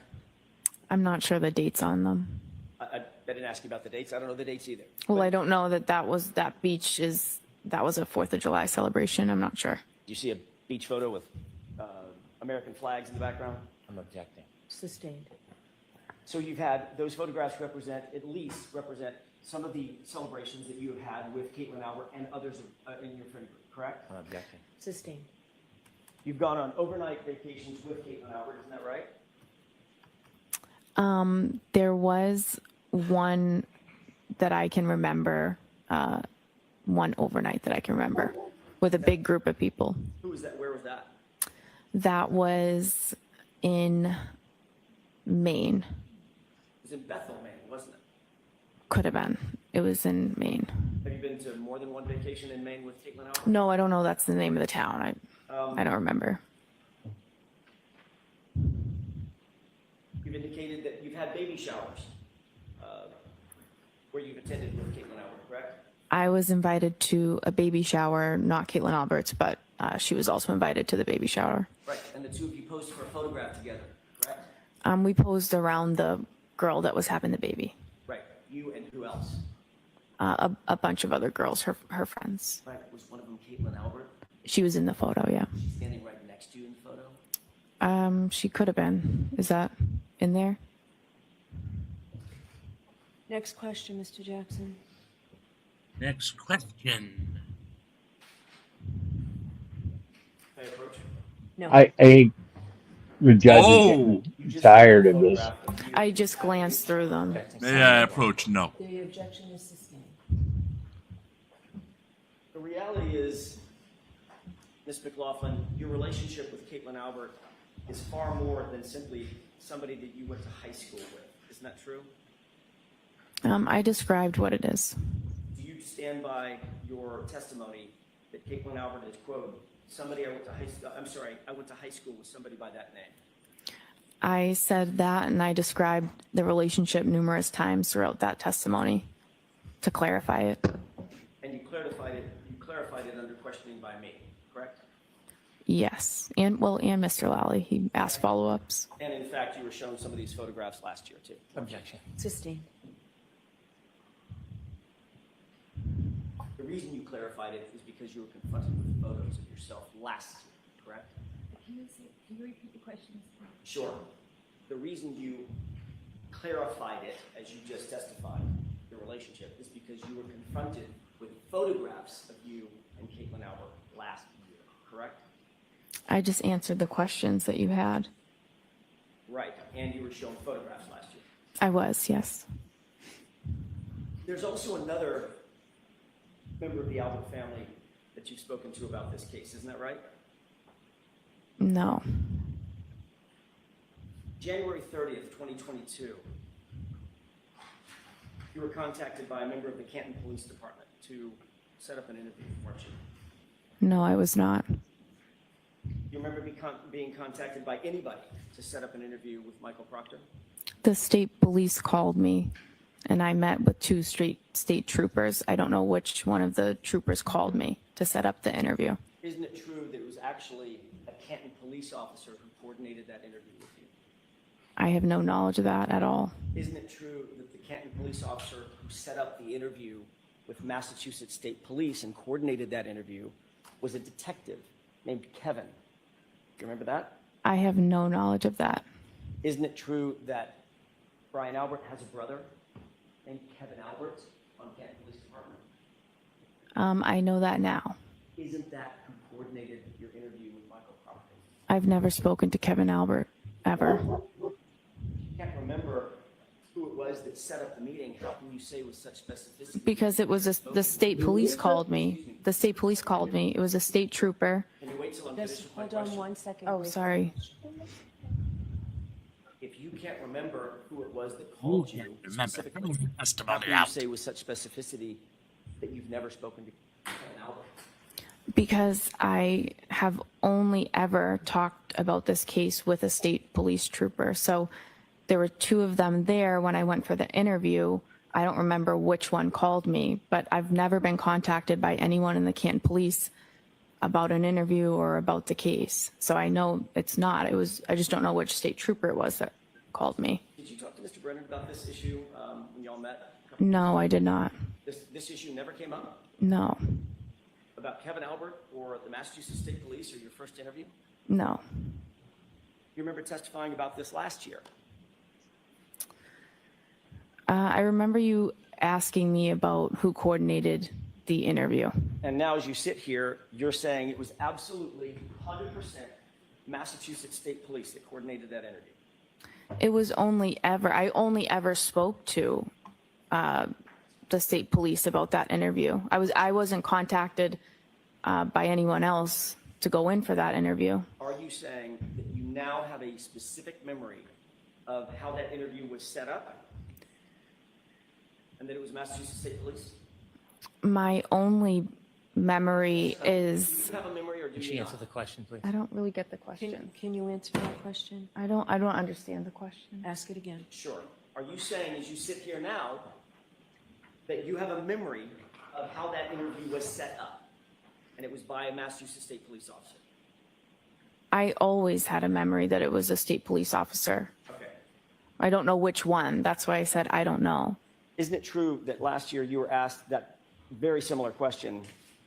This is at 10-56, lines 10 through 15. Question, do you recall being contacted by a completely different officer to say, hey, Trooper Proctor wants to talk to you. Come on to Canton PD. He wants to have an interview. Answer, I don't remember exactly how the interview was set up. Remember? Which is what she just said. So as you sit here, you now have a specific memory that that interview was set up by Massachusetts police officers.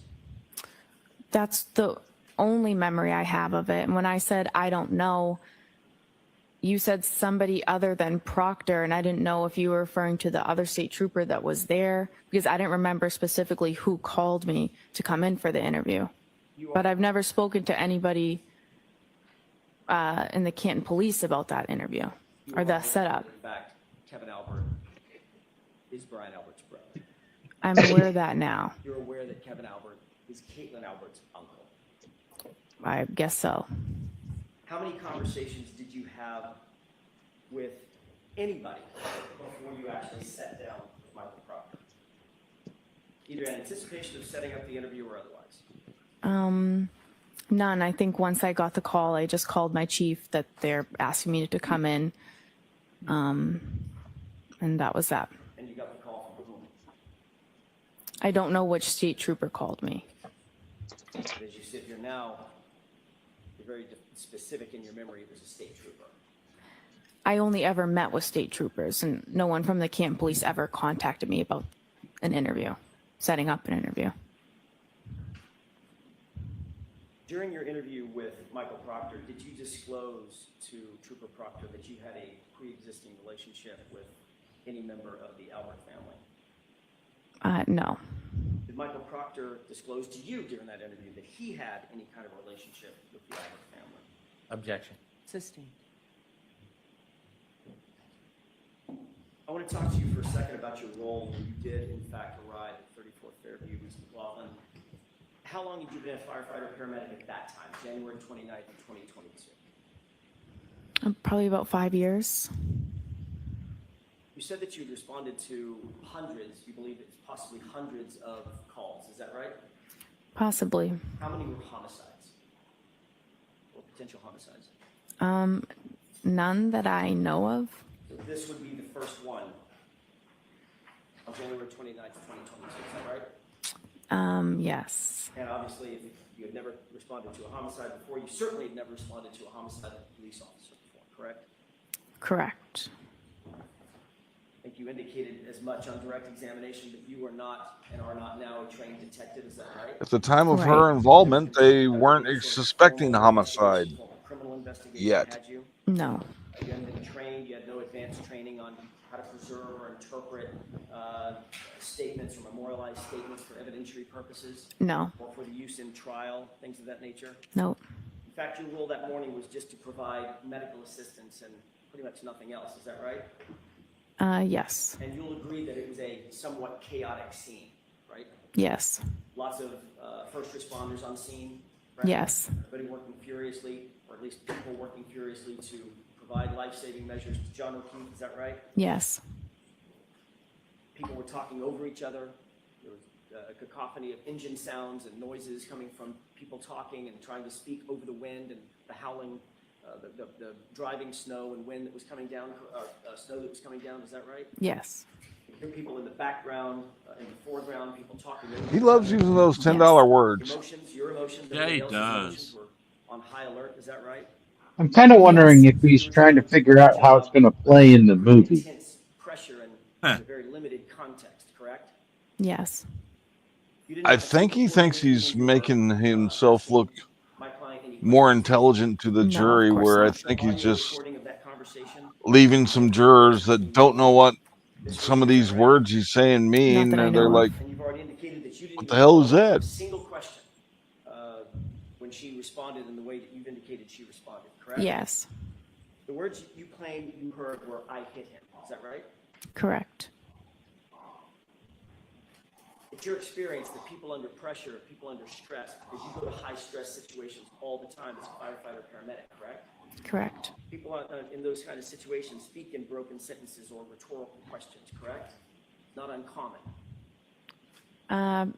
People react differently at different scenes. But you Yeah. certainly wouldn't say that that's uncommon. Oh my God, what happened? What happened? Things of that nature. No.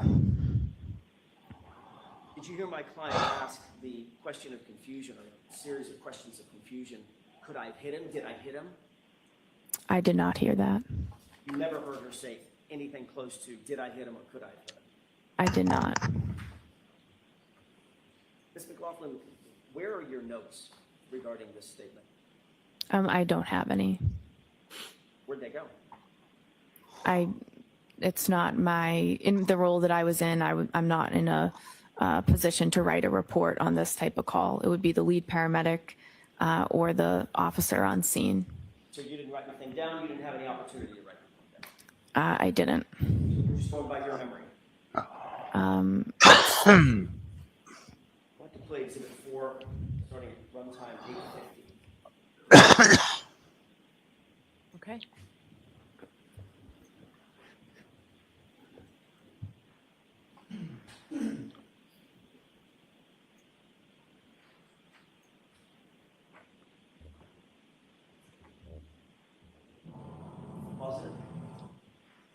orient us? Can you tell me where you are in that video? I might be in the middle there, although I didn't get a good look. With the yellow and the red? Yes. Okay. Uh-oh. I'd like you to pay special attention, Mr. McLaughlin. She's in a picture with Karen Reed. She must be lifelong friends with her. Oh, no.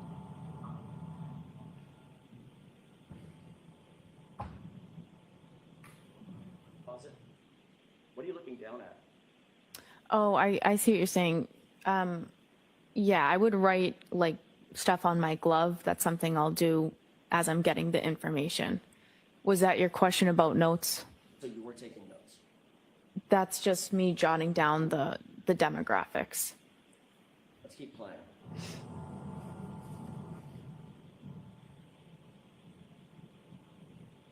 Something down. She was taking notes. She's a liar. Liar!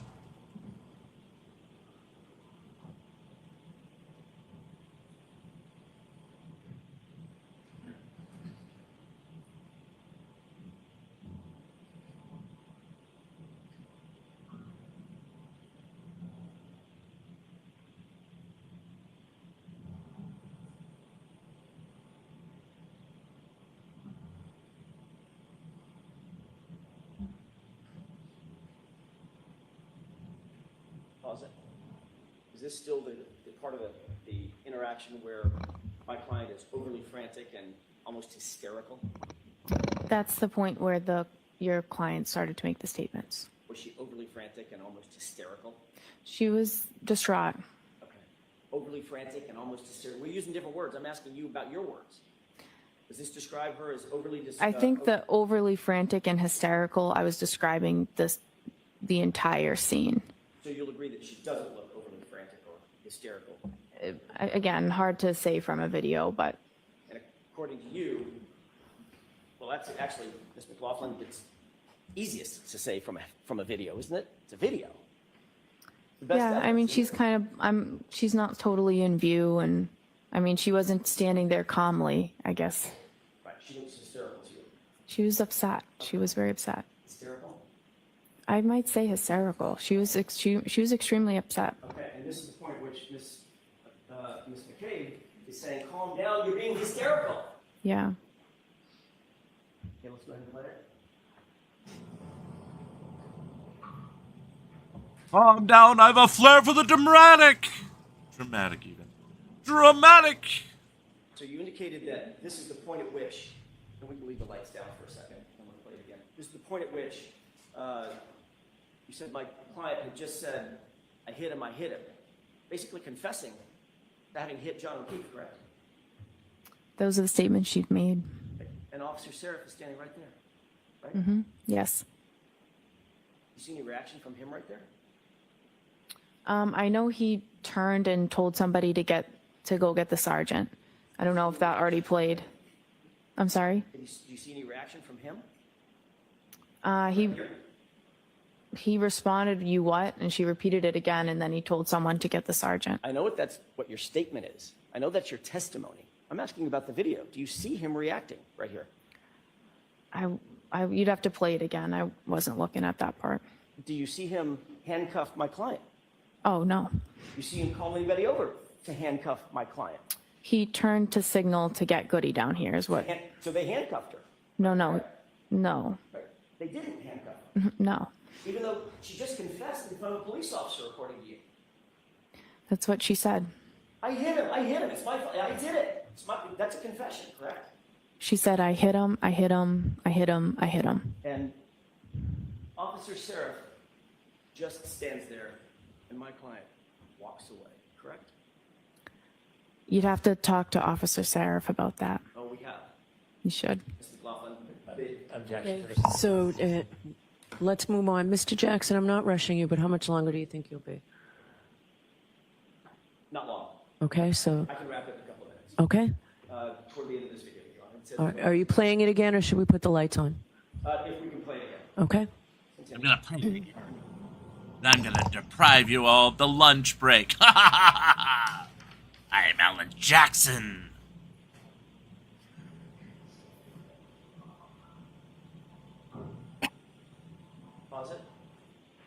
appear to be writing something down? Yeah, it could be. And according to you, you're writing on your glove. Yes. Okay. What kind of glove? Just a regular latex glove that we use on the ambulance. You didn't have a notepad? I probably did. Sometimes it's easier to just write it down on your glove. Right, did you write, I hit him on your No, I did not. Go ahead and play it.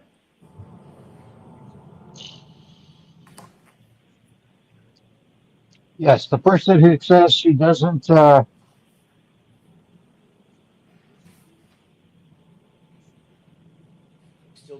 collect evidence didn't No, write I might be down looking at it. evidence. Okay.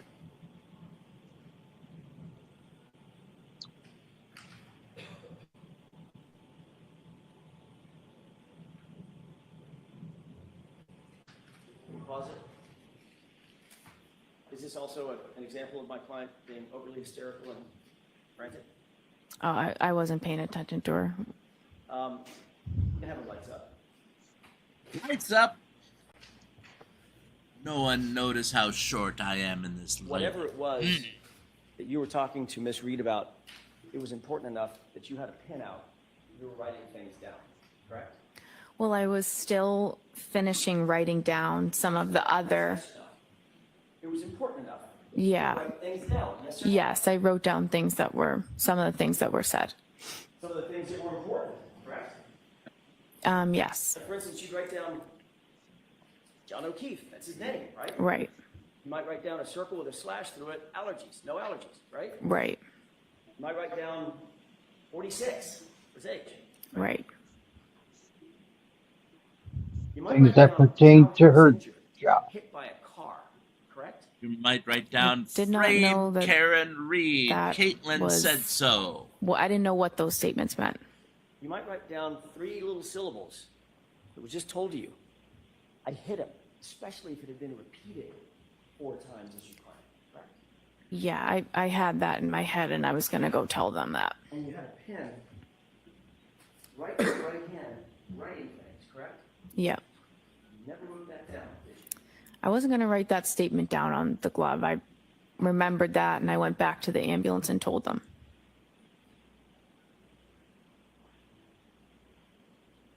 You did memorialize Don't that believe statement you. on any note that we have, correct? No. You didn't memorialize that statement on any glove that you were wearing, correct? No.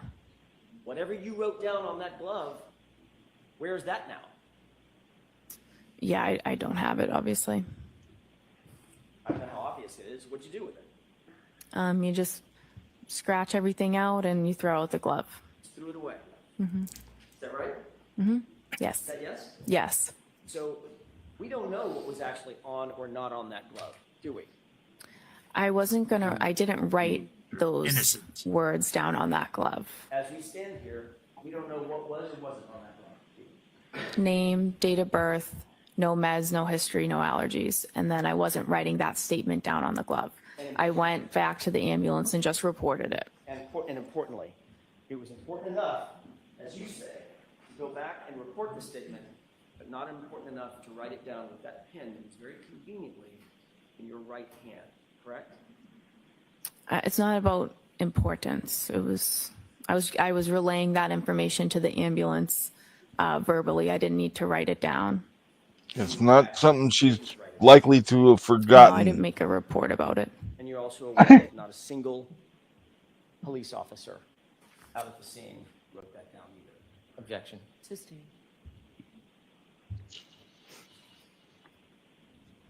That's all I have. Mr. Brennan, can you do a redirect in 5 minutes? I can. Okay.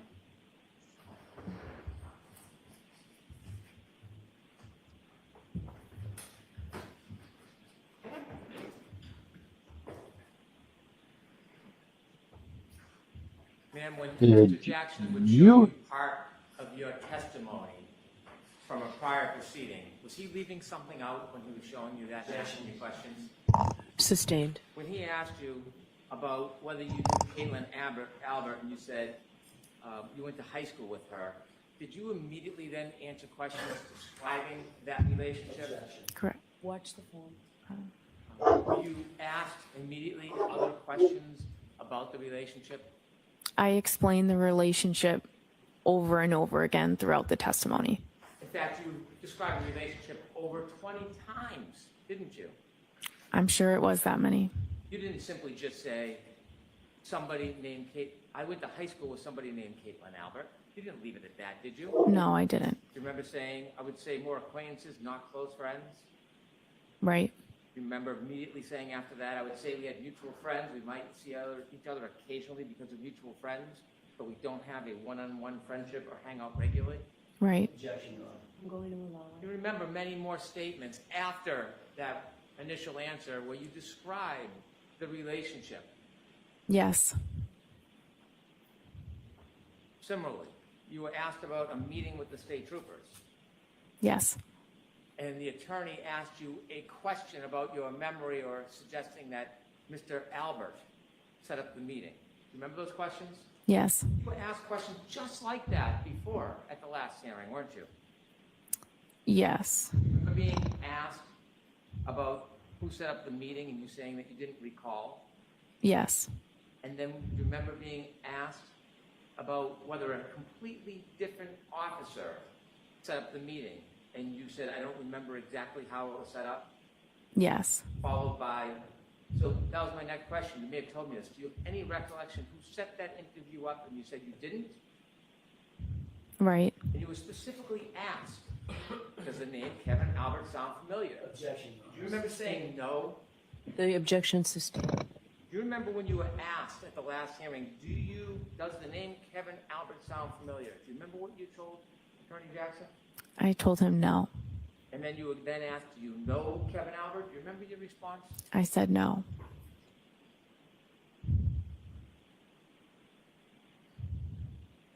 When you were there trying to help the gentleman that was on the ground, did you know this would become a homicide investigation?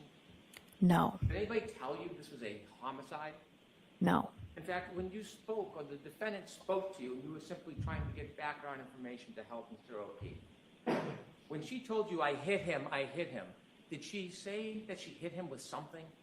No. Did you know whether it was with a fist or a foot No. or a Lexus? No. You mentioned this was not part of your role to investigate. Why didn't you persist? Why didn't you follow up and ask more questions about that statement? What about the situation and the dynamics caused you not to ask questions? Sustained is to that. Why didn't you persist in getting more information from the defendant when she said, I hit him,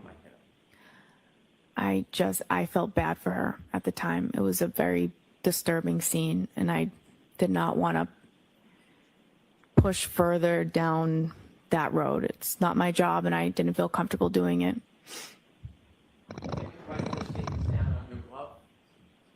No. Then how do you remember she made those statements?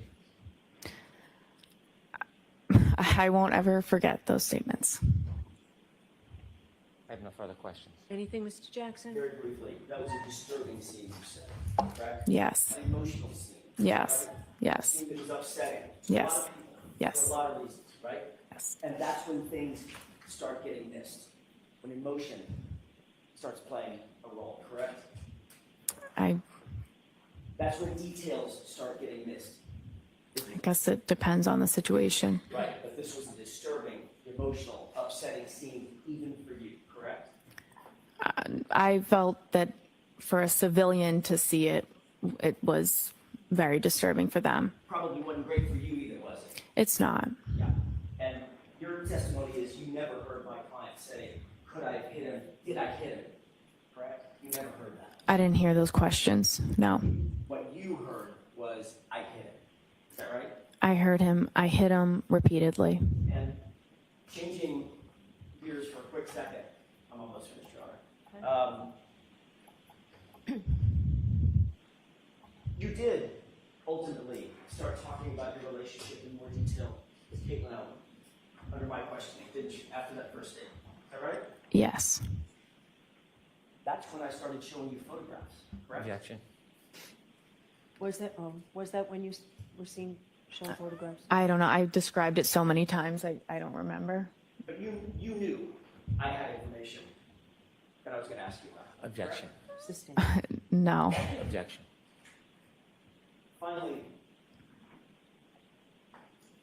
with regard to He's Kevin Albert, blowing it with this did Trooper witness. Proctor tell you during that interview that he had texted with with Officer Kevin Albert about setting up your interview? Did he tell you that? I have no knowledge of that. Did Trooper Proctor tell you that the reason we're here, the reason we set this up is because Kevin Albert texted me that he had already coordinated with you? Never, no.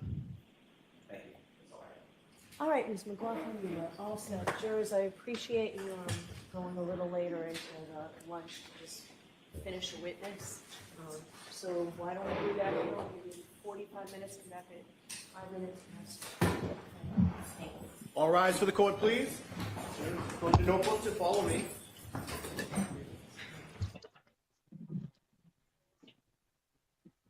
Okay, folks, we're gonna go with a few minutes of music, and then we'll be right back with you for We're Drunk Girl. Long morning so far. Thank you for hanging. Yay! Time to pee.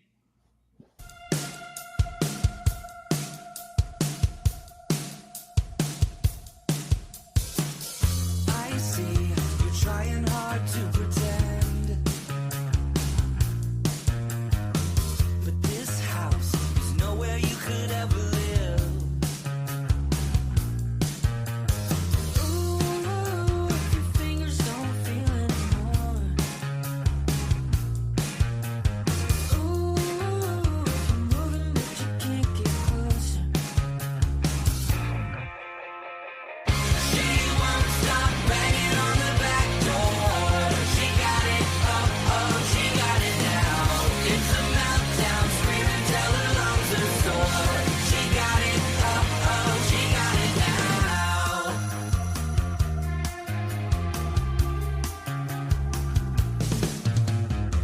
You can't see, there's nothing here to defend. 'Cause this tape is never playing to the end. Ooh, when your fingers don't feel anymore. Ooh, when you're moving but you can't get closer. She won't stop banging on the back door. She got it, Hiya, Gia. she got it now. It's a meltdown, screaming I'm doing well. lungs are sore. She got it, she got it now. Fake it while you heal. Fake it till you feel. Until it's real. Go another way. Leave but then you stay. Say it to my face, to my face.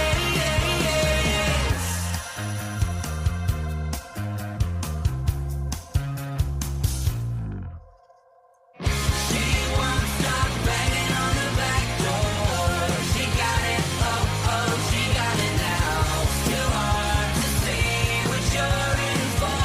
'Cause you're too scared of yourself. She won't stop banging on the back door. She got it, she got it now.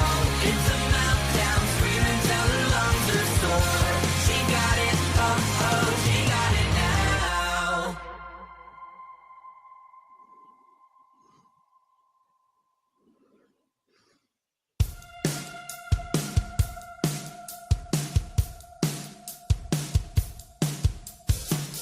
I see you're trying hard to pretend, but this house is nowhere you could ever live. Ooh, if your fingers don't feel anymore. And we're back. That was Electrosonic, Scared of Yourself. Horrible song. Horrible. Hey, Gia.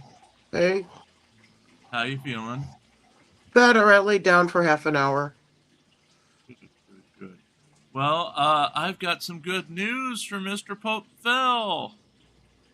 Good news. Great news. Fantastic news, actually. Oh, what is it? What is it? You will not be blessed with my presence tonight at 8 o'clock. Uh-huh. The Lane Myers thing, Judy called over. It's just a glitch in the system. There is no Lane Myers hearing today.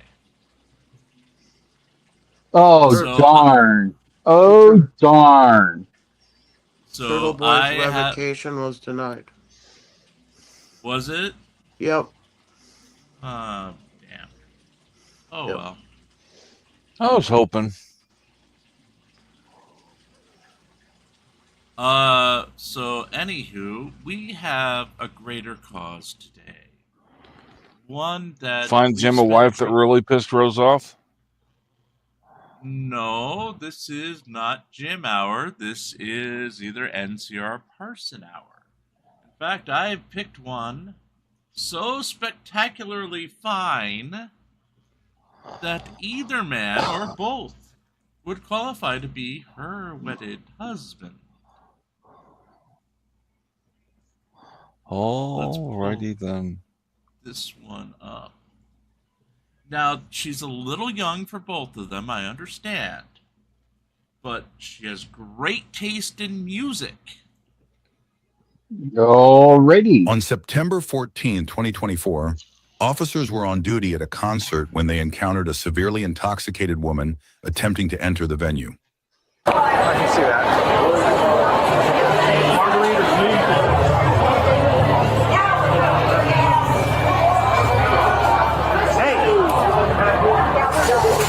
All right, yeah. Get medical? Yeah, we're getting. She can't come in. Yeah, that's fine. Did she get medical? No, why did you just say that? Ashley, All right, let's all right. go. Hold this for me. I got it. Okay, first of all. First of all, you're coming with me. No, come here and talk to me. You're coming out here. Out here? Come here. No. No, you're coming out here. Where's your friends at? They going Dude, out? do not do that to me. Do not. I'm not that. Don't do that. It's a fact that they literally just try to drag me down in the middle of the. EMS. No, I'm fine. What the do you mean? I literally. You are not going in. If you continue to cause problems, I will formally trespass you and you can never come back. Okay, that's fine. 100% fine. I 100% agree that. All right. Do you have something to take care of her? Get her home? Yeah, we don't get a ticket to even if it's us and we're not. We didn't do anything. Okay, You're not sir. going in there. Sir. We sir. didn't do nothing. Didn't do nothing. We did not do anything. We didn't. You are not going in there. We didn't. Say what? Yeah, honestly, hold me while my best friend goes. My best friend deserves to have a good night. Looks to me like there's a drunk girl for Parson, and there's a separate one for NCR. What you think, Phil? I think NCR should go with the more cleavage one. The more cleavaged one. Well, the older, more mature one can go with Parson. Yeah. Because Parsons is more mature than NCR. Mind you, they are 20-year-olds. They are legal age. Yes. In all 50 states. Yes. They can get married on their own without being bribed into it by an internet group such as ourselves. I mean, yes. Yes, they can. You can have somebody come pick her up. She's not being left alone in this state. You have someone come take care of her, you all can go back in. You're fine. You're able to go in there. She can't go. What did I do? I didn't do anything. I didn't. And look at the long hair, too. Another in front of me. Like, I'm sorry that I'm upset. Like, I'm sorry. Like, how is that a bad thing? Well, it's a safety issue. How is it a safety? Okay, you watch your girlfriend another nut in front of you. What are you gonna do? What are you gonna do? What? What are you going to do? What are you going to do? All right, right. Wait, what? I'm a little upset. I'm a little upsetty spaghetti. Hey, you have every right to be upset, but I have never heard upsetty spaghetti I'm before. fine. I'm literally fine. I'm fine. I'm fine. I'm literally fine. I will literally walk in so hard.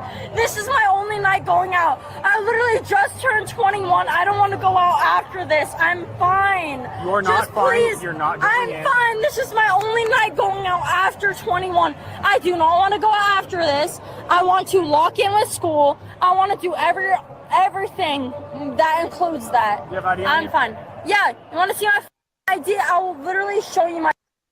Where's my Fine. phone? I'm fine. Where's my phone? I want to show Fine. you my ID. I am literally. I'm fine. What? Who? Landon. No, get the out of my face. He's not getting me. If he gets me, actually get the. You can't come back in. Get the out of my face. Go then. Go then. Go then. Okay, one of them needs to watch you.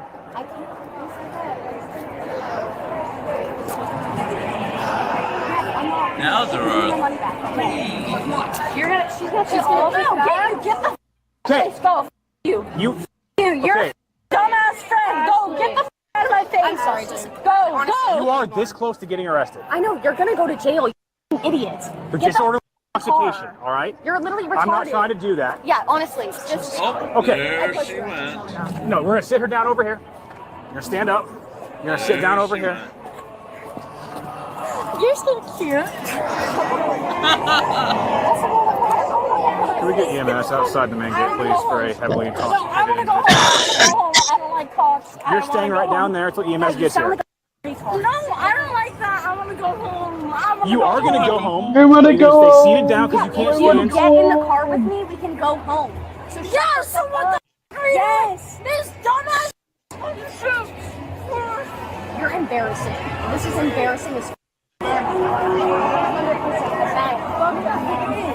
I really don't give a shit. You are about to get detained until you get over here. I'm gonna let you get arrested. I'm gonna get arrested. I really don't give two. I do not care. You're staying on the ground. I really do not care. Ashley, would you let me talk to you? No, I don't. Get the fuck away from me. Now there's a fourth one. Get away. Get Dude, away. If you just walk back to the car with me, it'd be. It's Madison. It's you. Madison. Oh, just babe. walk away real quick. You want to walk back? Actually, let's wait for EMS to get here. They'll grab a wheelchair for her. They'll wheel her out That's there. crazy. She's not. Then EMS what? She's not. EMS what? Wheelchair what? Just let her walk that way with us. She'll be fine. she's fallen over twice just standing. She walked all the way here. Just chill. Give it to me. It's in my Give hand. it. Give it. Person is AMS declining what? due to her age. Because it's honestly funny. Stop. Why? It's really hot. But not You sound like a idiot. Keep her there for 2 seconds. I'm gonna grab a says partner. she's not Jesus Christ. Can you hold as her? she runs 2 off. seconds. As All right, she we're done with this runs shit. off. Please let me go. Please. Like I As her promised friend said, her. she'd be perfectly fine. Oh, I Just let her thought. Yeah, that's great. Please let me go. Please let me go. I need to hit my babe. Do you want to walk? I'm gonna go grab Hartford so I can walk her over there. No, I I need just my want to babe. let go. I literally just do. I'm trying to get her over to EMS. She's just drunk as shit and get her out of here. But she's fallen over 3 times just standing here, so I'm getting a wheelchair for her. Okay. So I'm gonna go get Hartford so you guys don't have to deal with it. Can you please? What are you doing? Hey. The chariot's here. Oh, he's coming up. The chair. Oh my God. I've never seen them have to get a chair before. Sit down. I'm not stupid. No. Okay. No. All right, hey, what listen. the I'm not dumb. I'm not dumb. It's either this or jail. In fact, I'm starting to think she's too intoxicated to get married to anyone. Yeah, and yes, we have had women that have needed wheelchairs to get them. There was one at the airport where they had to put her in the wheelchair to get her out to the squad car. That's the only one I'm thinking of. There's several of them where they've taken them to the hospital and had to put them in wheelchairs to get them around. But not wheelchair on scene. The airport one is the only one that I'm remembering. It's actually on the scene where they had to to put someone in a chair. Well, this looks like quite a large event. An aid, a medical station doesn't seem out of the question. Yeah. So we shall put this one in Parsons' column for 5 years from now. In 5 years, we should revisit this one. Is that how long it's going to take her to detox? Probably. Because Parson is saying she won't be person worthy until she ages 5 or 6 years.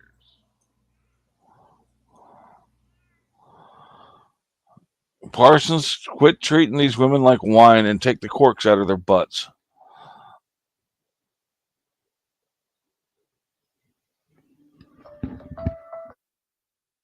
And Parson wants to know, will this channel be around in 5 years?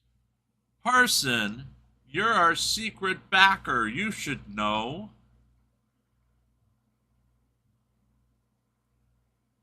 Okay. So go to jail. Get down. Mother, no, get away. No, seriously, you're gonna make me angry. Okay. We're already getting pretty angry, all Mother's right? get away. You're making me a little upset. No, seriously, get away. This is inhumane. Get away. Brenda's smiling, laughing, and taking the video. This girl right here, she's laughing her ass off while taking the video. That's a friend. That's a friend. I'm betting this was being live streamed somewhere. Hey, put your feet in. Put your feet up. I will drag you. Okay, then you're gonna get hurt. Put your feet up or you get hurt. One or the other. I'm probably just gonna arrest her for something disorderly like that. We'll see.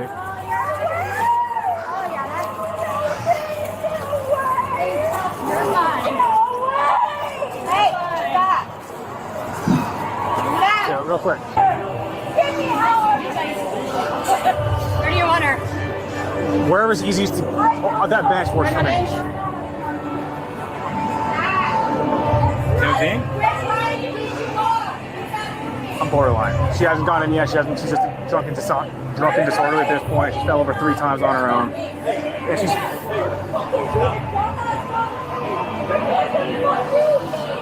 I'm thinking. Stand up. Stand up. Sit down. That's fine. Get out. All right. Just hold her there. Okay, yeah. 10, 15. You're gonna hurt me. Oh. Can you keep eyes on her? 10, 15, drunk and disorderly. No, actually, I don't have all your hands. No, my brother's in the department. I don't give a. No, get me out. My brother's in the department. I don't care. He can figure it out. He can figure it Brother's out. in the department, so it's okay with you being a drunken idiot in public. Go. Let's go. You guys good? Let's go. Want to go get my computer? Yeah. All right. Why are you guys holding me up like that? Like I'm afraid? Like a baby right now. Like I'm afraid. I do not give two. Ma'am, what's your name? No, I'm about to literally spaz. What's your name? Because someone's about to. Don't start kicking or you're gonna get more. Is about to. Literally spaz the out of my eye. Who is trying That was my dog. I wish. Dude, I wish. Get the off of me. Get off of me. Get the off of me. Hey. Get off of me. Ashley, you need to stop. You're about to get yourself in some serious trouble. I don't give a Get the you will care. I You will want care. to go home. You're Get not- the off of me. You're not, the way you're acting, you're not Honestly, going home. I really don't give a I really don't give a in jail, whatever.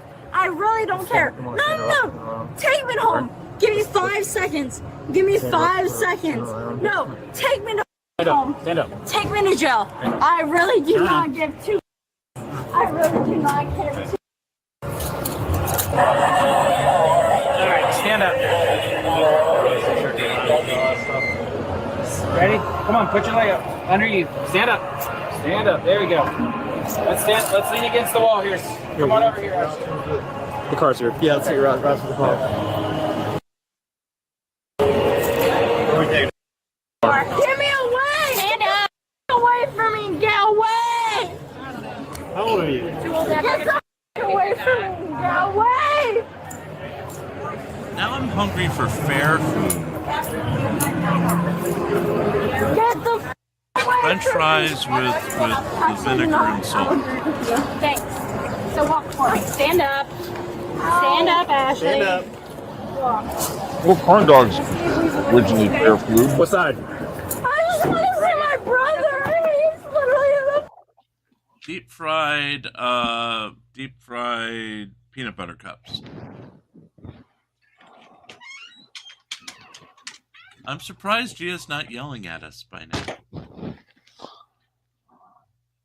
Well, corn dogs are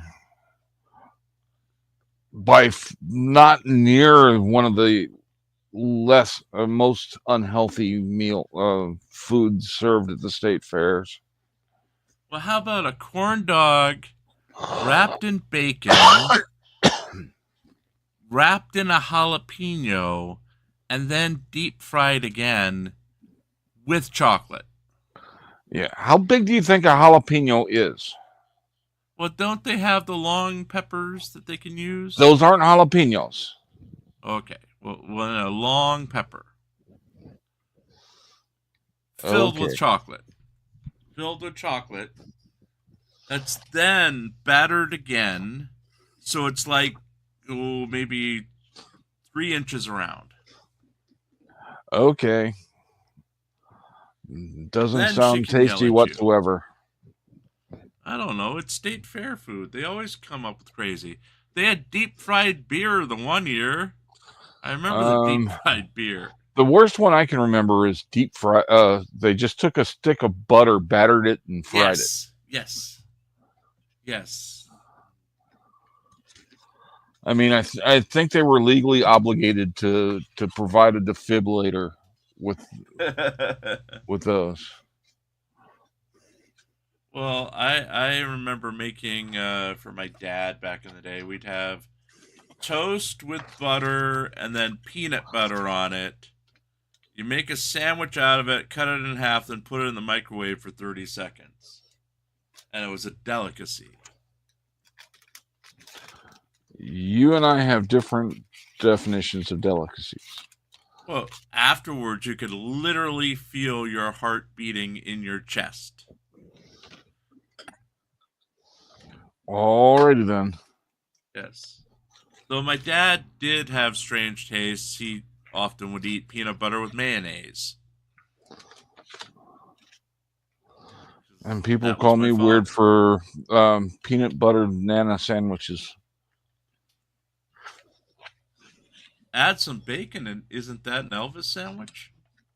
Elvis sandwich is just peanut butter and banana.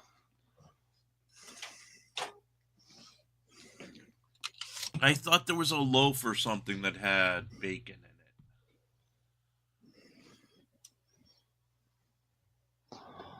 it.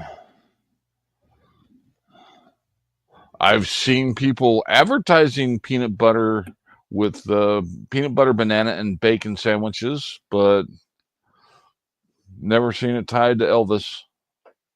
Okay.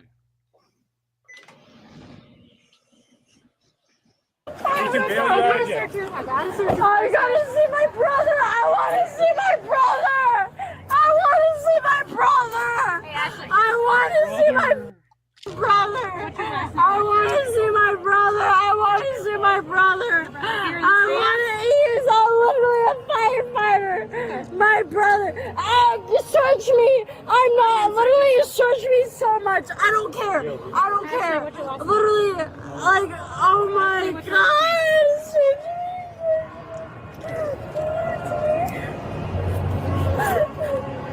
Put me in the car. Put me in the car. Put me in the car. Put me in the car. Put me. Ashley, what's your last name? Just put me in the car. I need to know your last name. No, put me in the car. Yeah, put me in the car. No, put me in the car. I'm gonna put you in the car. Put me in the car. Put me in the car. Put me in the car. Put me in the car. Stop.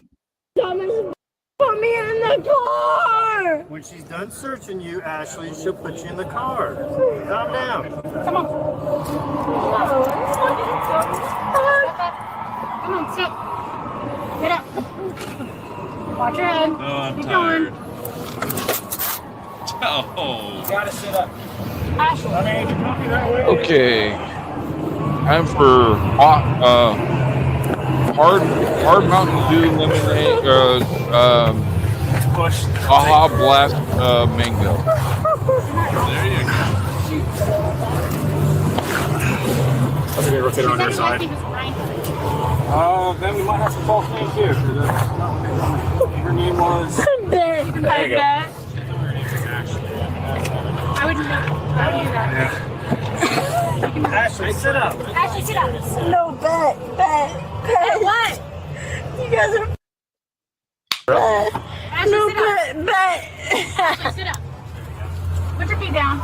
Put your feet down. Sit on the seat like an adult. What's your last name? No, bet. No, it doesn't matter. You It said doesn't you. matter. Just bet. Hey, Ashley. You said you'd cooperate with me, right? Look at me.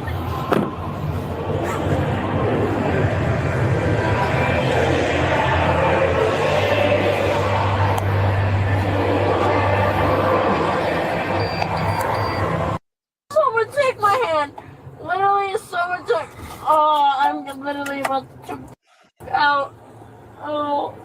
No, someone take my hand. I'm about to. Hey, Sathil. I'm literally about to tweak the out. Someone take my hand. Someone take my hand. You could have just left. Someone take my hand. Someone take my hand.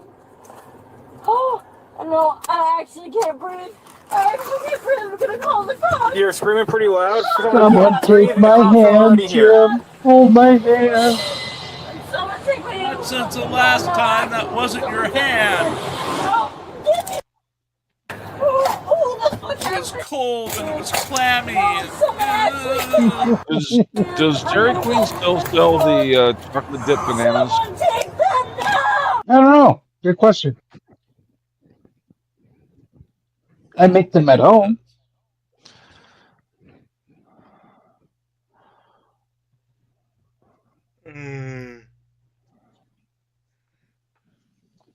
You get you put a banana in the refrigerator and you get some magic shell.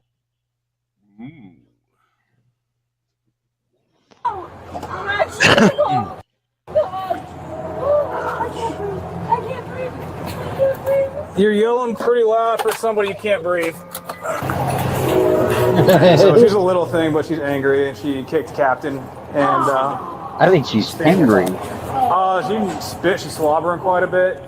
So she's incredibly intoxicated. Fell over about 3 times before I detained her. And that's when she started fighting me, fighting EMS, and then kicked Captain. She was a little. Okay, she's 20, like age-wise. We finally found a drunk girl who was too drunk to marry off. We couldn't legally do it. That's all you actually missed. Otherwise, Jackson was an idiot, blew another witness, and has a little attitude, but yeah. And Turtle Boy apparently did not get his bond revoked. And there's no Lane Myers hearing tonight. So Phil gets to go crazy at 8 o'clock Eastern for Suck It Phil Monday 27. Let's see if we can find him the worst bridezilla on the planet for him. Yes, he can find himself the worst bridezilla. No, for you. No, I won't be here, and I can't get married off in my absence. Yes, you can. You got everything locked up. I was on the front seat. How many times have you done it? The NCR. Well, NCR has contract stating. We'll get you out. We'll make sure you want the clock. Okay, prove it. He signed it. She wants the cops. Can't breathe. She's yelling too loud about it. It also resolves him from suing you as you're listed as a segment. No, she's literally just in leg irons. She is not hobbled at all. Say what? Does she have leg irons on? Yeah, just leg irons. I'm going to pop those off. That makes it easier. But that's after she kicked the captain. They put leg irons on her. I'm the woman who took the dump on the rumble strip for you.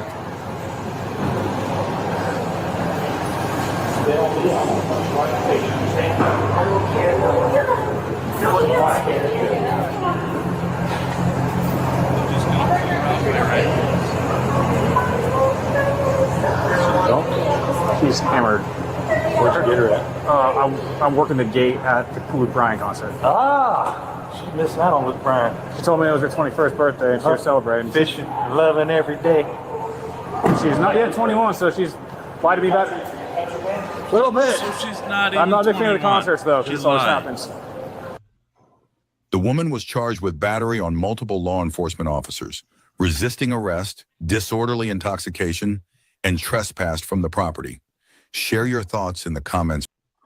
Oh, they didn't hook her up with the minor charge. No, they didn't. That's weird. Okay, we got one more that we're gonna try to get in. They're supposed to be back, according to court or law and crime, by about 10 after. So Yeah. plenty of time. And the mango flavor one, they a little bit too strong of mango flavor to it. Aw. No. But it's not horrible. It's just could dial back a notch or two on the mango flavor. Hello there. Is this back window roll down? I'm sorry. Can you roll this back window down for me? Yes, sure. All right, hang up. I'll talk to you later. I love you. Bye. Hello there. Sorry. All right. Sorry. So, my name's Officer McClain with Leesburg Traffic Unit. Reason I have you stop. Speed limit back there by the airport is 45 miles an hour. You passed me at 65. Okay. Okay. Do you have a driver's license on you? If you may allow me to reach over, I could, it's like back there. Okay. So I've got a lot of stuff going on happening here. All right. Miss Medina, have you had anything to drink tonight? No. Okay. Because I can smell what smells like alcohol coming out of the car. Any reason for that? No, there should not be none. Okay. You haven't had anything whatsoever, not a single drop. Earlier today I did, but not at the moment. Okay. How early are we talking? Like an hour or two ago, or? Maybe 2 or 3 or 4 hours. Give or take. All right. Unfortunately, it does stay in my system. Okay. All right, Miss Medina, shut the car off for me. I'm gonna have you step out with me real quick. And I'm gonna make a phone call. No, ma'am, you're gonna step out of this vehicle. I need. Miss Medina, if you don't step out of this vehicle, I'm gonna put my hands on you and pull you out. Does that make sense? Oh. Step out of the vehicle. 5 hours. Sure. Wow. That's insane.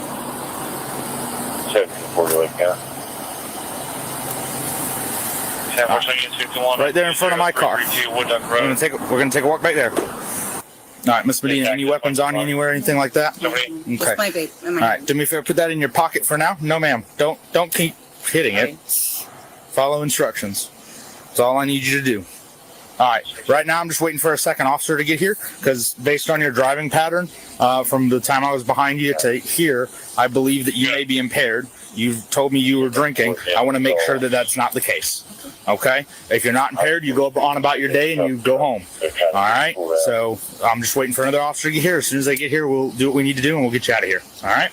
26. Where are you coming from tonight, Miss Medina? Your house? Where's your house at? 21-26 hours. Ocoee? Okay.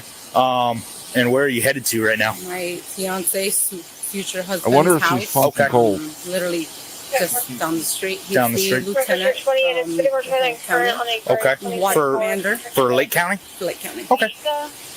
That's what I Okay.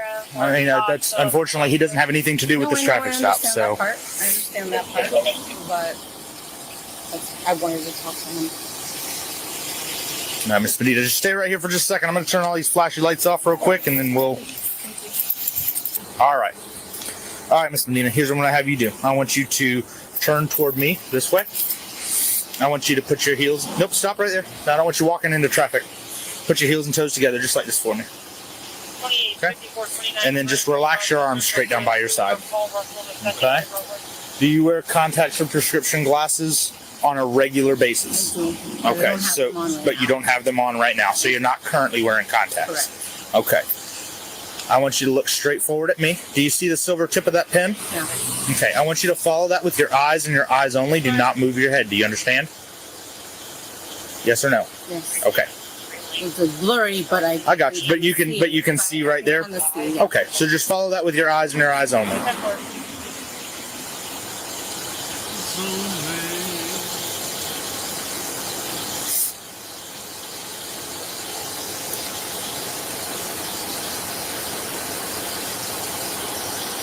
Everything okay? I just need you to follow that, that's all.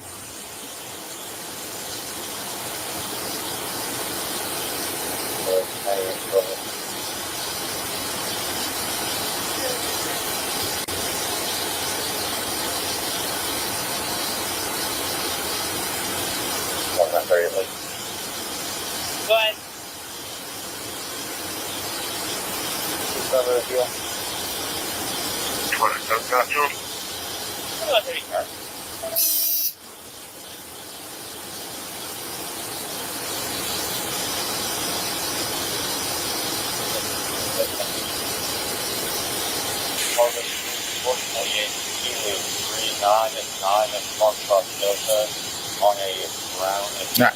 Nope. I need you to just finish this real quick. He's calling me right now.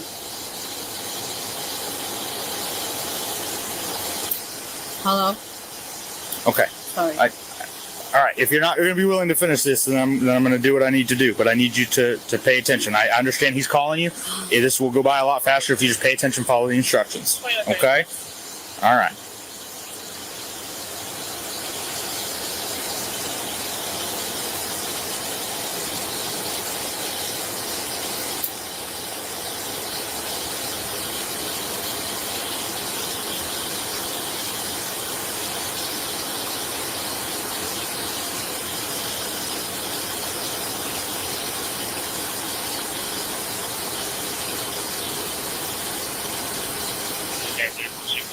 All right, go ahead and relax for me. We're going to, if you'll back your car up, we'll do it in between the cars. We're going to take a walk right back here to the back of my car, okay? I need to call him.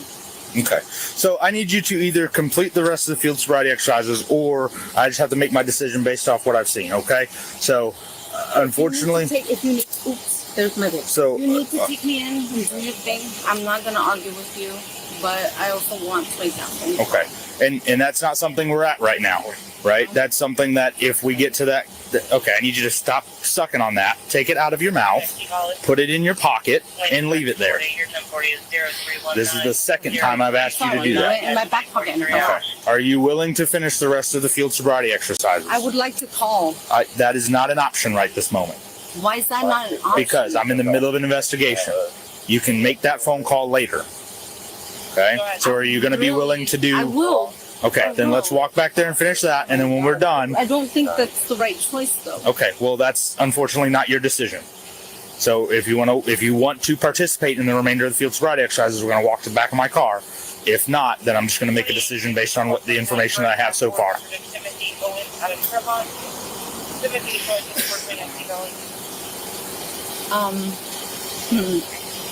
I'm pretty sure you already know your decision, so I would just rather make a call because I'm not gonna. So are you refusing to comply with the rest of the field sobriety exercises? I can finish it, but I would rather make that call first. I'm telling you right now, that's not an option.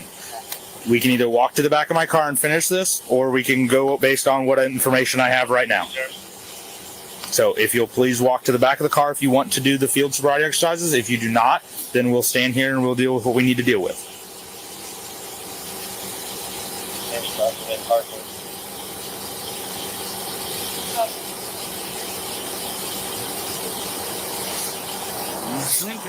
All right, put your hands back.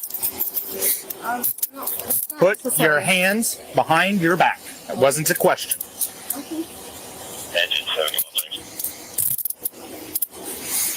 Tango 1015 signal 1.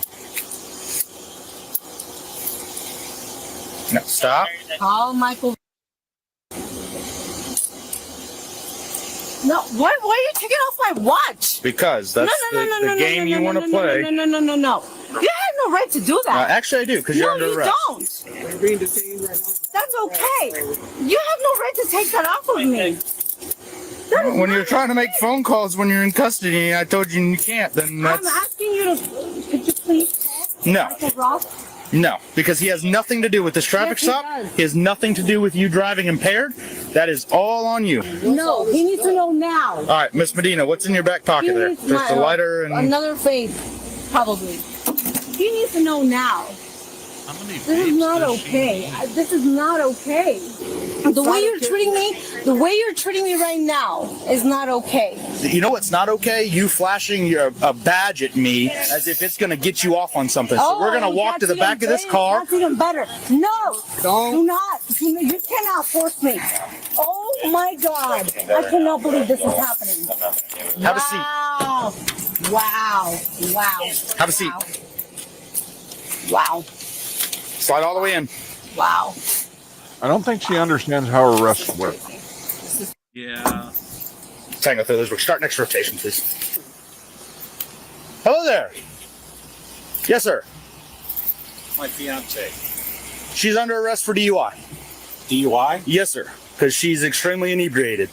She's weaving all over the road. She was doing 65 and a 45. She's been nothing but argumentative with us. She tried to flash the badge that you gave her to get out of the citation. And that's not okay. So she's under arrest at this point. Oh, shit. So that's where we're at, sir. Okay. I can take it private. Unfortunately, part of our policy is we tow the vehicle if it's DUI. Yes, sir. So it's alrighty. So she'll be able to give you a call here shortly when we get down there. Alright, yeah, I was trying to call. Yeah, that's what she was arguing with me about in the middle of fields. She wanted to not do them because she said that she's entitled to a phone call, and she wasn't doing anything until that was the case. So unfortunately, that's where we're at. She's been drinking? Oh yeah, she's been drinking significantly. She reeks of alcohol. So Oh, really? so yeah. So but that's where we're at. All right. All right, sir. All right, yeah, I thought you got the drink. Nope, that's all. She is facing charges for her second DUI offense.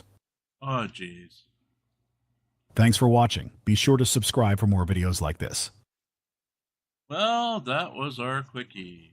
What the hell was the badge she was given to flash? I don't know, but Doesn't sound that legal. Yeah, that guy's lucky they didn't go after his job for that. Well, they might have, and he just didn't cover it on the tape. Yeah, I mean, you just don't give your girlfriend a badge and say this is your get out of jail free card. Well, you do in the movies. Yeah, but life isn't a movie, is it? No, it is not. That could get you in trouble, actually, at your job, I would think. Yes. Well, it is acceptable in some departments to give your business card to a person that if they get in trouble to contact him. It's not a guarantee you're getting out of. It's not a get out of jail free. It's just right. Let's see if there's mitigating circumstances here and what wiggle room you might have. And they'll be back in a couple of minutes. So, what do you think about Alan Jackson today, Pope? I think the same thing I think about him every day. He's a jackass. And he can't see over the bar? Yeah. He's not very good at being British accredited. I'll say that. He's very aggressive today. He can see eye to eye with the knob goblin. Turtle Boy, yeah. They are. Okay, just so I make sure that I'm caught up. So we had the $70 donation. Yes. And we had a $5 super chat. Yes, that's it. That's it. Okay. That's it. So I have 916 days. Means we have 179 to go. Till 3 years. Till 3 years. And a month to get there. Hey, it's double point day at Jersey Mike's. Ooh. What do you get from Jersey Mike's? Not a damn thing. I get the they have a mushroom steak. Yeah, it's good, but I like that. When I do order from Jersey Mike's, I either get the Italian cold sub or the Big Kahuna. Those are my usual go-tos. Yeah. Well, I've had issues with our local Jersey Mike's, so I almost got banned from there. That's not good. Banned? Had a little I had a little dispute with the staff. Did you ask to speak to the manager? No, but they didn't really care for my attitude. Your attitude over what? How do you get kicked out of a sandwich shop? I didn't get kicked out. I ordered something to go. Yeah. I got the notification, on the app that it was ready. I went to pick it up. It was nowhere to be found because they gave it away to somebody else. What the what? Yeah, exactly. Exactly. And so they didn't care for my not being very happy about that. As Yeah, is calling you a Darren. Sure. Yeah, I see that all the time at these restaurants. They'll have these shelves set up by the door that they just put the to-go orders on. Right, but at my Jersey Mike's, right, that's not what they do. What they do is they have it, and then you have to go in. You can't just reach over and grab it, right? Right. You have to go in and tell them. Yeah. And then a lot of the places here, they just have a shelf. Yep. That you go. Yep. And nobody's checking to make sure you're grabbing the right food. Right. So they had to, actually have given it away. Yeah. And then, which wouldn't have really been the issue. Really isn't that they gave it away. It's that I'm standing there, I'm waiting. They finally come up. I give them my information. They don't have it. It's nowhere in the line. All of that stuff. And it's determined they gave it away. And then they're telling me it's going to be another 30 minutes. Make a sandwich? Yeah, exactly. Because they were busy. Right. Yeah. And so that's what set me off. I mean, a few minutes, but they should have put your order in the front of the line to be right. Exactly. Exactly. If it's one of the hot subs, you screwed it up. You need to make it right immediately. Yes. So yeah, they didn't care for that. So I had my last KFC this weekend. Huh? So my last that probably I'm gonna do like one a week, and get them taken care of. So I had KFC because it was Kentucky Fried Derby Day. Yes. Yep. Yeah. And I had the chicken and waffles. Oh, and managed to get the syrup all over myself. Right. Quartz back. And they're having a sidebar immediately. Sidebar, get your sidebar here. Yeah, I ordered one of the steakhouse burgers from Burger King. Yeah.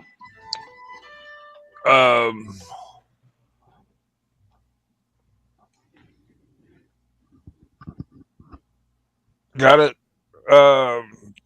with I ordered it with the burger with a large onion ring and large soda, and ordered the they had some cheesy tots or something like that.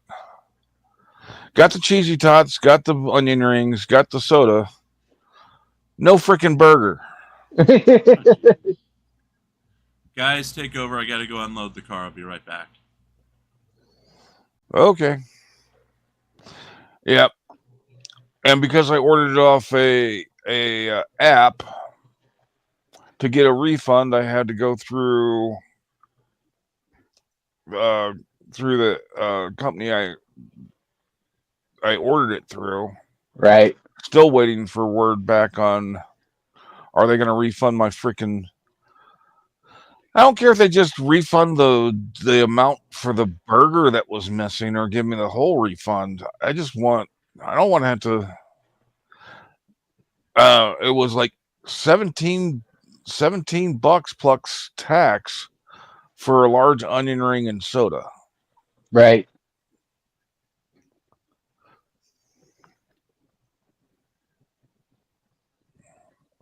Well, see, and I used to work in the hospitality restaurant, industry, and I grew up in an era where if you screwed up, you do whatever you can to make it right for the customer. Yeah. And I've got an account with the rewards account with Burger King. They could have easily credited me right a steakhouse burger on that. Right.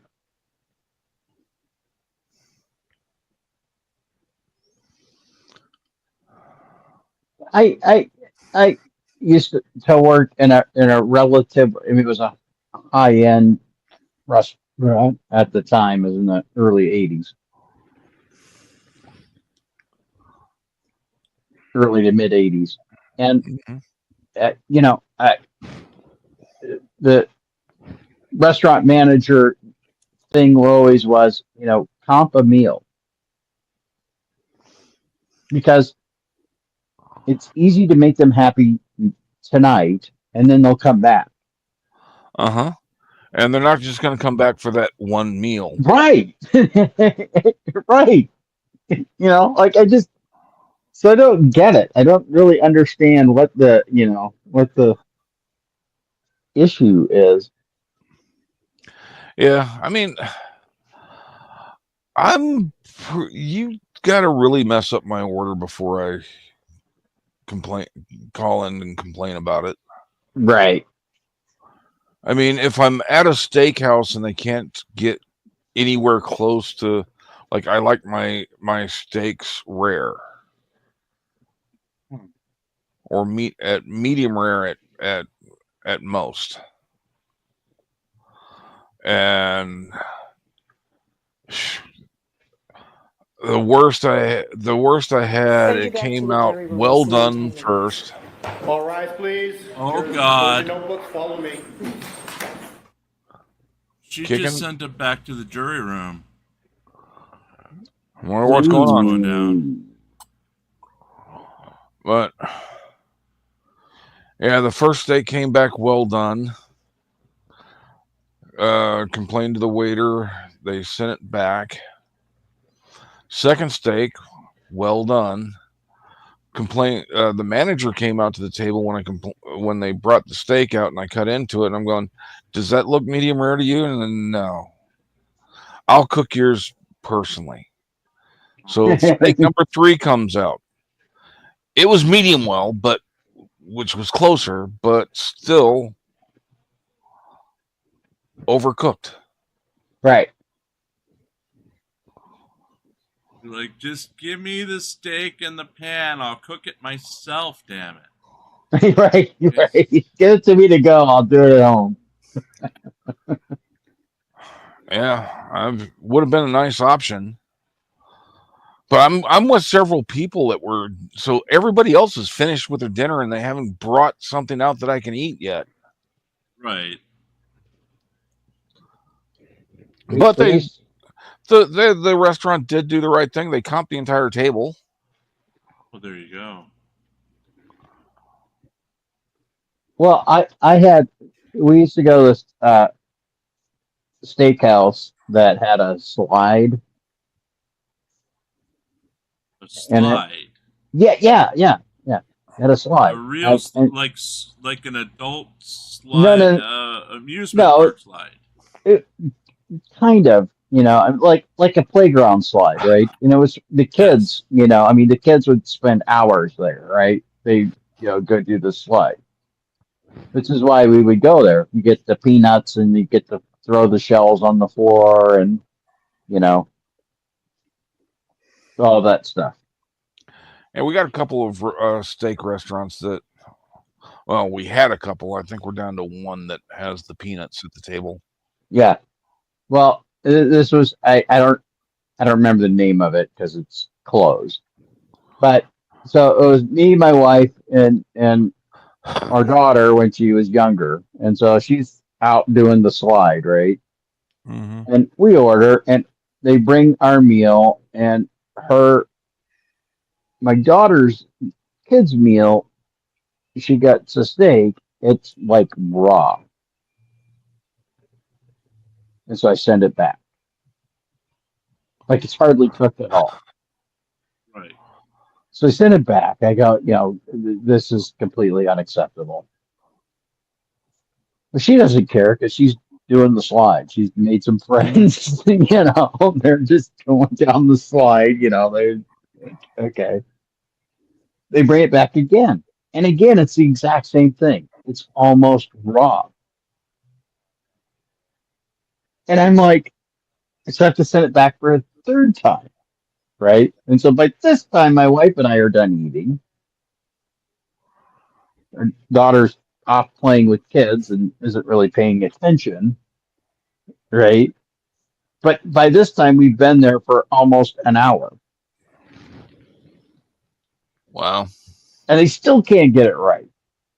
And so finally, I the manager comes over and I'm like, I don't really get, you're trying to give my child raw food.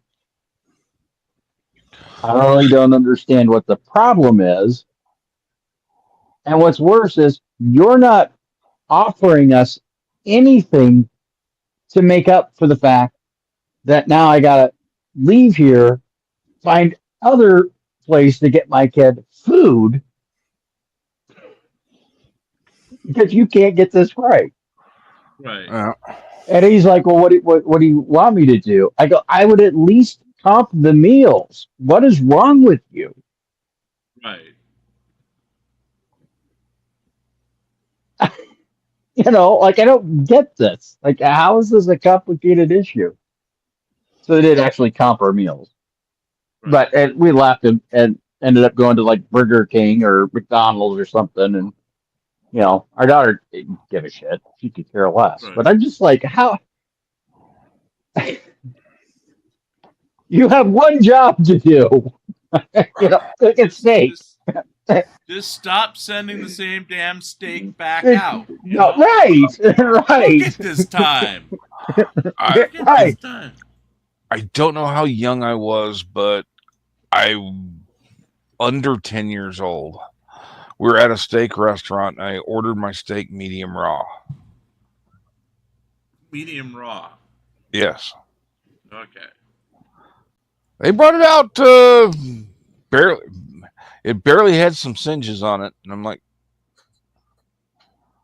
well, you ordered medium raw. I'm like, well, can I get it medium rare? So they took it back and ordered. I have a feeling that the waiter was just fucking with me because he knew I made a mistake between raw and rare. Right. You were a little kid. They didn't need to be a smart ass to a little kid.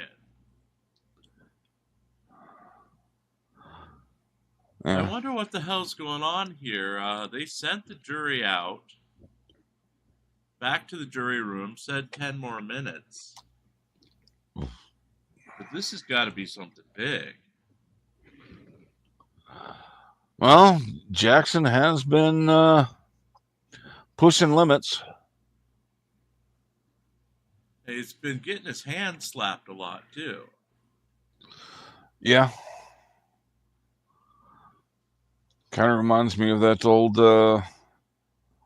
Cheech and Chong skit with I forget what the female judge. Bailiff, right. Whack him in the pee-pee.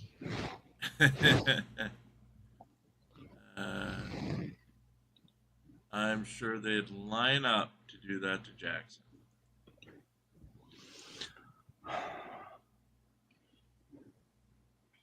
Give him your best shot, babe. Your best shot.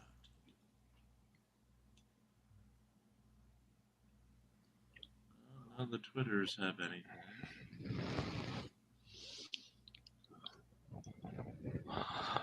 Well, they might have kicked the press out, too. No, the press are still in there. I'll be back one more time.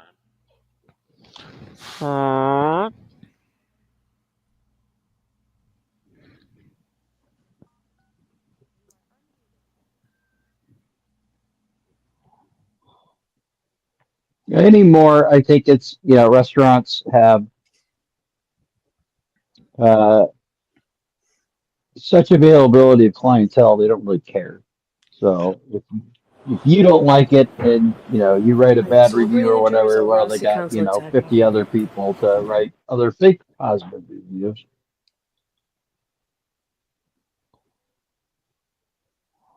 Right back into an immediate sidebar.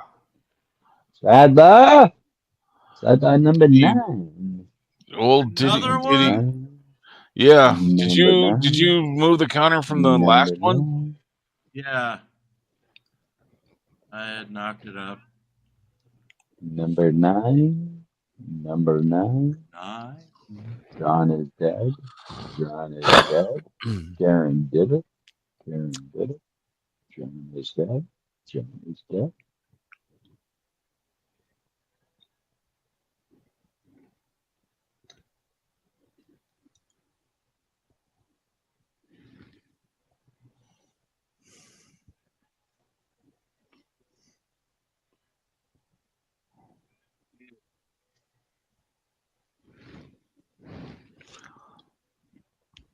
Well, I'm glad I got to try the hard Mountain Dews, but at least the mango one I'm not gonna buy any more of. You're not doing that one again, huh?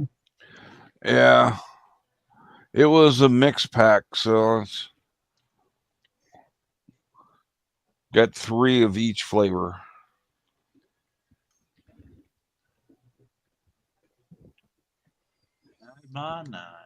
Well, in honor of you, Hank, I'm not going to drink it either. Okay. Yeah, me neither. Though, can you see me with one since I haven't had liquor in about 30 years? Yeah, I've been a little bit longer than that. Well, it's declaring it's 5% alcohol, so it's not like it's that hard. Oh, that would have me barfing all over the floor and probably passing out because I have 0 tolerance. Okay. I got buzzed off of a back in the day when they had those wine coolers. They also had semi-alcoholic water-based coolers. Well, they still water. have the alcoholic water. I think they still have wine coolers. But it was something like, negligible alcohol in it. And I was drunk as a skunk. And I didn't even know that it had alcohol. So It was a Zima. It wasn't a Zima. It was something. But yeah, I was... Right around the time Zimas came out, another one came out, and I got a 6-pack of them and was watching TV while drinking them. And I drank the first one down and went down quick and easy. Didn't feel any apologize for that, effects from it, folks. so I Nobody drank likes the wasting your second one time. down. Thank you, Your Honor. Had the whole back down before I had to get up. I had to get up and go pee. Oh, it hit hard.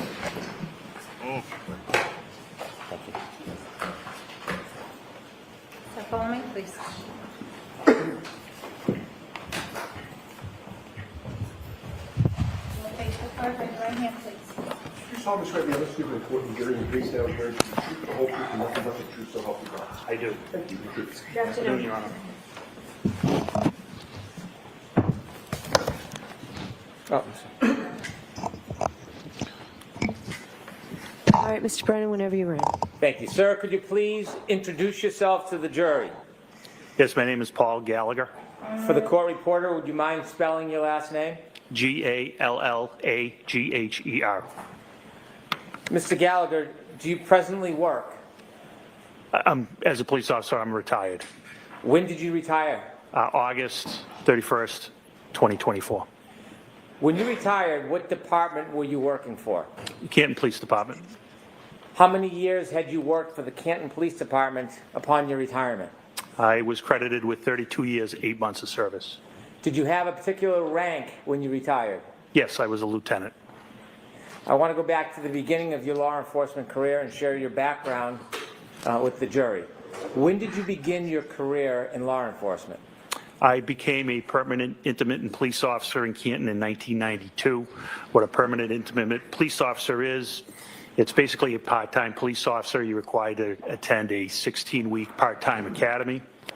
Your duties include regular patrol duties that a regular police officer would do, but you're only utilized during special events, short staffing, and you're allowed to work paid traffic details. Did that status change at some point? It did in 1994. 1994, were you a patrolman? Yes, and that required me to attend a full-time 18-week police academy. In addition to the police academy, did you continue your training over the years? Yes, I did. Can you share with the jury some of the training that you would attend over the years? Oh, sure. So I did constitutional law. I did interview and interrogation, terrorism, international terrorism. What's that on the internet? Domestic violence, buccal swabbing, and DEA basic narcotics course. And last duties were I did background checks, so I attended background training, and I did internal affairs. Before I talk a little bit more about your experience over the years and your progress through the Canton Police Department, I'd like you to share with us generally and briefly the structure of the Canton Police Department. The Canton Police Department, how big is it? How many officers are typically employed by Canton at the same time? We would like to have 45, but unfortunately, we're short-staffed at this time. At the Canton Police Department, is there different ranks? There is. And what are they? They are patrol, sergeant, detective sergeant, lieutenant, deputy chief, and chief. Given the size of Canton, is it a small department or a typically large department for that size? I would say it's a medium-sized department. Is Canton, do you receive traffic from other areas nearby? We do. Is Boston part of the crossroad through Canton at times? It is. Route 138 runs from Boston, and it goes all the way down to the South Shore through Brockton, Taunton, etc. Other cities or towns nearby that bring traffic through Canton as far as law enforcement is concerned? They do, and other states. 95 runs through Canton as well and brings up traffic from Rhode Island. For a relatively small town, is Canton a busy police department given all the crossroads and intersections? It can be very busy at times. You mentioned in Canton that there are different ranks.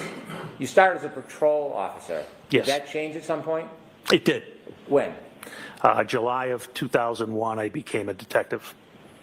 Did you have any particular or special training to become a detective? I started attending how to dust for fingerprints. My focus was narcotics. I had several narcotics classes. Did you engage in those type of investigations on behalf of Canton? I did. Did you work with other agencies? I did in 2005. I started working with the Drug Enforcement Administration in 2006. I was assigned as a task force officer for the DEA, initially out of Worcester Tactical Diversion Squad, which their mission goal was to eradicate OxyContin and oxycodone distribution at that time. It was during our oxycodone phase. In 2008, I was moved to Boston Division, and there we focused on all narcotics, not just oxycodone, heroin, cocaine, etc.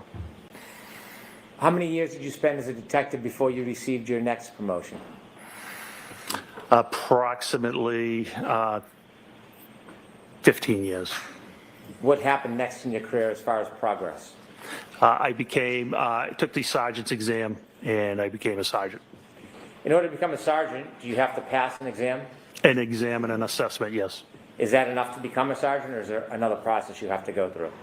That's where they rank you after the exam and the assessment. What year did you say you became a sergeant? I became a sergeant in 2017. Was that your first supervisory position? Not actually. I also worked as an officer in charge, which you're not technically a sergeant, but when there's no sergeant to fill the shift, they'll use experienced officers to work as a sergeant, and you receive sergeant's pay.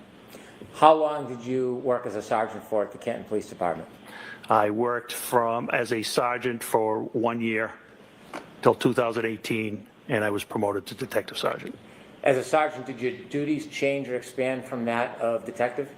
I was still assigned to the Drug Enforcement Administration at that time. And you just shared a year later you were promoted to lieutenant. Did you have to take and pass an exam for that? That was detective sergeant, and I did not have to pass a test for that. Did your duties and responsibilities expand when you became lieutenant? Yes, I was brought out of the DEA to work in Canton specifically. Were there other lieutenants on the Canton Police Department when you worked as a lieutenant? I became a lieutenant in 2021.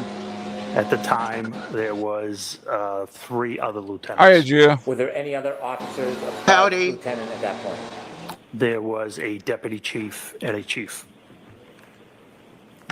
In 2022, January, were you a lieutenant? I was.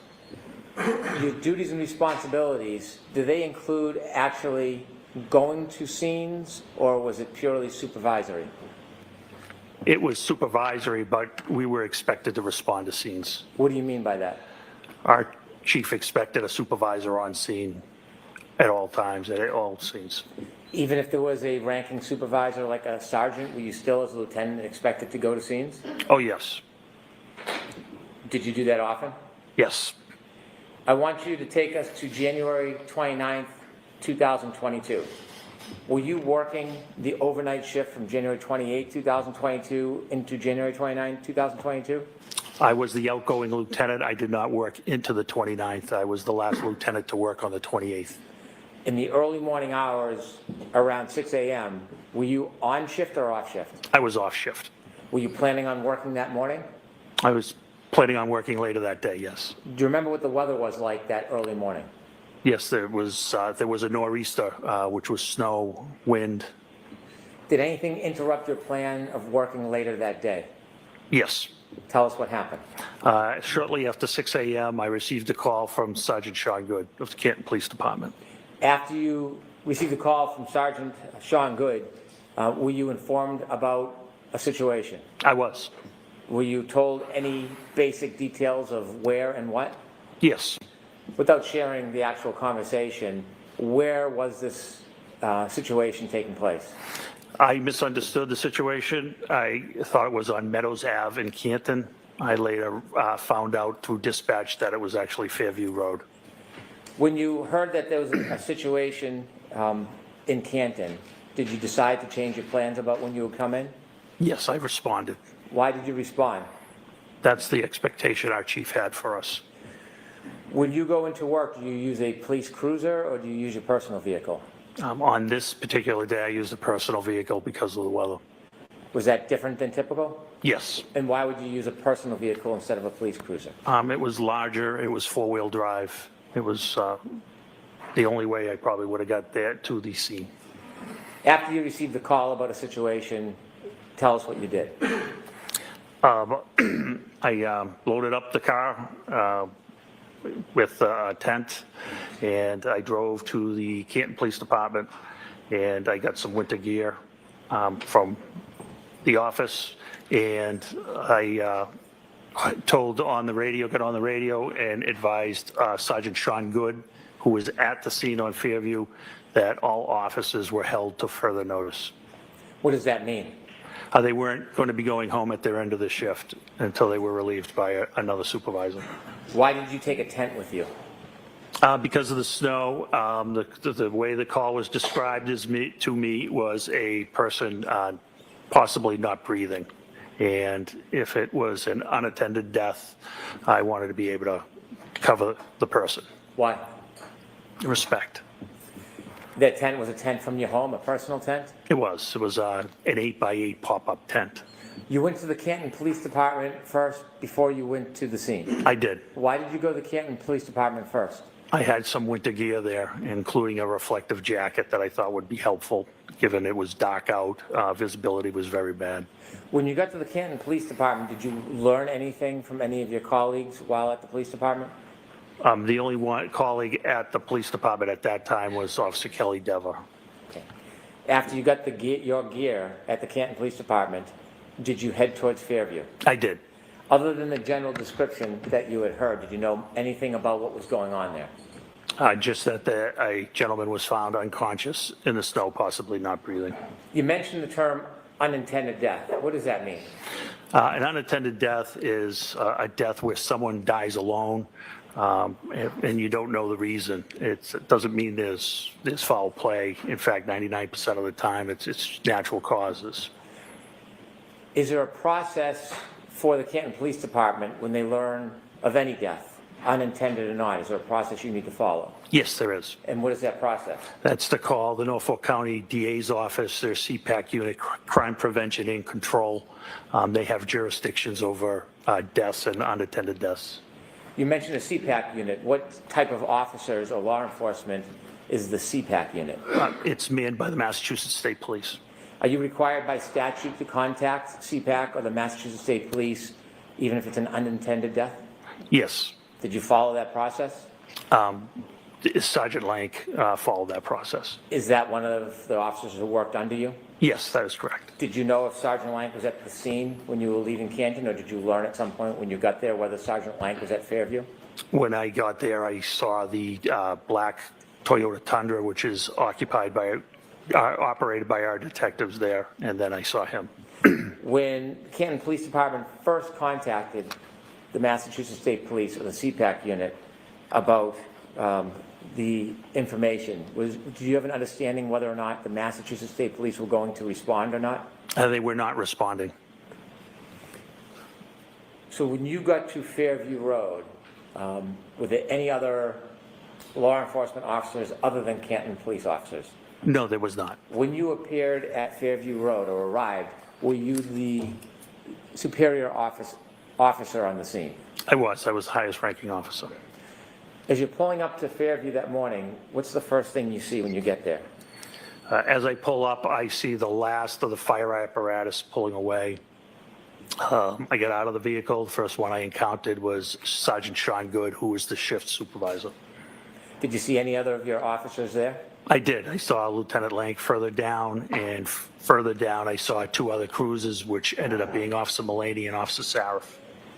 Did any of the cruisers or vehicles have lights on? They did. Did you hear any sirens? No, there wouldn't be any sirens. Why wouldn't there be? Sirens are used to move traffic. There was no traffic. It was a blizzard. There were no cars on the road. You might see an occasional plow. Did you ever learn the general area where the person was found? Yes. At that time, did you know See, who the I person told you was? no sirens. I did. I knew him by name. I told you. Yes. Did someone inform you of who the person was? Sergeant Sean Good did, yes. Okay. And who was the person that you learned was on the ground?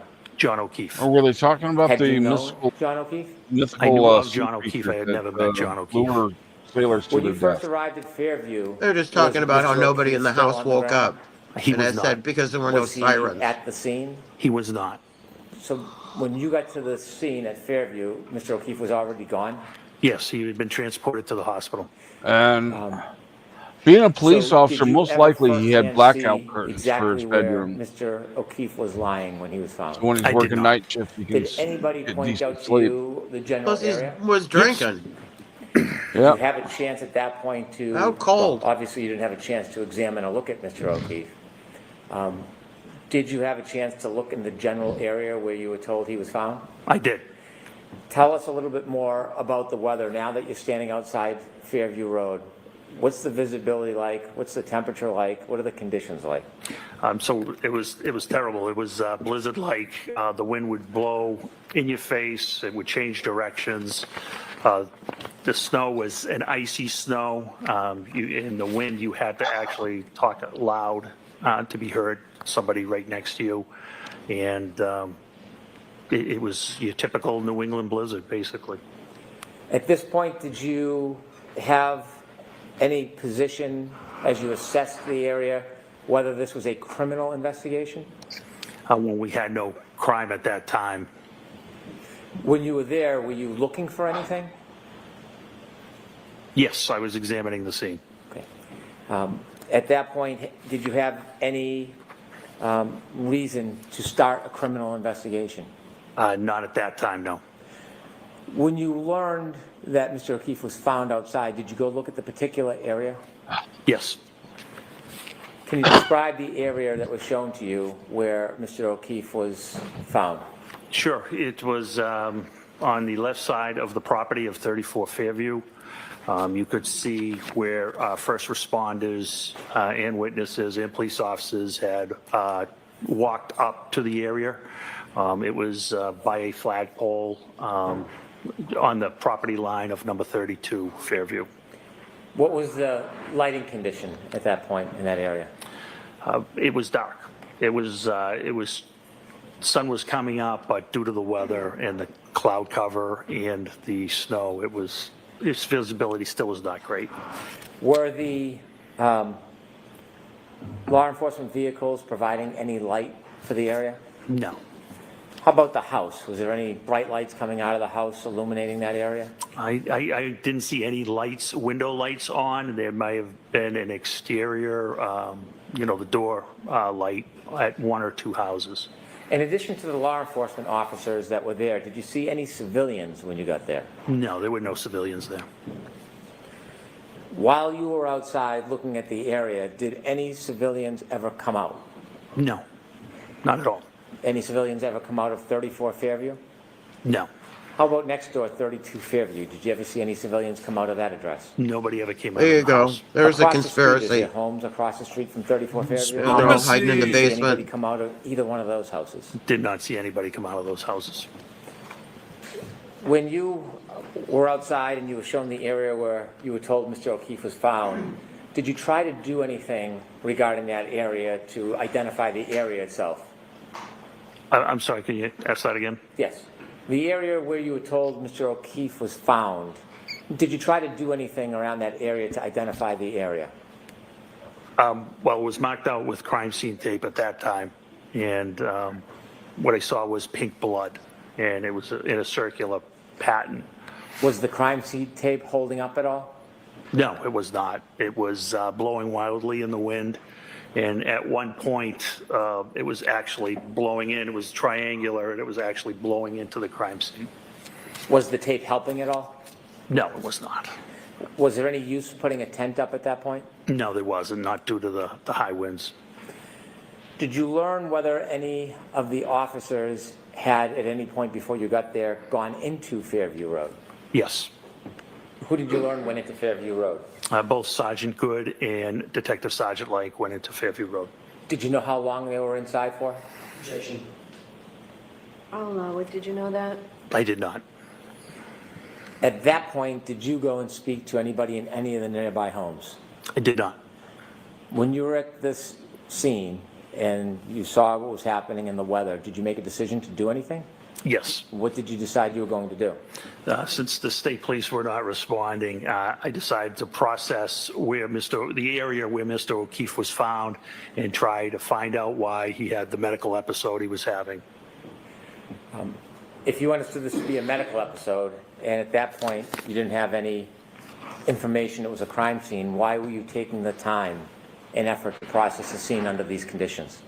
Because that's what we do. Even the hospital, there could be a reason that there's obviously a reason he's there. I think we had a duty and obligation to check around where he was found and see if there was any explanation to what caused his medical condition.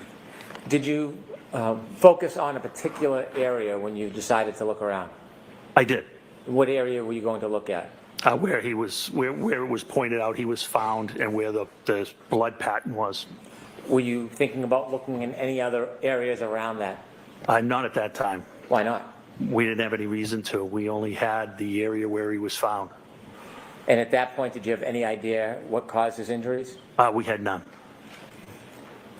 At this point, when you were pointed or you're looking at the area where Mr. O'Keefe was found, was the area getting covered up at all? Yes, it was. With what? Snow.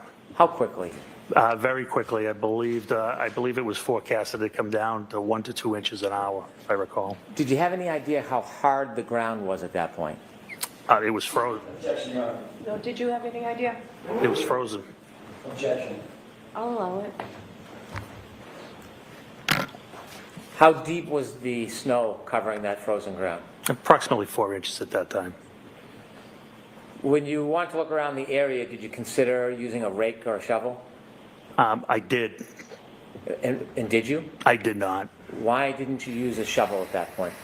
I was afraid I would miss something or possibly break something. What could you break with a shovel? Anything, glass or anything of that nature. What was your decision about how you would search that area? What did you want to see? I wanted to see anything that was possible, whether it was any type of weapon or any type of medical bottle or any reason that he could have come to where he was. Did you think of a way that you could look below the top of the snow without unresting the scene? Yes, I did. And what did you conclude? Because of the blood, the pink spots I thought might be blood, I thought a leaf blower would be the best method because I have seen it used and to remove light layers of snow, and it can be controlled. And after having seen that before and making that decision, what was the benefit of a leaf blower over a shovel? I wasn't going to miss anything with a leaf blower, much better control. And control, tell us what your intention, what was your hope with the leaf blower? To clear the area, controlled, slowly, so any potential evidence of what happened to Mr. O'Keefe wouldn't be lost. Did you have a leaf blower with you? Did not. So what did you do? Sergeant Good volunteered to go get a leaf blower. Did you remain at the scene? I did. And during this time, you still have no information that it's a crime scene? We had no information on a crime at that time. Did Sergeant Good come back with a leaf blower? He did. Did you try to get any other items to help you? Not that I recall. Okay. When Sergeant Good came back with the leaf blower, did you use it? I did. Was it successful? Very. Tell us what you did. I started with low speed and began whisking away the snow. And then I saw how it was uncovering those pink spots were becoming brighter red. So I verified it was frozen or coagulated blood at that time. And so out of the abundance of caution, I decided that that was something we may want to collect. Why did you want to collect that? Just out of abundance of caution, DNA. I expected it to be John's DNA. And I wasn't going to get a second chance at it. It was either collect it or never have it. Were you making quick decisions under these circumstances? Yes. Did you ask somebody to get a container to put the coagulated blood in? I ended up getting the containers. Where did you get them from? I got them from Lieutenant Kelleher, who lived in the neighborhood. Did Lieutenant Kelleher ever come over to the scene? He did not. Did he work for the Canton Police Department? He did. Why didn't he come over to the scene with you? Because he originally thought the scene was at 32. Did you ask him to come over to the scene to help you? No. Did you expect him to come over to help you? No. Did you prefer he not? Correct. So when you get the containers, were they plastic cups? Yes, they were red Solo cups. And what was the purpose of using the red Solo cups? They were plastic. They weren't going to leak.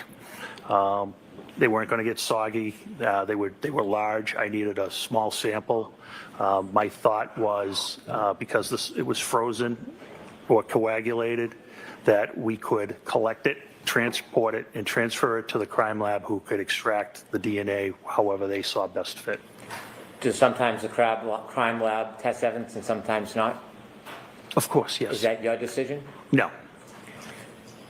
You were telling us about the leaf blower. Does it serve to excavate the area? It did. Did you begin that process? I did. And when you did that, did you try to memorialize it? Yes, I did. How did you do that? I had Sergeant Good videotape it. Why did you have Sergeant Good memorialize your efforts to excavate the area? I thought someone may wonder why I decided to use a leaf blower, so I wanted to demonstrate its effectiveness. I'm going to move to introduce two videos that council has.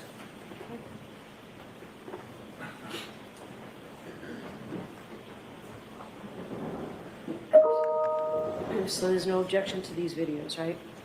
No objection. Exhibit 51. Thank you.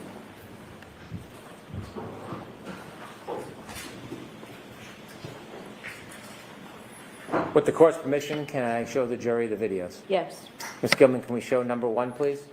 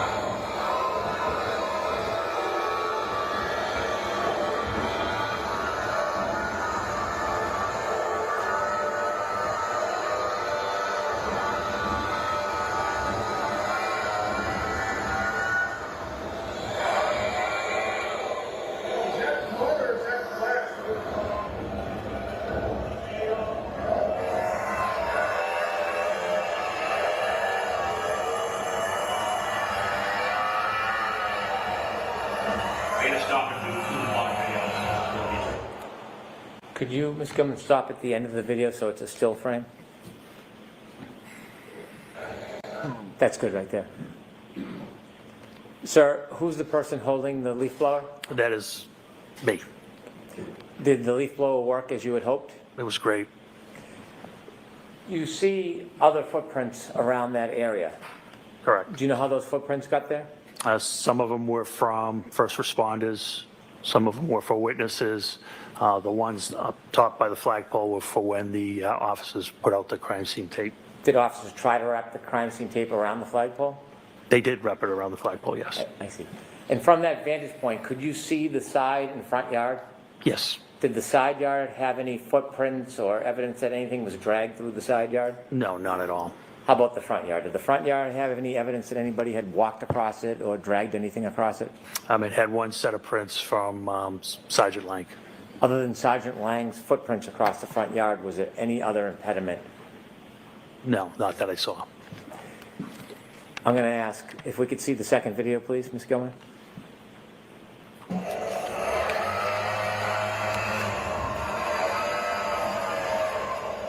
Could you stop there, please? You see the end of the leaf blower? I do. There's an object just below it at like 7 o'clock. Do you see that? I do. Did you discover something in that area? We did. What did you discover? It's a cocktail glass. Was it, did it have any damage to it? It did. Describe that for us. It was broken on the top. Could you continue the video, please, Ms. Gilman?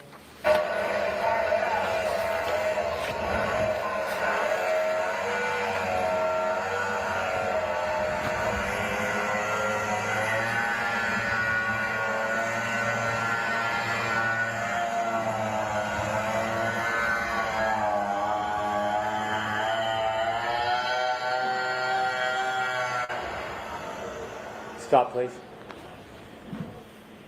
There's some red spots. Is that what you identified as coagulated blood? That is.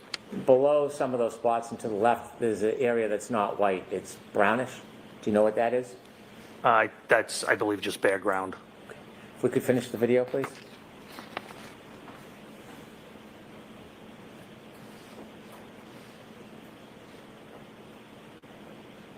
Okay. Thank you.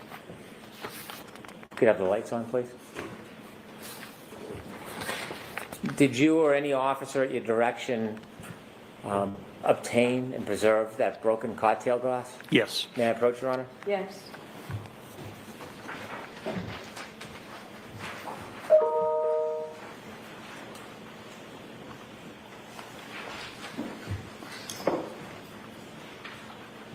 So I'm showing you two photographs. The first photograph, do you recognize what's in that photograph? I do.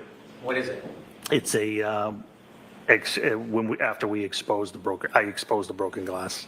Is the broken glass depicted in that photograph? Yeah, it is. Is that similar or substantially the same way it appeared to you that morning? That's exactly how it appeared. Yes. Do you know if that photograph was taken as a still image of the video or not? I do not. Okay. Second photograph, can you take a look at that? That's a close-up of the cocktail glass. Of the same photo? It is. Yes. I'd move these two photographs into evidence, please. Okay, do you want to be 52 and 52A? Please, Your Honor. It's 52, 52A. Lieutenant, what was done with that cocktail glass? It was bagged and seized as evidence. Was it brought anywhere that morning? It was brought back to Canton Police Headquarters. What happens when it gets back to Canton Police Headquarters?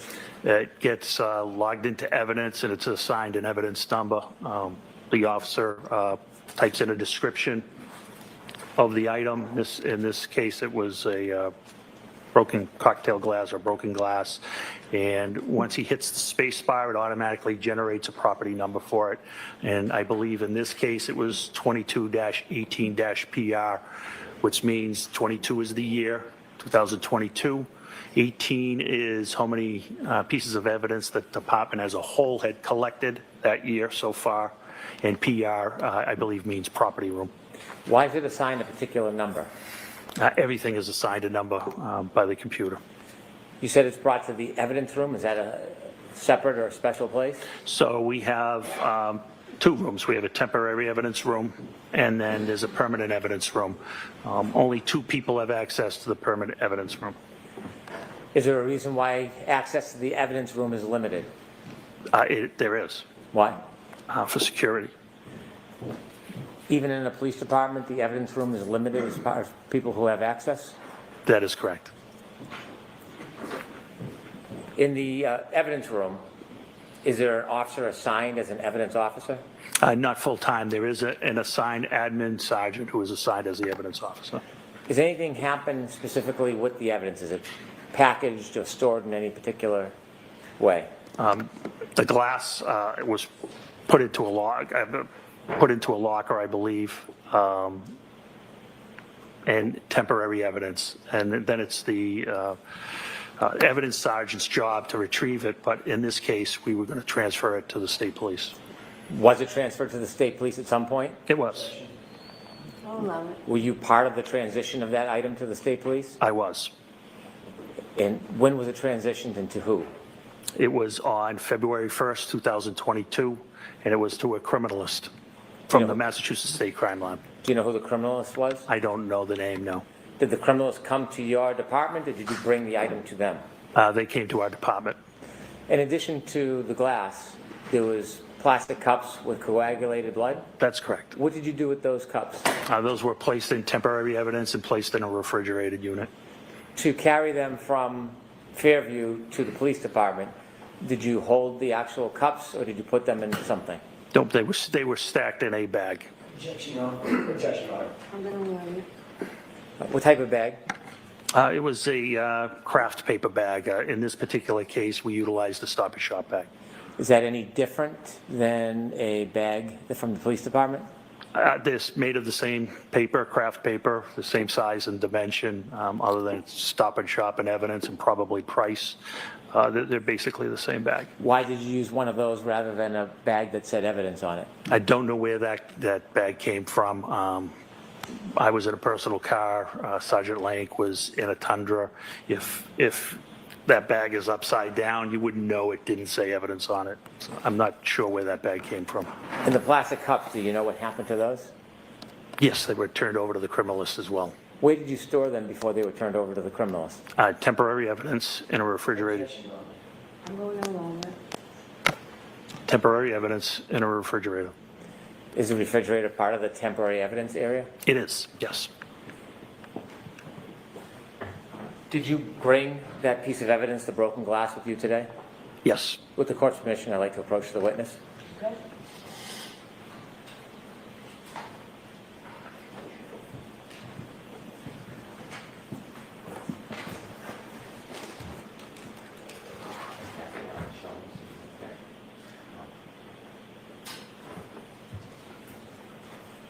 Handing you a box, gloves, and some scissors. Let me ask you about that box. It has red tape on it. Why? It's a secure and transfer of custody. I'm going along. Okay.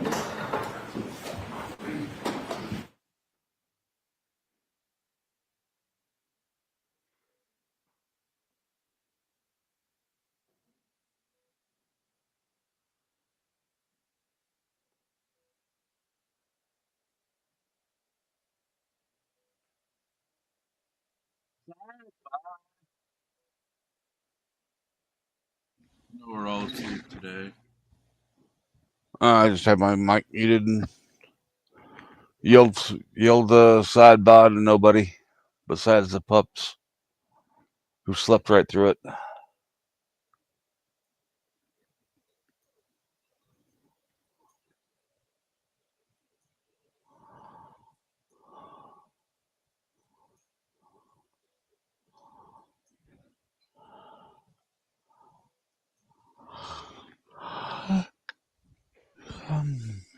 I was having a delicious Cara orange. I just we checked the mail. I just got the incident, the Lane Myers incident, where he claimed that his windows were shot in.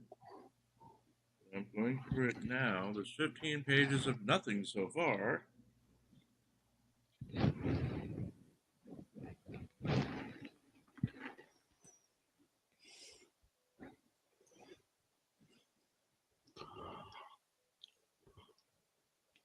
Kind of would have thought they would have done that through digital means. Nope. They charged me $5, and it's been over a month waiting for this.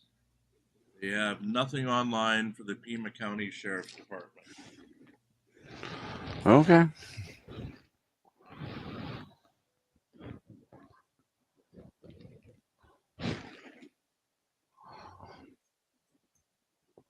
Yeah, I guess for the smaller departments, setting up the secure storage, online storage can get expensive. Yeah, well, police did come to the scene that night. He said it was shots fired.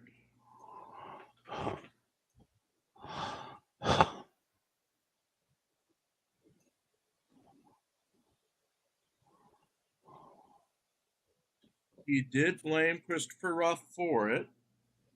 This is just skimming over a page with my glasses half on here.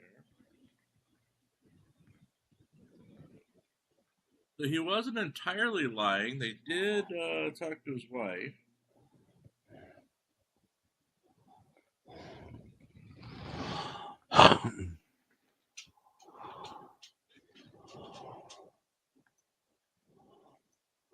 Damn, these sidebars are long today.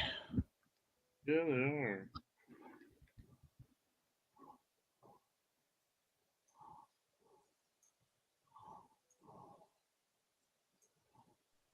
That's what she said.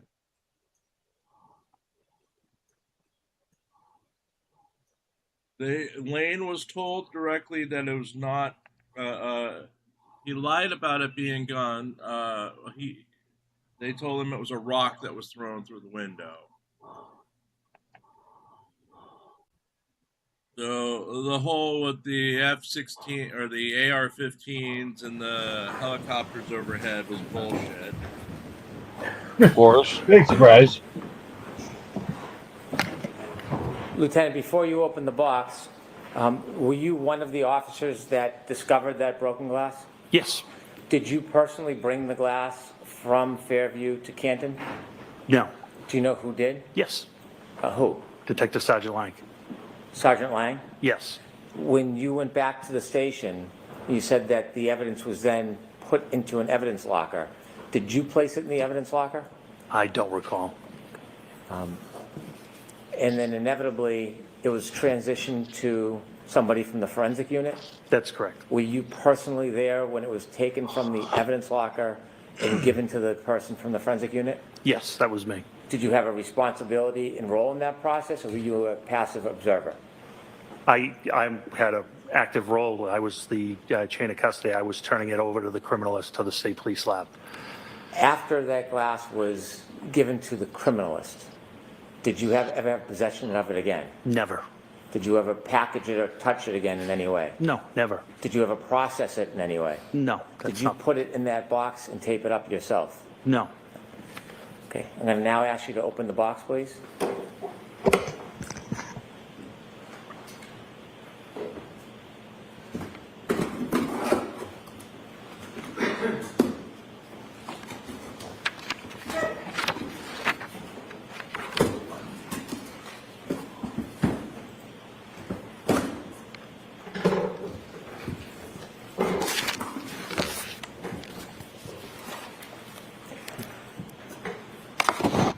Is there an item in that bag? There is. Would you please open the bag and show us what's in that bag?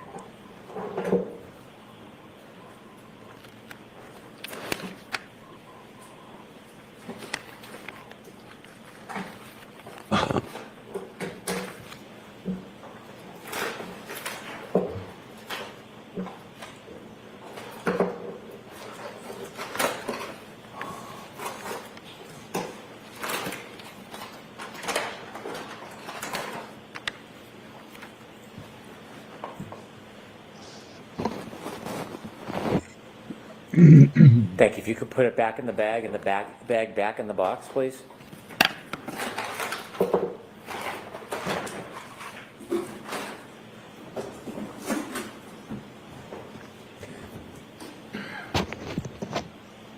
Lieutenant Gallagher, does that appear to be the same item that you found in the area where John O'Keefe was at Fairview that morning? Yes, it does. I'd like to have the box and the item marked for identification, please. Okay. To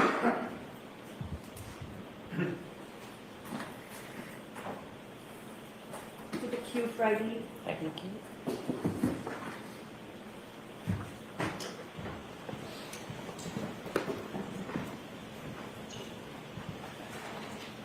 When you were looking around the area that was pointed out to you as where John O'Keefe was found, did you expand across the front lawn into the street during your search?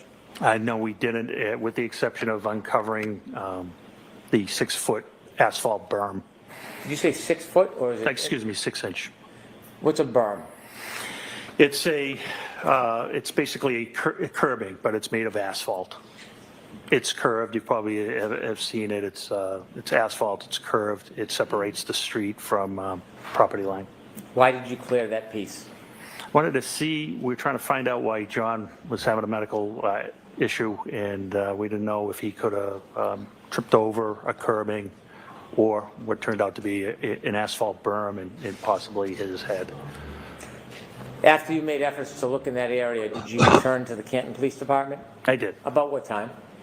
It was shortly after 8 a.m. After you returned to the Canton Police Department, did you receive any information or have a reason to return back to Fairview? Yes. About what time? A little after 9 o'clock. Why did you go back to Fairview after 9 o'clock? Sergeant Lank got a phone call that Jen McCabe had more information. And where did you understand Mrs. McCabe was? At 34 Fairview. Did you go back to 34 Fairview? I did. Did you go with anybody? I went with Sergeant Lank. Did you travel together or separate? Together. When you got back to 34 Fairview, outside, what did you do? We parked in the driveway. We walked up, and next to the garage, there's a side door. I don't know if we rang the bell or not, but Brian Albert, the homeowner, answered the door. As you walked up to the door, did you have a chance to look around at the doors in the area in front of that side door? Yes. Did you see anything out of place? No. You've been a police officer at that point for a long time? Yes. Do you receive any training in observing areas or people? Always. What type of training? What are you told to look for when you're speaking to people? I've been BOSAR trained, which is behavioral observation, suspicious activity training, and you look for clues when you're speaking to people. Whether they cross their legs, cross their arms, there's certain behavioral characteristics. At this point, did you have any understanding that this would later be a crime scene? I did, yes. What happened? How did you come to that conclusion? Oh, not at that time. Oh, not at that time? No, okay. Not at that time. When you went into the house, what part of the house did you go into? I went into the room. It's adjacent to the kitchen, and I stood there with Brian Albert. Can you describe what kind of room that would be? Yeah, it was just a typical family room type room. It was not large. It was between the garage and the kitchen. You met with Brian Albert? Brian Albert answered the door and let us into the house. Did you understand what his relationship was to that house? He was the homeowner. Did Sergeant Lank walk in with you? He did. Did he stay in that living area? No, he went to the kitchen area and sat down with Jen McCabe. Could you see the kitchen area from where you were? I could see a portion of the kitchen area. Did you see anybody else in the kitchen area with Mrs. McCabe and Sergeant Lank? There were people in the kitchen area. There was nobody with Sergeant Lank or Miss McCabe. Could you hear their conversation? No. Were you trying to listen? No.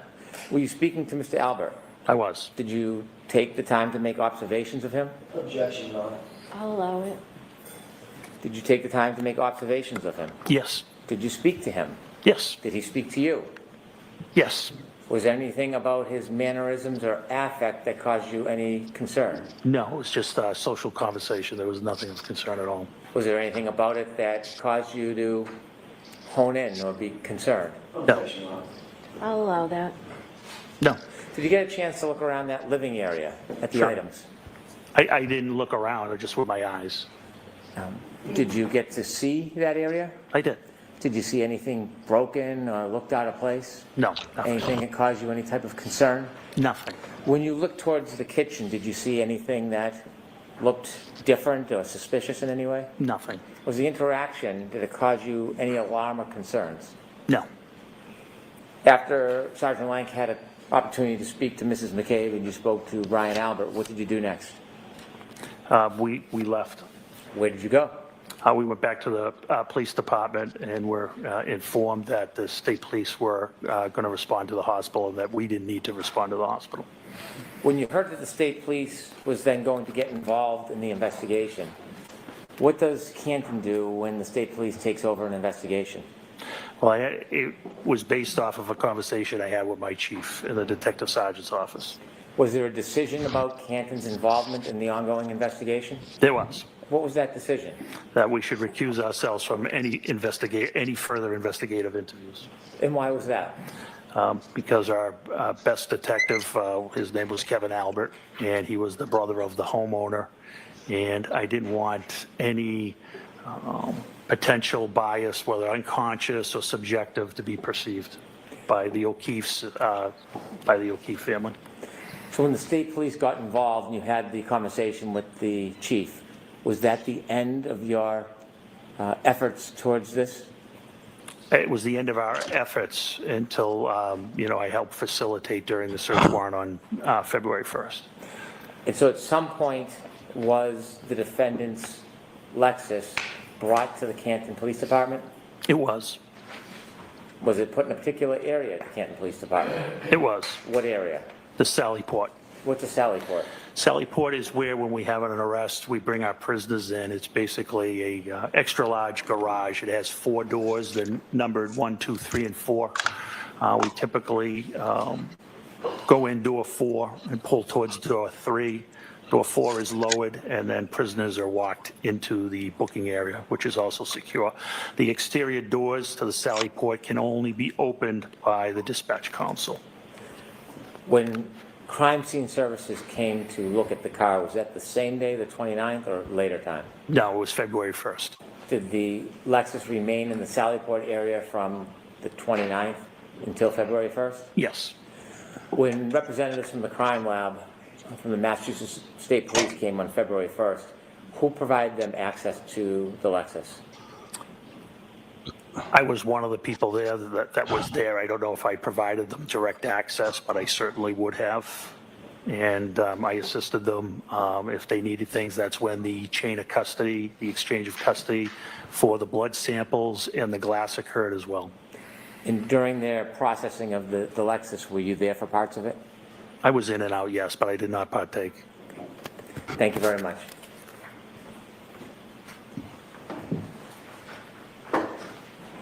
Yeah. Please.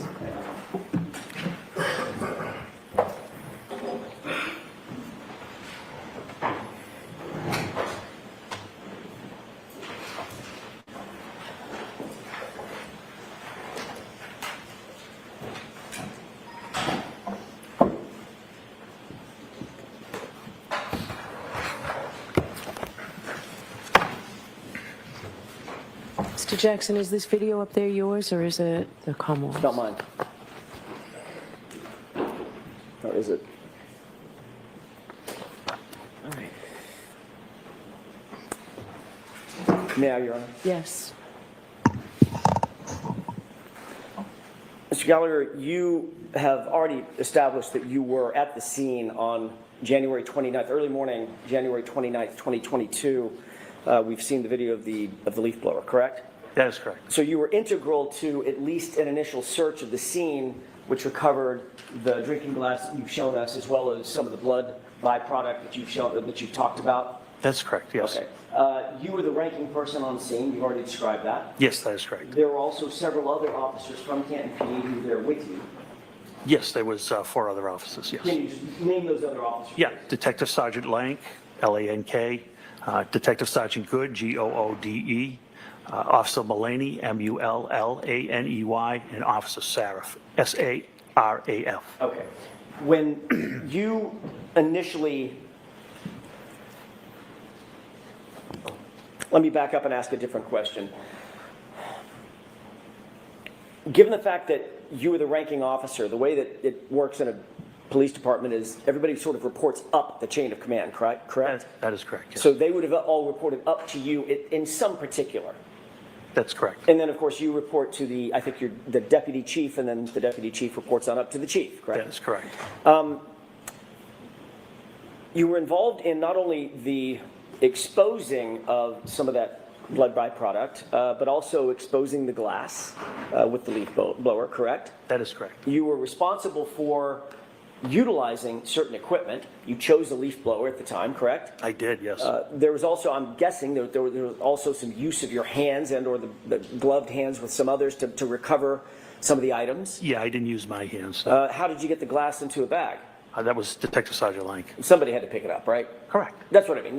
The use of hands to manipulate some of the evidence, correct? Yeah, I apologize. I didn't understand that question. That's okay. I thought you were speaking about me. It's probably my fault, not yours. Nope, that's okay. There was also some plastic cups that we've talked about. We'll talk more about those in a second. Those were utilized as well, correct? They were, yes. And you were responsible for the use of those as well? Yes, it was my decision, yes. In terms of the search of the scene, the recovery of evidence, the recovery of biological material, the use of tools to recover those biological materials, all of that rested at least ultimately at the scene on your shoulders, correct? Yes, it did. Isn't it true that you weren't interviewed in this case with regard to anything having to do with this case until April 3rd, 2024, correct? Yes, we can call it an interview. It's when I met with the prosecutor, yes. And that was about 2.5 years, nearly 2.5 years after this incident, correct? Yes, that's correct. Michael Proctor, you know that name? I do. Who's Michael Proctor? He was one of the troopers assigned to investigate the case. As a matter of fact, he was the lead investigator for the case, correct? I don't know if he was lead or Trooper Mechanic. I don't know. As you sit here, you don't know that Michael Proctor was the lead case agent for... I know he was one of them, yes. Okay. Do you know that he was the lead investigator assigned to the case? I don't. I had nothing to do with the DA's office.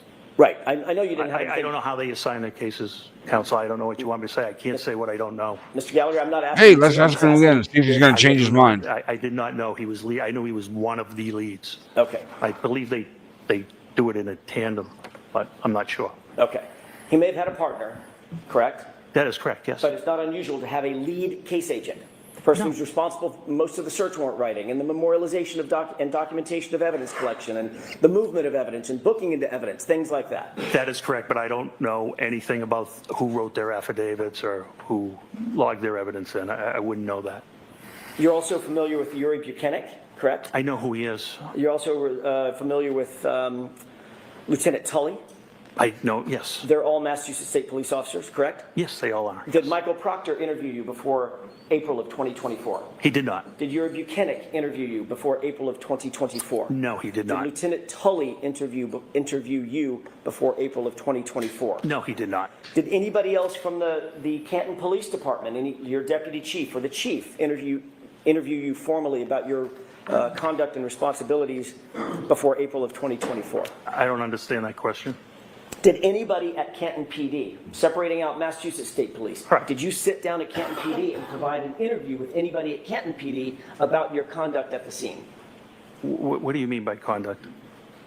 Going to the scene, collecting evidence, securing evidence, transporting evidence, booking evidence, those kinds of things. Your conduct at the scene, sir. Yeah, I briefed my superiors, yes. Okay, other than briefing, was there a formal report written? No. Or a formal interview conducted of you? No, absolutely not. Okay.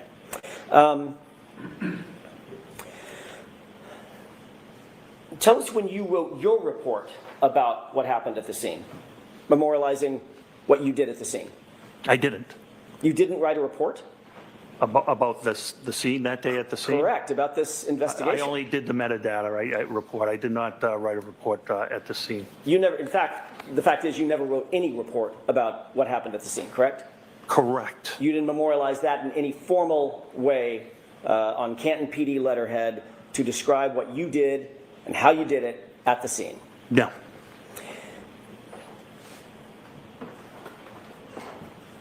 Normally when you report to a scene as a first responder, you would be expected to write a report about that, whatever that conduct is. I'm not the supervisor, no. What if you're the ranking person at a scene that ultimately turns into a homicide scene? Well, we don't know it's a homicide scene at this time. We don't even know there's a crime committed at this time. My responsibilities are to make sure reports are written, not to necessarily write the reports myself. I'm the supervisor. It's my job to make sure reports are written, evidence is logged, those types of things. Under ordinary circumstances, you would respond to a scene as a supervisor, and you would oversee what other people are doing, what you're That's supporting. correct. Can I finish? Sure. I don't want to talk over each other. I apologize. You would want a supervisor oversee what your subordinate officers, whatever he or she might be doing or they might be doing. You're going to oversee that. But they're the ones actually conducting the investigation or picking up evidence or doing the interviews and writing those things of that nature. Correct. Detective Sergeant likes investigation, yes. So in that circumstance, you wouldn't be expected to write a report because all of that conduct is memorialized by others subordinate to the supervisor, correct? Correct. But in this case, quite the opposite happened. You were the one that was in the video utilizing the leaf blower, correct? That's correct. You were the one that actually exposed the drinking glass, correct? Correct, yes. You noted the drinking glass and actually called somebody else over to take a look at it, correct? That's correct. You directed someone, Sergeant Lang, to pick up the drinking glass and recover it as a potential piece of evidence, correct? That is correct. You noted the blood or the coagulation of blood in and around that area, correct? That is correct. You noted where you believe the drinking glass was, in other words, what location, if there were grid coordinates, where it would be, correct? Correct. And you instructed others to transport that important evidence back to Canton PD to have it booked, correct? That is correct. You also secured the plastic containers in which to recover the blood. That is correct. You also directed someone to get a bag to put the plastic containers in and ultimately transport it, correct? That is correct. So you would agree with me, Mr. Gallagher, that in this circumstance, you were the centerpiece of the recovery of evidence and the investigation as it was at that time, in that limited context. You were the centerpiece of what was happening at the scene, correct? And I made sure it was documented by Detective Sergeant Lang. But you didn't find it important enough to write a report yourself. I think that's poor misrepresentation. There's a person fighting for their life. It was very important. When you were there at the scene at, what time was it, by the way? I got there shortly after 7. Okay, you knew that that person who was fighting for his life had already been transported and was in good care, as best care we can provide at Good Samaritan Hospital, correct? That is correct. So certainly you're not excusing away the idea that you didn't memorialize your conduct because you were too busy fighting for someone's life. That's not what you're saying. No, it definitely is not what I'm Okay. saying.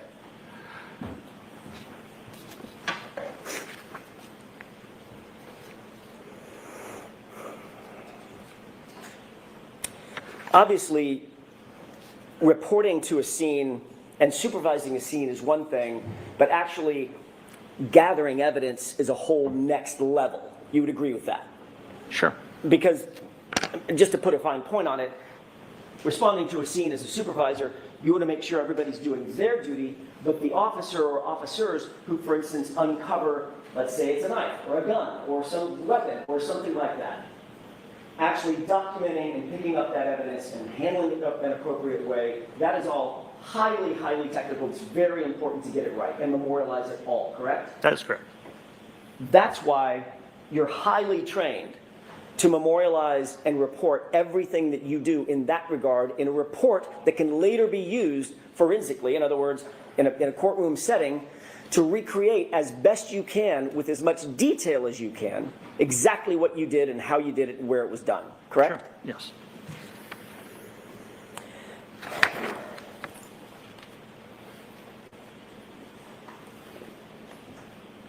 Officer Lank wrote a report in this case. Sure. Did Officer Mullaney? I believe he did, yes. Did Officer Seraph? Yes. Officer Good? Sergeant Good? Yes. But you did not? I did not.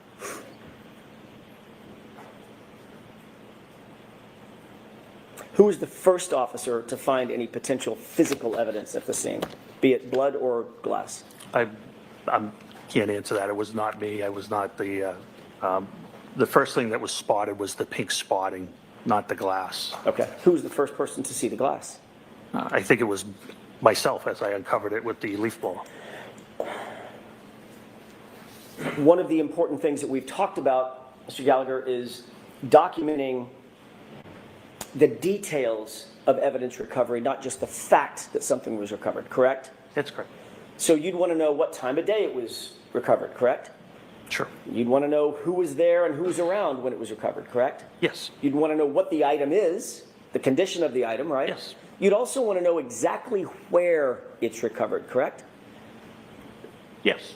In other words, as best you can to pinpoint the exact location where an item was found. That could play a huge role in any investigation, be it criminal or otherwise. It could. It could.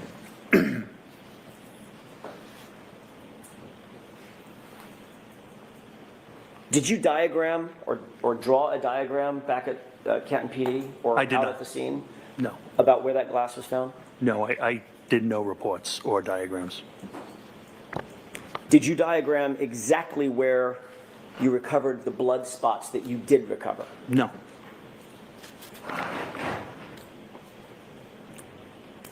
Did you at least, if you didn't write a report, did you at least take notes on a pad about what you were doing? Yeah, conditions weren't, it was pretty hard to take notes at that time, but I did not take notes, no.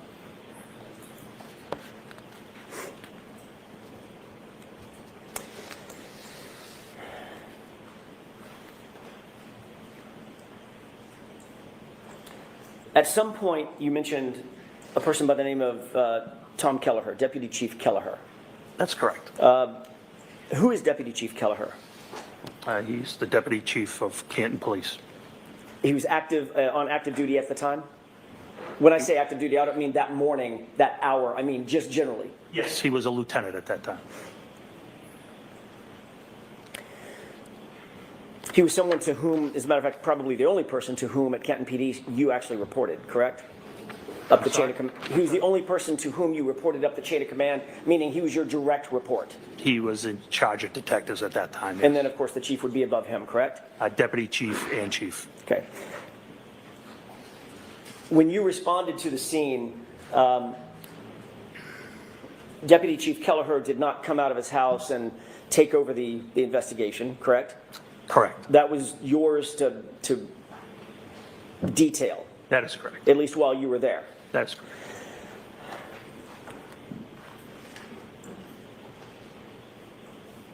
So can you describe what you did to preserve the crime scene? I'm sorry, to preserve the scene, because at that time you said you did not know if it was a crime scene. Is that right? That's correct. What did you do in terms of actually preserving the scene for later investigation? What steps did you take? For later, can you explain later investigation? So let me take a step back. Sure. Have you been trained to preserve scenes? Yes. Okay. What's the reason that you want to preserve a scene? What does that mean? Collect evidence. Collect evidence and make sure nothing is disturbed, correct? Correct. Civilians can't kind of traipse through or walk through evidence, correct? That's correct. You've heard the phrase forensically, evidence in, evidence out. Someone traipses through a crime scene, you bring evidence with you, and you take it back out with you on your shoes or on your feet or your breath or your saliva, whatever it might be. Very familiar with that, yes. Preserving the scene is best efforts, is best practices to make sure that nothing is moved, touched, messed with in any way, correct? That's correct, and that's what was done here. What did you do? That's my question. What did you do to preserve that scene? So there were no civilians ever to trample through. Were rescue efforts made on Mr. O'Keefe? Yes, that's priority. So rescue workers do go into any type of scene. Medical life-saving measures come first. Once all apparatus was off scene, the original officers put out crime scene tape to mark an area. And later, it was documented, it was photographed, and evidence was collected. And it was searched by you, at least initially with the leaf blower. Correct. Okay. So you were interested in the area that, by the way, I want to clear this up, make sure I'm not mistaken. You described for Mr. Brennan basically where Mr. O'Keefe's body was, correct? Yes, yes. You never saw his body in situ. You never saw his body in place. That is correct. You were told by Sergeant Lank generally where his body was, correct? Yes, and Sergeant Lank actually never saw Mr. O'Keefe either. That's my next question. Okay, and Mr. Good, and Sergeant Good as well. Right. Sergeant Lank never saw John O'Keefe actually in place, correct? That is correct. So you're receiving information from Sergeant We Lank need murder cam today. that She he did not is have making personal faces knowledge of, again. and then you're providing that information later to crime scene investigators who are trying to establish a diagram or some sort of a chart about where that evidence was, where the drinking glass was, where his body was, correct? No, I never spoke to anybody in that manner about that.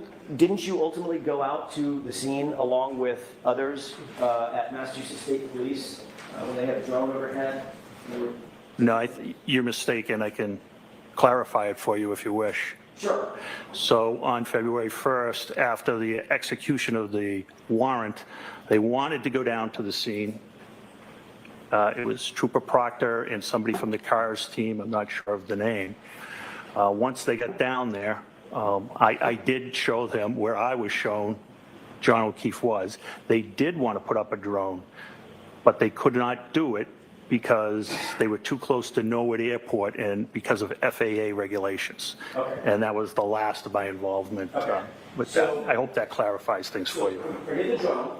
I'm interested in the first part, which was you accompanied Trooper Proctor to the scene, correct? Correct. There were other members of CARS, C-A-R-S. I think there was one. Crash accident reconstruction section, I'm assuming. Okay, so it's forensic, a member of MSP who does forensic diagrams, correct? I would say, I don't know if they do diagrams, I don't know what they do. Or reconstruction of some sort. Sure, reconstruction of some sort. So you were there to help provide information about where Mr. O'Keefe's body was found, correct? And be a Canton police officer present in case any neighbors had come out. So you were there to help provide information about, or at least you did provide information to them about where Mr. O'Keefe's body was found. Oh, sure, yes. Except you didn't see Mr. O'Keefe's body, did you? No, I did not. So that was a yes on your part. It was what I was shown. It's the information I had. Yeah, it was the information you were told by Sergeant Blank, correct? Yes. Who also didn't see John O'Keefe in place on the ground at 3450, correct? That is correct, yes. So his would be a yes also, correct? Well, we're going backwards. So he was told by Sergeant Good and et cetera. So it was information passed along, which is what police officers do. Right.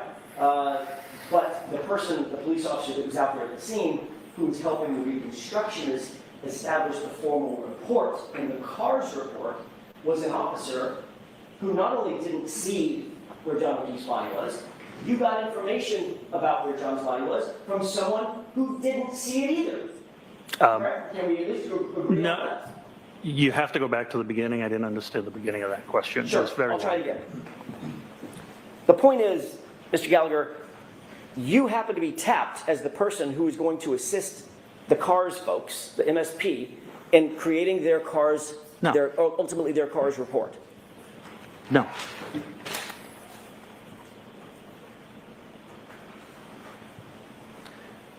Isn't it true that you accompanied Trooper Proctor and members of the CARS unit to document Fairview Road and the scene of the incident? Yeah, I thought I explained it could not be done. Okay. So I'm not I only went to show them where Mr. O'Keefe was and in case any neighbors came out. I wasn't there to assist in any documentation at all. You were there.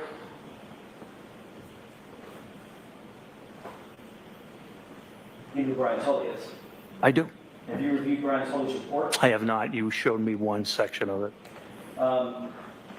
Is it true that what you actually told Brian Tully is that you went with Trooper Proctor, and you're already shaking your head now. I didn't finish the question. No. I got that part wrong? You accompanied Trooper Proctor? No, what's wrong is I was interviewed by Lieutenant Tully. That was a meeting I had with Prosecutor Lally. Okay. Trooper Tully was present. Trooper Tully never asked me any question. I don't recall Trooper Tully ever asking me a question, sir. So let me be a little bit more defined. So in Trooper Tully's report, where he reports what you said, you were actually talking to Adam Lally, my colleague sitting up in front. Correct. Okay. So now we've got that cleared up. Let me ask you again. Did you say in front of Trooper Tully that you accompanied Trooper Proctor and members of the CARS unit to document Fairview Road? Meaning they were documenting Fairview Road. It's not clear. The report's not clear. They were going to document Fairview Road, not me. So you just said something that I want to follow up on. Okay. The report's not clear, correct? That's correct. So that's an inaccurate report. I wouldn't call it inaccurate at all. I'm just saying you're misinterpreting the wording. I see. And I'm misinterpreting it even though I just read it directly from the report? Yeah, sometimes sentences have different meanings. Okay. Yes, you are. Okay. The reality is you did end up going to the scene, correct? I did. And you accompanied, I don't want to use a word that you'll challenge, you went with Trooper Proctor, correct? I took my cruise into 34 Fairview, yes. You were there at the same time Trooper Proctor was? Yes. And you were aware that the CARS team was there so that they could document the scene, correct? I don't know what the purpose of the drone was. I'm not familiar with that section. I thought I answered that question. I'm not familiar with what they do. But you do believe that as you sit here, you were there, we weren't. You do believe that that's the reason that they were there was to document the scene. Put up a drone. Okay. I don't know what you mean by document. I don't know if it was to photograph, I guess, which if you mean by document photograph, I guess it could, I would agree. If it means take measurements, I wouldn't know. Okay. Did you tell any of the members of the CARS team where you believed John's body was? I believe it was Trooper Proctor, but I believe he was there, yes. Trooper Proctor obviously was not there when John's body was there either, correct? That is correct, yes. So he would have gotten that information from you. That is correct. So now that's 3 people. It's probably more, quite honestly, yeah. Well, I'm just talking about Yeah. this report. Correct. The car's report has 3 people in line. None of them saw John's body, John O'Keefe's body, as it lay in the lawn when he was recovered. That is correct, yes. And there's no photographs Of of Mr. O'Keefe Oh, no. at the location. No, we wouldn't, nobody would photograph somebody undergoing life-saving measures. Wouldn't be appropriate. There's no video, specifically. They wouldn't take video of somebody undergoing there's life-saving measurements There's no either. body cam. We don't have body cameras. There's no dash cam that shows it. Well, dash cameras would be on the road. Mr. O'Keefe was approximately 8 to 10 feet off the road. Well, hang on a second. You're not sure where Mr. O'Keefe was because you never saw him. That's why I used a range, yes. Right. I know where the blood was, I know where the glass was. Right. You don't know if he was 7 to 9 feet off. if he That's was correct. 4 to 12 feet off. You can't say. I could, only approximately, you are correct, yes.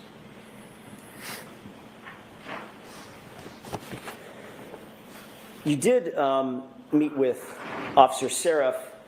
You met with all the officers when you arrived at the scene, correct? Yes. And Officer Seraph had been there from the beginning of the morning. Yes. Officer Seraph didn't report to you at that time any statements attributable to my client, did he? He did not, no. You later went back to 34 Fairview with Sergeant Lank. That's correct. And you rode back, did you ride back to Kenton PD with Sergeant Lank or separate cruisers? Which time? I I'm apologize. sorry, that's a vague question on my part.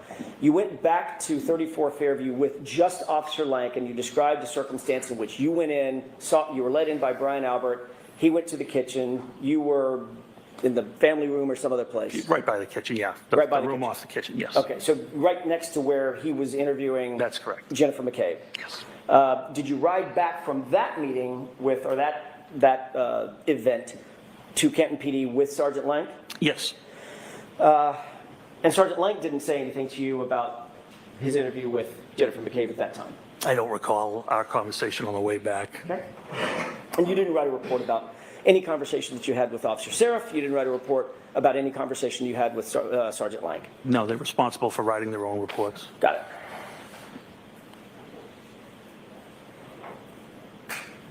You did say that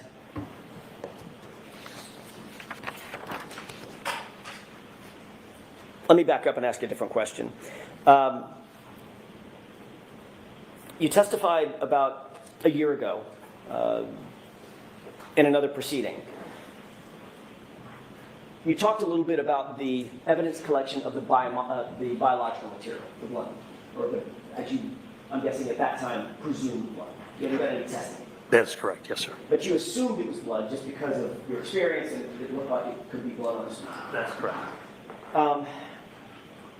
How far were you from Kenton PD? Approximately. Mile and a half. Mile and a half. You had your cruiser with you. I had my personal vehicle with me. Your personal vehicle. In other words, your ambulance where you could get from point A to point B if you wanted to. Yeah, I was the scene supervisor. I wasn't leaving the scene. Okay. But you also had subordinate folks at the scene that you could have dispatched had you wanted to. Correct. They all had cruisers. Yes, they did. Or personal vehicles, I'm not sure which. I'm sorry? Or personal vehicles, I'm not sure which. I was the only one with a personal vehicle. Detective Sergeant Lank had a Toyota Tundra pickup truck that is not marked, but it's assigned to our detective unit. So if you wish to, as a ranking officer at the scene, you could have dispatched one or more of those officers to run an errand, to go do something in furtherance of the investigation, had you wanted to. Yeah, I actually did that. Okay, you did. What did you do in that regard? Remember, I sent Sergeant Good to get the leaf blower. Got it. You also know that Kenton PD has evidence collection bags at Kenton PD. Yes. You also know that they have materials and tools to gather biological material, correct? We do have swabs, yes. And those swabs go in little containers to maintain their sanitary nature, correct? That is correct, yes. In other words, if you see a blood stain, you don't just walk up with a Kleenex that you find on the ground and wipe it up. There's your blood stain. There's a process for gathering that type of evidence, correct? Sure. If you're looking for DNA, you can use a bloody Kleenex, to your point. Damn, his face is red. Absolutely. My point exactly. But if you're a mile from the Canton PD. Yeah, You could have gone back and done a swap, could have. but you didn't. Didn't want to because of the weather, because you just said because it's an emergency, and we thought it was an emergency there. I mean, the storm was coming down terribly, and I believe if we didn't collect that biological matter, we weren't going to get that biological matter. But Canton PD was a mile and a half away, 4 or 5 minutes. In a blizzard. Well, still, in a blizzard, look, it's 3 minutes in good weather, probably 4, 5, 6 minutes in a blizzard, correct? I'm not sure. He likes to act like the blizzard had no effect on him. You could have dispatched one of your officers to go back and get swabs and properly collect the blood material. Right? Sure, and I believed 15 minutes would have made a difference. And what you did instead is, well, 15 minutes would have made a difference, but you asked Sergeant Good to drive to his house and get a leaf blower. Yes, and while he was doing that, we were documenting the scene with photographs. You could have documented the scene with photographs even if you went back and get a swab. What's the difference? Because we were ongoing. It was ongoing. I wasn't leaving the scene. I didn't ask you to leave the scene. I didn't ask if you were leaving the scene. Needed the other officers. We talked about scene security. I already let one officer go. I now have 3 left. We're securing that scene. So you saw pink stains in the snow, correct? That's correct. And you said, Officer Good, probably called him Sean, Sarge, go home and get a leaf blower. Right? That is correct. Could have said, Officer Mulaney, get your butt over to Canton PD and pick up 10 swabs, correct? He wouldn't have had access to the swabs. Oh, so now one of your officers could have gotten swabs, even if the lieutenant, the ranking lieutenant, had dispatched him to go get a swab. Because he doesn't have access to the BCI, the Office of BCI, where our stuff is kept. Could you have made a phone call? No, nobody there would have had access at that time. It was only Officer Dever on the desk. So you're the only person that could have gotten those swabs? Sergeant Lane could have gotten them as well. So Sergeant Lane could have too? Sure. But you didn't say that? No, definitely didn't. Okay. What you did do, however, is you went to the neighbor's house. That would be Tom Kelly, right? The lieutenant of detectives, yes. Right. And Lieutenant Kelleher gave you red Solo cups. Yes. I asked for plastic or glass containers. He had Solo cups, and I utilized them. The same kind of Solo cups that we all see at backyard barbecues. Yep, they hold liquid terrifically. They're also not sealed, correct? They are not. They're also not used normally. I mean, they were here. They're not normally used for evidence collection, correct? Oh, absolutely not. And then you decided you needed to transport that very important biological material back to Canton PD for storage and safekeeping, right? That's correct. And why was it important to transport that blood material so quickly? What are the factors that you considered, weighed and balanced, in terms of getting that material back to Canton PD in good condition, sanitary condition? So a criminalist could extract a proper DNA sample. What would happen, for instance, if that blood material, I don't know, were contaminated? Contaminated how? You tell me. You're the professional. So DNA is pretty hardy, pretty forensically stable. The only things that are going to harm it are radiation, ultraviolet light, harsh chemicals such as bleach. That's not present here. I wasn't. Then you would have 2 sets of DNA when it's tested, which would benefit you. Well, depends on whose DNA it is. That's correct. That's correct. All right. Yeah, Your Honor. Yes.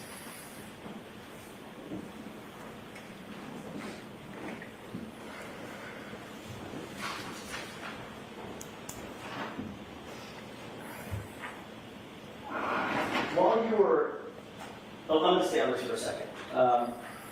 So obviously there's a reason why blood swabs or biological swabs are handled with such care. For instance, a DNA analyst is going to put on gloves. Correct. Oftentimes they're going to put on a mask, right? I don't know about that. Oftentimes they put on goggles, is that right? It depends what they're testing. Right. Yeah.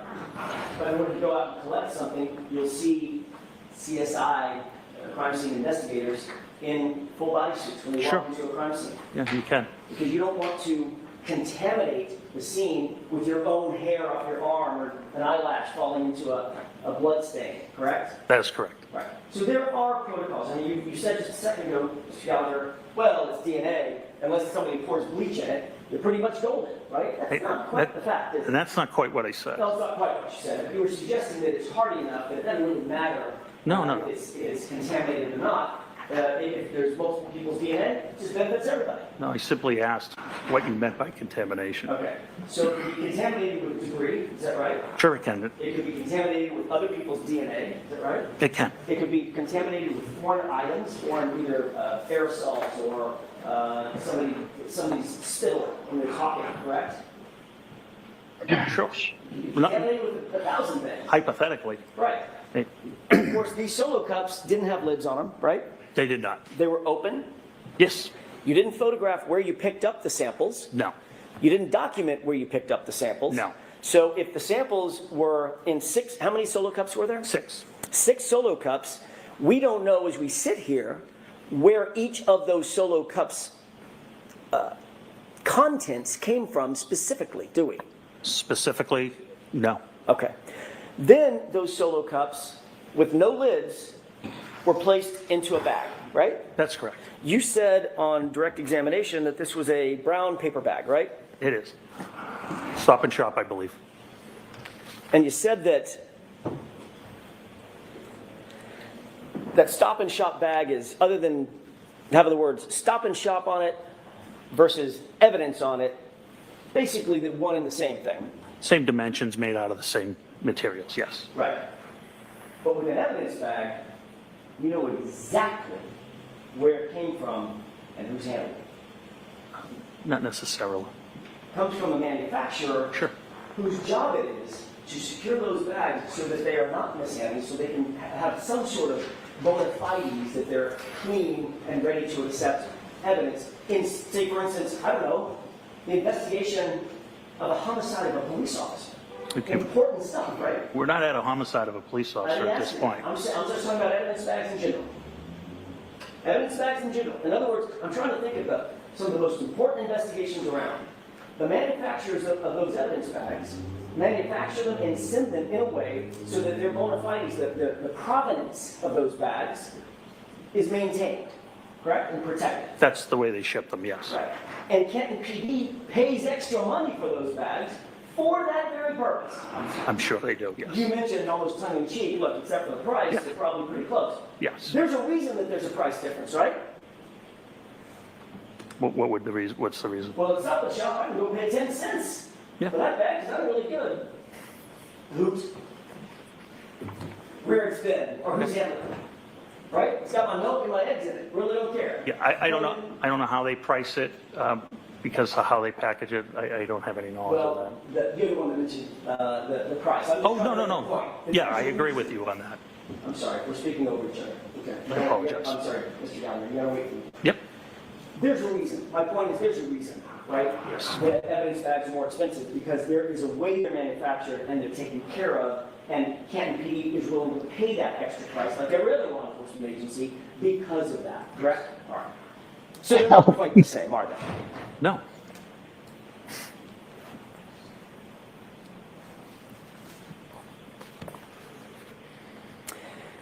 I'm going to make a really Solo cups were placed in the evidence bag, uncovered. minute point. Yes. The evidence bag was then placed in Sergeant Lank's vehicle. It was closed and Sergeant Lank transported it to his vehicle, yes. Okay. When you say closed, you mean the top of it was rolled up? Correct. Or folded over? Correct. Okay. It wasn't forensically sealed? Not at that time, no. There was no evidence tape that went on it? Not at that time, no. Matter of fact, the cups were still open and could slosh around? Assume they melted? Yes. There's liquid blood and liquid water, like That's correct. snow. That's correct.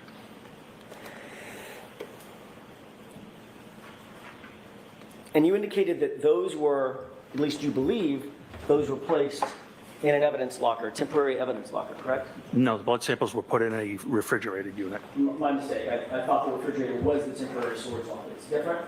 Yes, lockers are not refrigerated. That's where the glass would go into a locker. Okay. This was placed into an evidence refrigerator. That's correct. That was to maintain the integrity of the sample, the biological sample inside the cups, correct? That's correct. Do you have an evidence log of that? I don't, no. You've never seen an evidence log indicating that those were actually put into a refrigerated evidence log? I removed them myself, so I know they were in the refrigerator unit.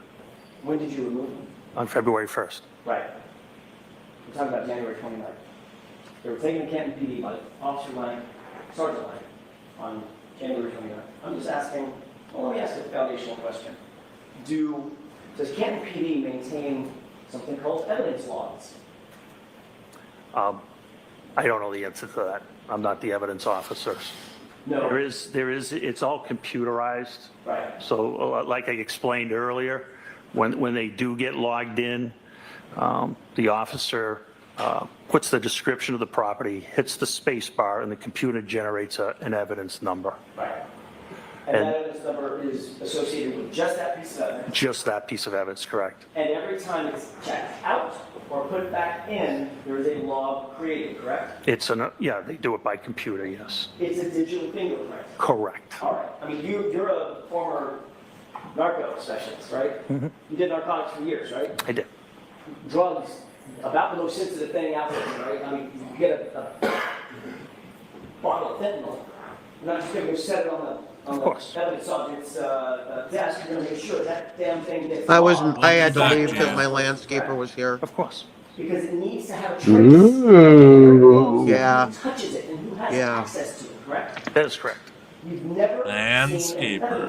Yep. That's what you're calling that now? Yep. Nooner with the landscaper. Yep. Was he Anyone will do. shorts? I think that translates to a Yeah, Brazilian. I wouldn't have access to the evidence log. It's our evidence room is a very strict process. There's only 2 people that can even have access to the permanent once it goes into permanent evidence. And it's the admin sergeant that changes the custody when it comes out for court, if an item has to come out for court, or if it has to be transported to another agency, or if an officer needs it removed from evidence for further inspection, the admin sergeant would take care of that. That's the way Mr. Jackson, you're not going to finish today, right? No, I'm not. In 2 minutes. Two questions, and I'm also. All right, 2 questions. Thank you. That's the way it's supposed to work, correct? Yes. But you've never, as you sit here, you've never seen an evidence log determining where that blood went and who was handling it between January 29th and February 1st. I have never seen an evidence log. That's all I had, Robert, at least at this time. All right. All right, Lieutenant, we're going to have you come back tomorrow morning. Thank you, Your when the jury files that you can file right now. Thank you. So, jurors, that's it for today. The same 4 cautions. He was able to time his questions to Don't do any independent research. get a question answered in his favor In for. this case, if you happen to see, hear, read anything about it, please disregard it and let us know tomorrow, and be very careful with your social media. Yeah, so this lieutenant is a bumbling idiot Please, close your notebooks, follow me. because he didn't write a report. Goodbye. Okay, as this wraps up, and let's make sure they wrap up, we do have some breaking Lane Myers news. Back in March, there was an incident where Lane Myers says that he went live claiming that there were helicopters in the sky and that there were tons of police on hand because someone had shot up his computer room. Right. He gave out an incident number. I got the incident number, and I immedely put in a FOIA You don't need me request. for anything, right? No, Your Honor. There's one very, very short issue. Please be seated. That's how I report permission. Yes. Sorry, sidebar. So that's sidebar 11. So I put in the FOIA report on the 11th using the number that Lane Myers gave out. It's taken 2 months, and I just got the 15-page report in the mail. Of course, they don't do it electronically. We've scanned it. I will make it available in the paper tomorrow. Essentially, it confirmed that, okay, Myers had a fight with DirectD. Myers' wife / girlfriend / whatever she is Sweetie. left. left and went on a walk with the dogs. She heard nothing, but Myers then called the police, saying that someone had shot his computer room up, and then he heard a car drive off, and he blamed DirectD. Couple of cop cars come out, they respond to the scene, they find his wife is clueless as to what's going on. They briefly come in the house and see a couple of rocks. So there's no gunshots, there's nothing. Someone threw a rock through the window. They wrapped it up pretty quickly.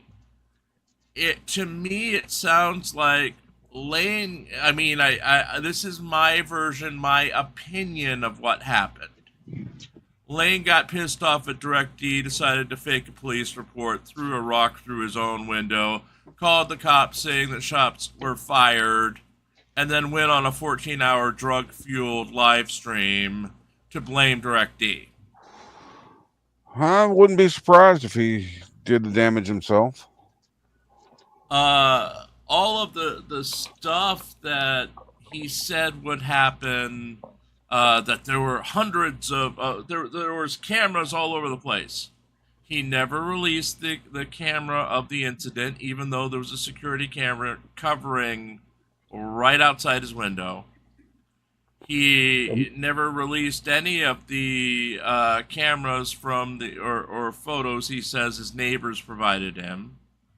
Don't forget the snipers. Don't forget the snipers. Yeah. There were snipers. Yeah, because when he started the live stream, he was outside.